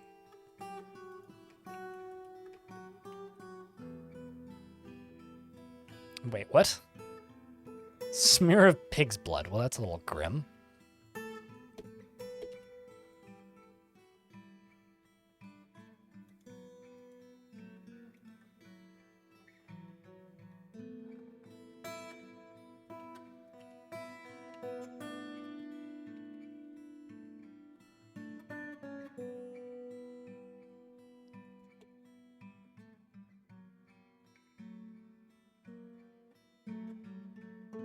And I think they... Nope. Okay, they haven't already returned. I thought they did, but...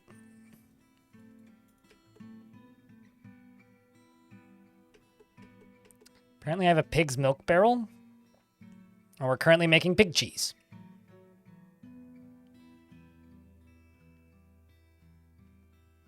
You cannot sell caged goblins to traders. All you can really do is either use them for training or release them. They have no mechanical purpose in Dwarf Fort.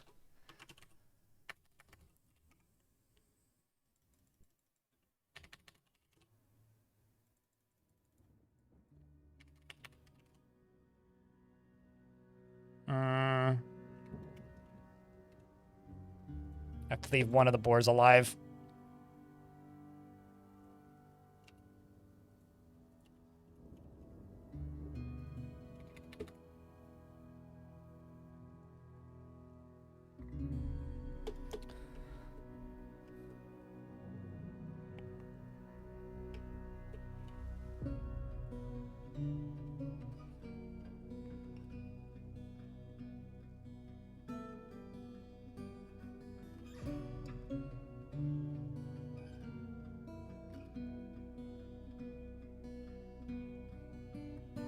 Let's also go back down to here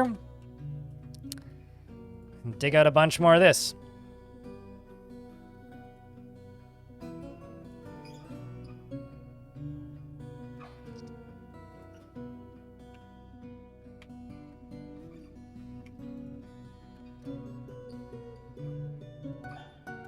Seems like there's a bunch of iron ore over here. As well as some more galena.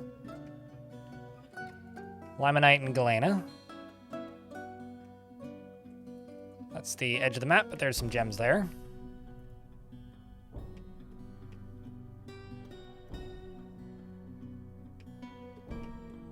I mean, that would... Making a gladiator pit for goblins is more or less the equivalent of using them as training, but I digress.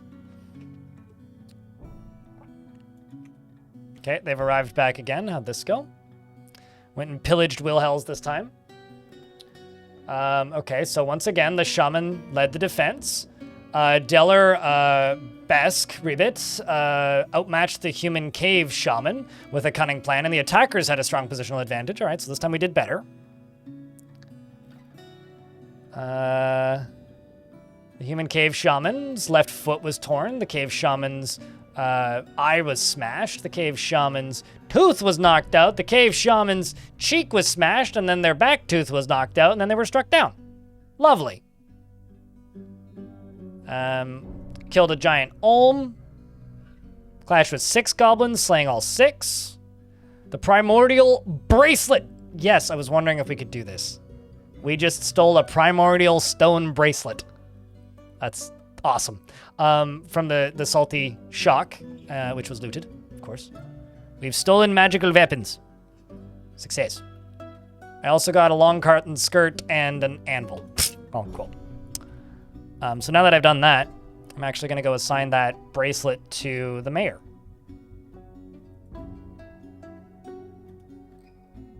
Which, I need to see that.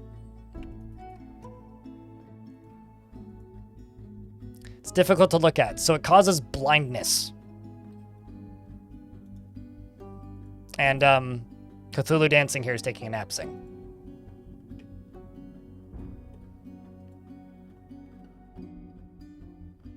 Let's just raise this location.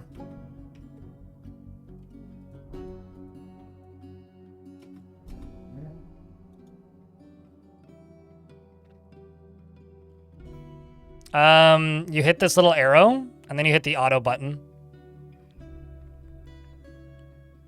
And then you just click and drag, and they automate it. Yeah, it gives you the power of Northern Lion. You focus your forehead and blind them. That's a terrifying power, if you ask me. Sorry, Northern Lion, I know you don't watch my stream, I never will, but it was either Northern Lion or Fantano was where I was going to go with that.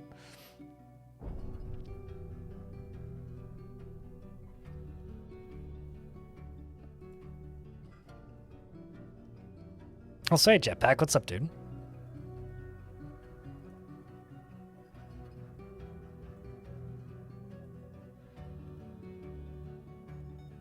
The melon, yeah.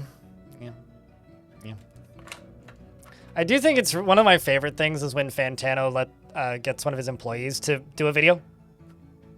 And then all the comments are just like, man, Melon looks funny today. Everybody just like addresses him as the same, or addresses Fantano instead of whoever's actually in the video. It's like, man, you got pretty this week. It's one of my favorite comment sections on the internet, I'm not gonna lie.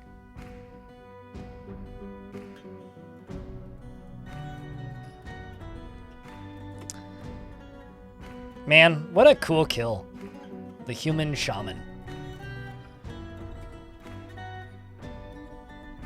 Now we just need Cthulhu dancing to wake up. And the mayor comes up here and collects. Did you have to vomit on the dwarf that brought you the stuff? And collects the bracelet. Did you have to puke on him? Like, of all the things you did you have to do that?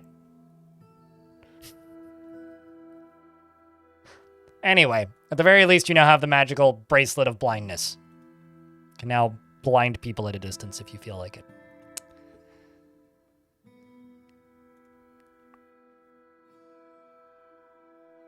Just mega busy with work lately. Yeah, I get you. A lot of people are in that boat, seems like.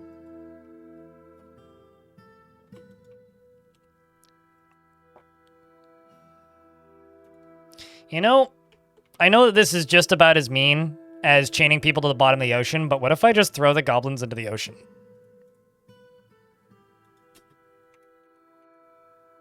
I mean, like, what if I just did that?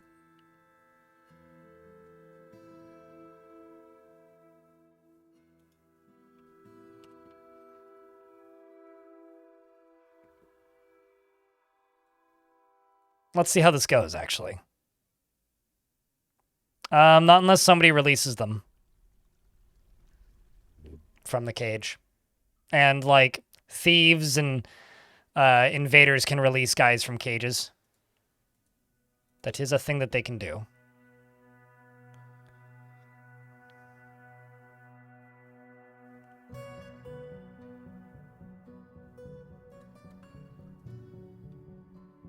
Will the cage leak? No, we're throwing the goblin, not the cage. That would be a waste of a perfectly good cage. We gotta reuse those.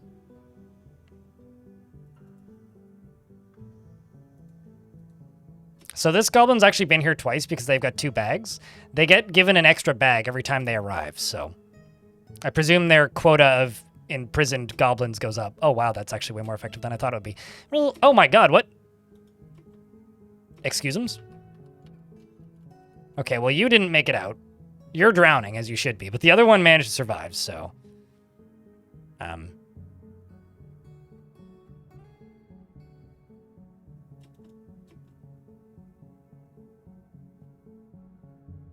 Wouldn't it be funny if this goblin was also a vampire? Okay, never mind. And they survived.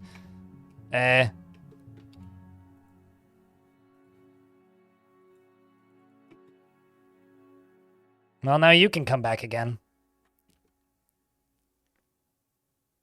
Gremlins can also open them, yeah. This is true.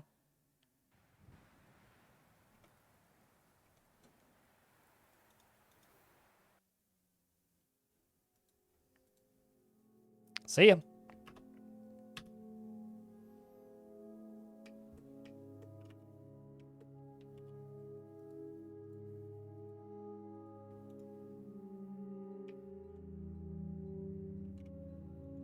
Okay. Squatties is Cummings backies.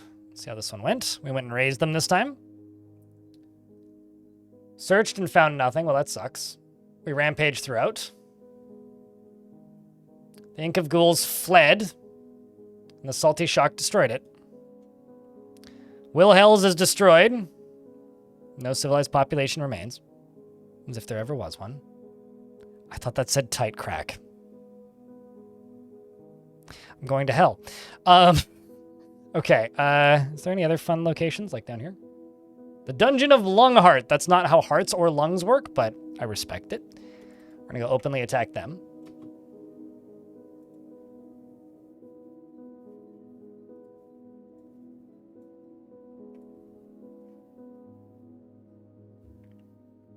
Oh shit, we're in an ad break. I caught the edge, World's Forge. If you're not in an ad, I'll answer that afterwards. Shogun in YouTube chat, hello.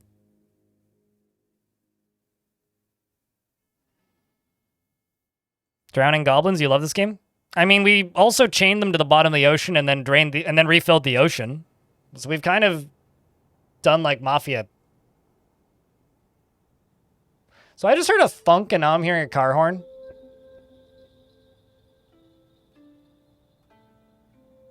It's still going.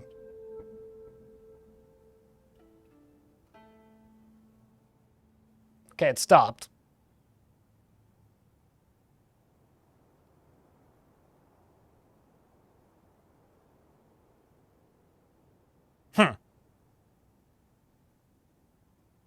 I don't know why, but I'm going to blame the seagulls.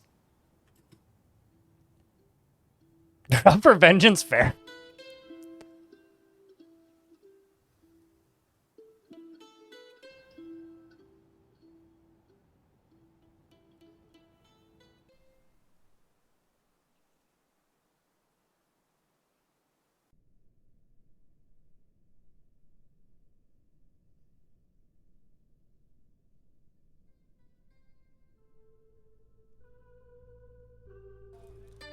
It's usually a good bet to blame the seagulls. You know, it's funny. Most of the internet thinks that, what's it called? That geese are, like, Satan spawn. I have the same opinion, but about seagulls. It's like, geese are fine. Seagulls, on the other hand. Seagulls are dangerous creatures. Horribly violent, dangerous creatures. Not to be trusted. Okay, go pillage Lungheart. Go do us proud, Dwarf.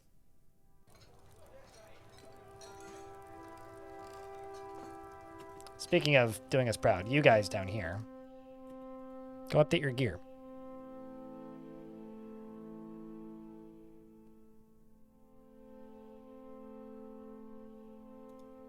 You immediately have a song in your head. Baby shark, or something else. Bad lip reading seagulls. Oh, I don't know. I went to the most normal, logical thing that you could possibly have, which was what I went for. No, you're welcome.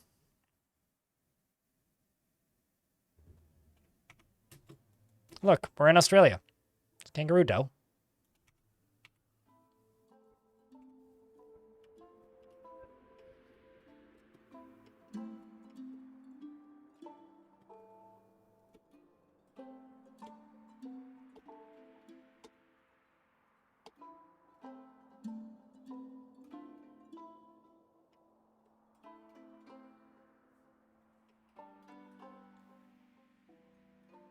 Oh, that's kind of adorable. A bonded pair of geese. Yeah, I don't know. I like birds. Geese are cool. Ravens are my favorite, but geese are up there. Very smart birds.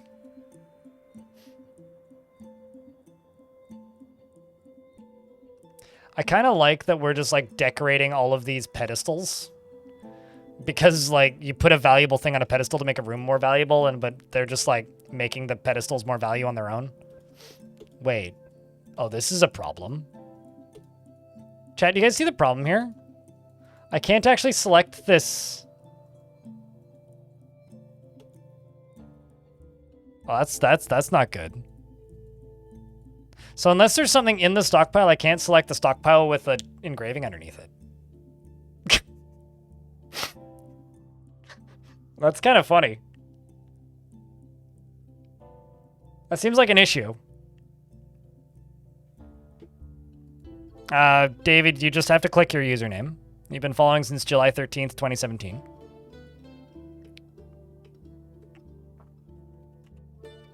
Which is quite a long time. Gotta give you credit for that.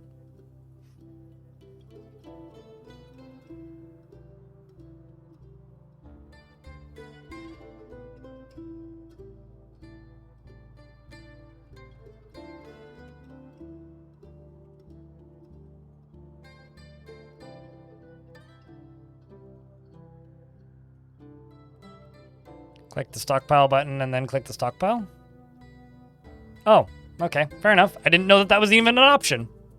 The more you know. Thank you.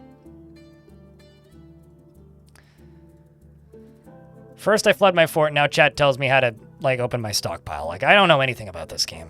Practically a beginner. How embarrassing.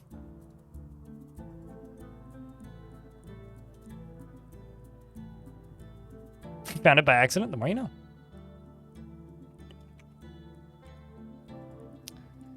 Now the second location, Lungheart.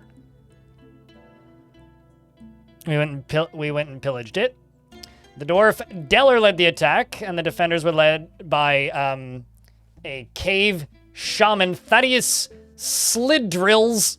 And the dwarves had a cunning plan, and the attackers had a strong positional advantage. The violent end of surprises clashed with a single Mulmarian, slaying them. They fought with the human shaman and bested and killed it. And the commander did the work. Baskreet clashed with 3 mudmen and slayed them.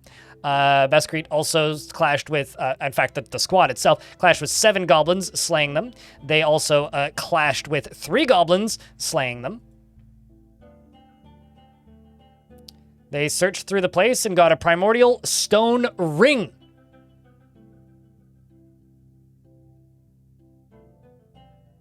Which was looted by Donut. And they also looted treasure. Amongst the treasure was an iron anvils, 2. 1 electrum chest. Ooh, that's actually treasure. They probably put the stuff in the chest, right? The bronze shield, a mill shirt, and a tin chest. Well, I mean, this fortress is called Surprisetown, so naturally. And you know what? I think that dwarf earned that ring, so...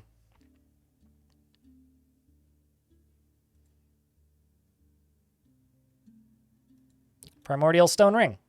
I'm looking for weapons, actually, but...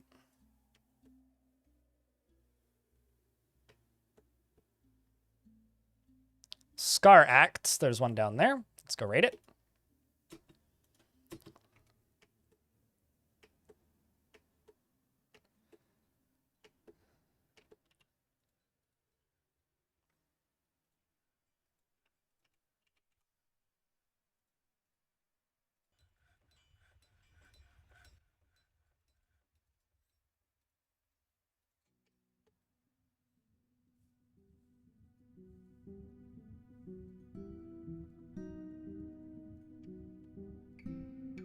And let's also go up this way.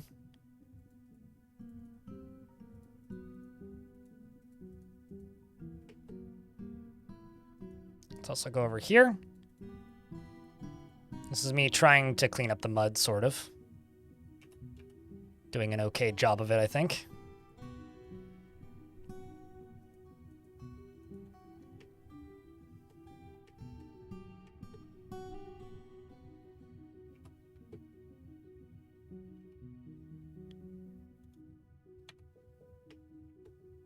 It was, in fact, Donut who grabbed it, but Donut wasn't leading the squad.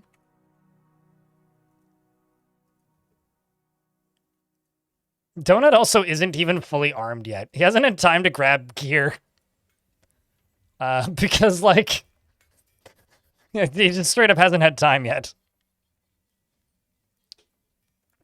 Which is kind of funny. There we go. More gear picked up by these guys. Let's also do leather backpacks. And let's do leather water skin. And do 20 of each. Well, not 50, just 20. What are you doing now? Running into fighting, into combat situations wearing a helmet and wielding a weapon. That's it. So you're helping besiege mysterious sites, wielding a weapon and wearing a helm. Not even a very good one. You're not naked, but you aren't fully armored.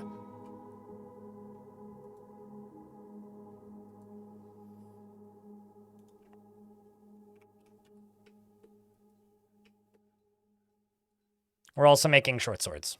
Quite a lot of them.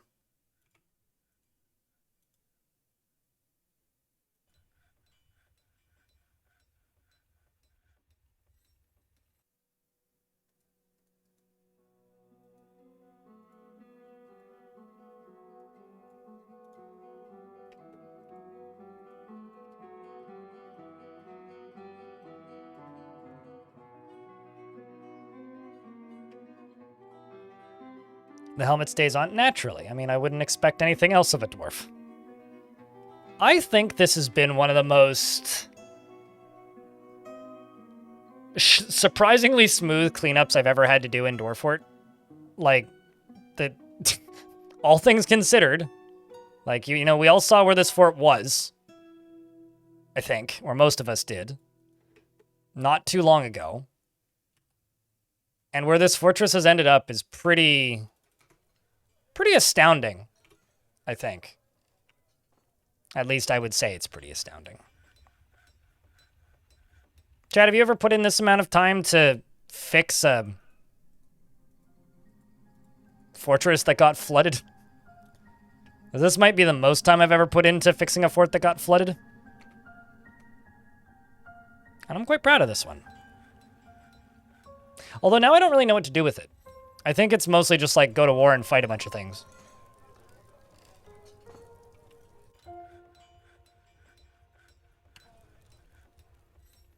I mean, the flood was pretty harrowing to survive to begin with. For one thing. Like, I'm kind of amazed we didn't all just die right there. Right then and there.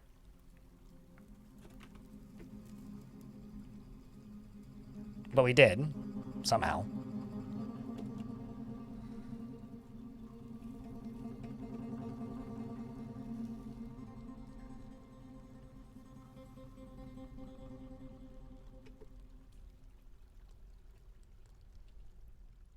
Let's go up there and do that. Let's get all these clothingses put away.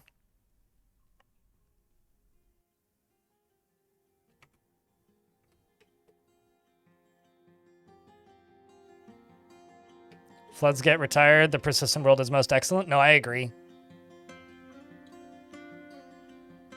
Well, I think for this fort, it's mostly going to be another stream or two, and then we'll do something else in this world. Because this challenge hasn't actually turned out to be that much of a challenge, at least for me. So, yeah, there's still a few more things I'd like to do with this fort, like build a library and whatnot, but let's wait for this squad to return and see how they're doing. Hello, Bob. I'm doing all right. Yourself? It's been a pretty long day. Oh, no, there's vomit. Trust me, there's been vomit for a while. And it's not going anywhere anytime soon. It's still gonna be there.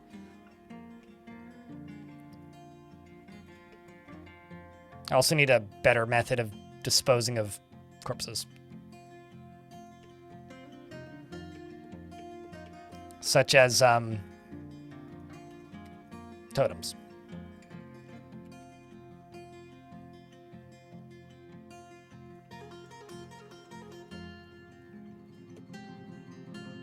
Agamemnon, thank you very much for the 8th month. Chat, can I get a round of burrs for our friend here? Appreciate you greatly. Thanks much.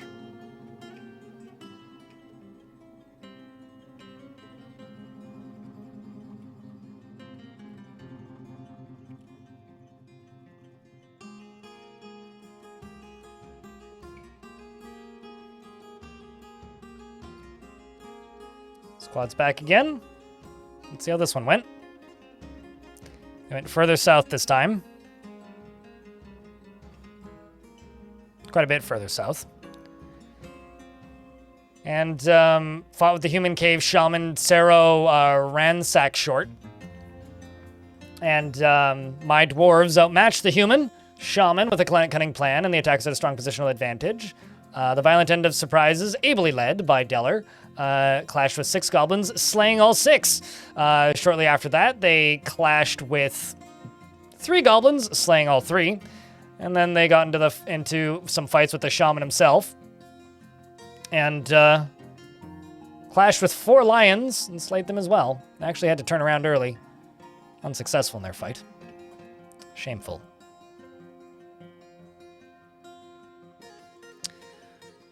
Well, I've got to say, chat, that this has been one hell of a day in this fort, and I've been live for 10.5 hours. I think now is probably a pretty good time for me to call it before I completely keel over, so that I have some time left at the end of my day to get some things done. I'm going to keep plucking away at that video, and there will be a stream tomorrow. But tomorrow I will not be playing this fort. We will be playing a different fort. We're going to be playing Head Punch. It's also going to be a shorter stream. I'm probably only going to be live for about 6 hours. I've got some things to do in the afternoon tomorrow, mostly in regards to prepping to having some family over. My little sister and her future husband are coming to crash for the night. They're going to go do some stuff in town out here.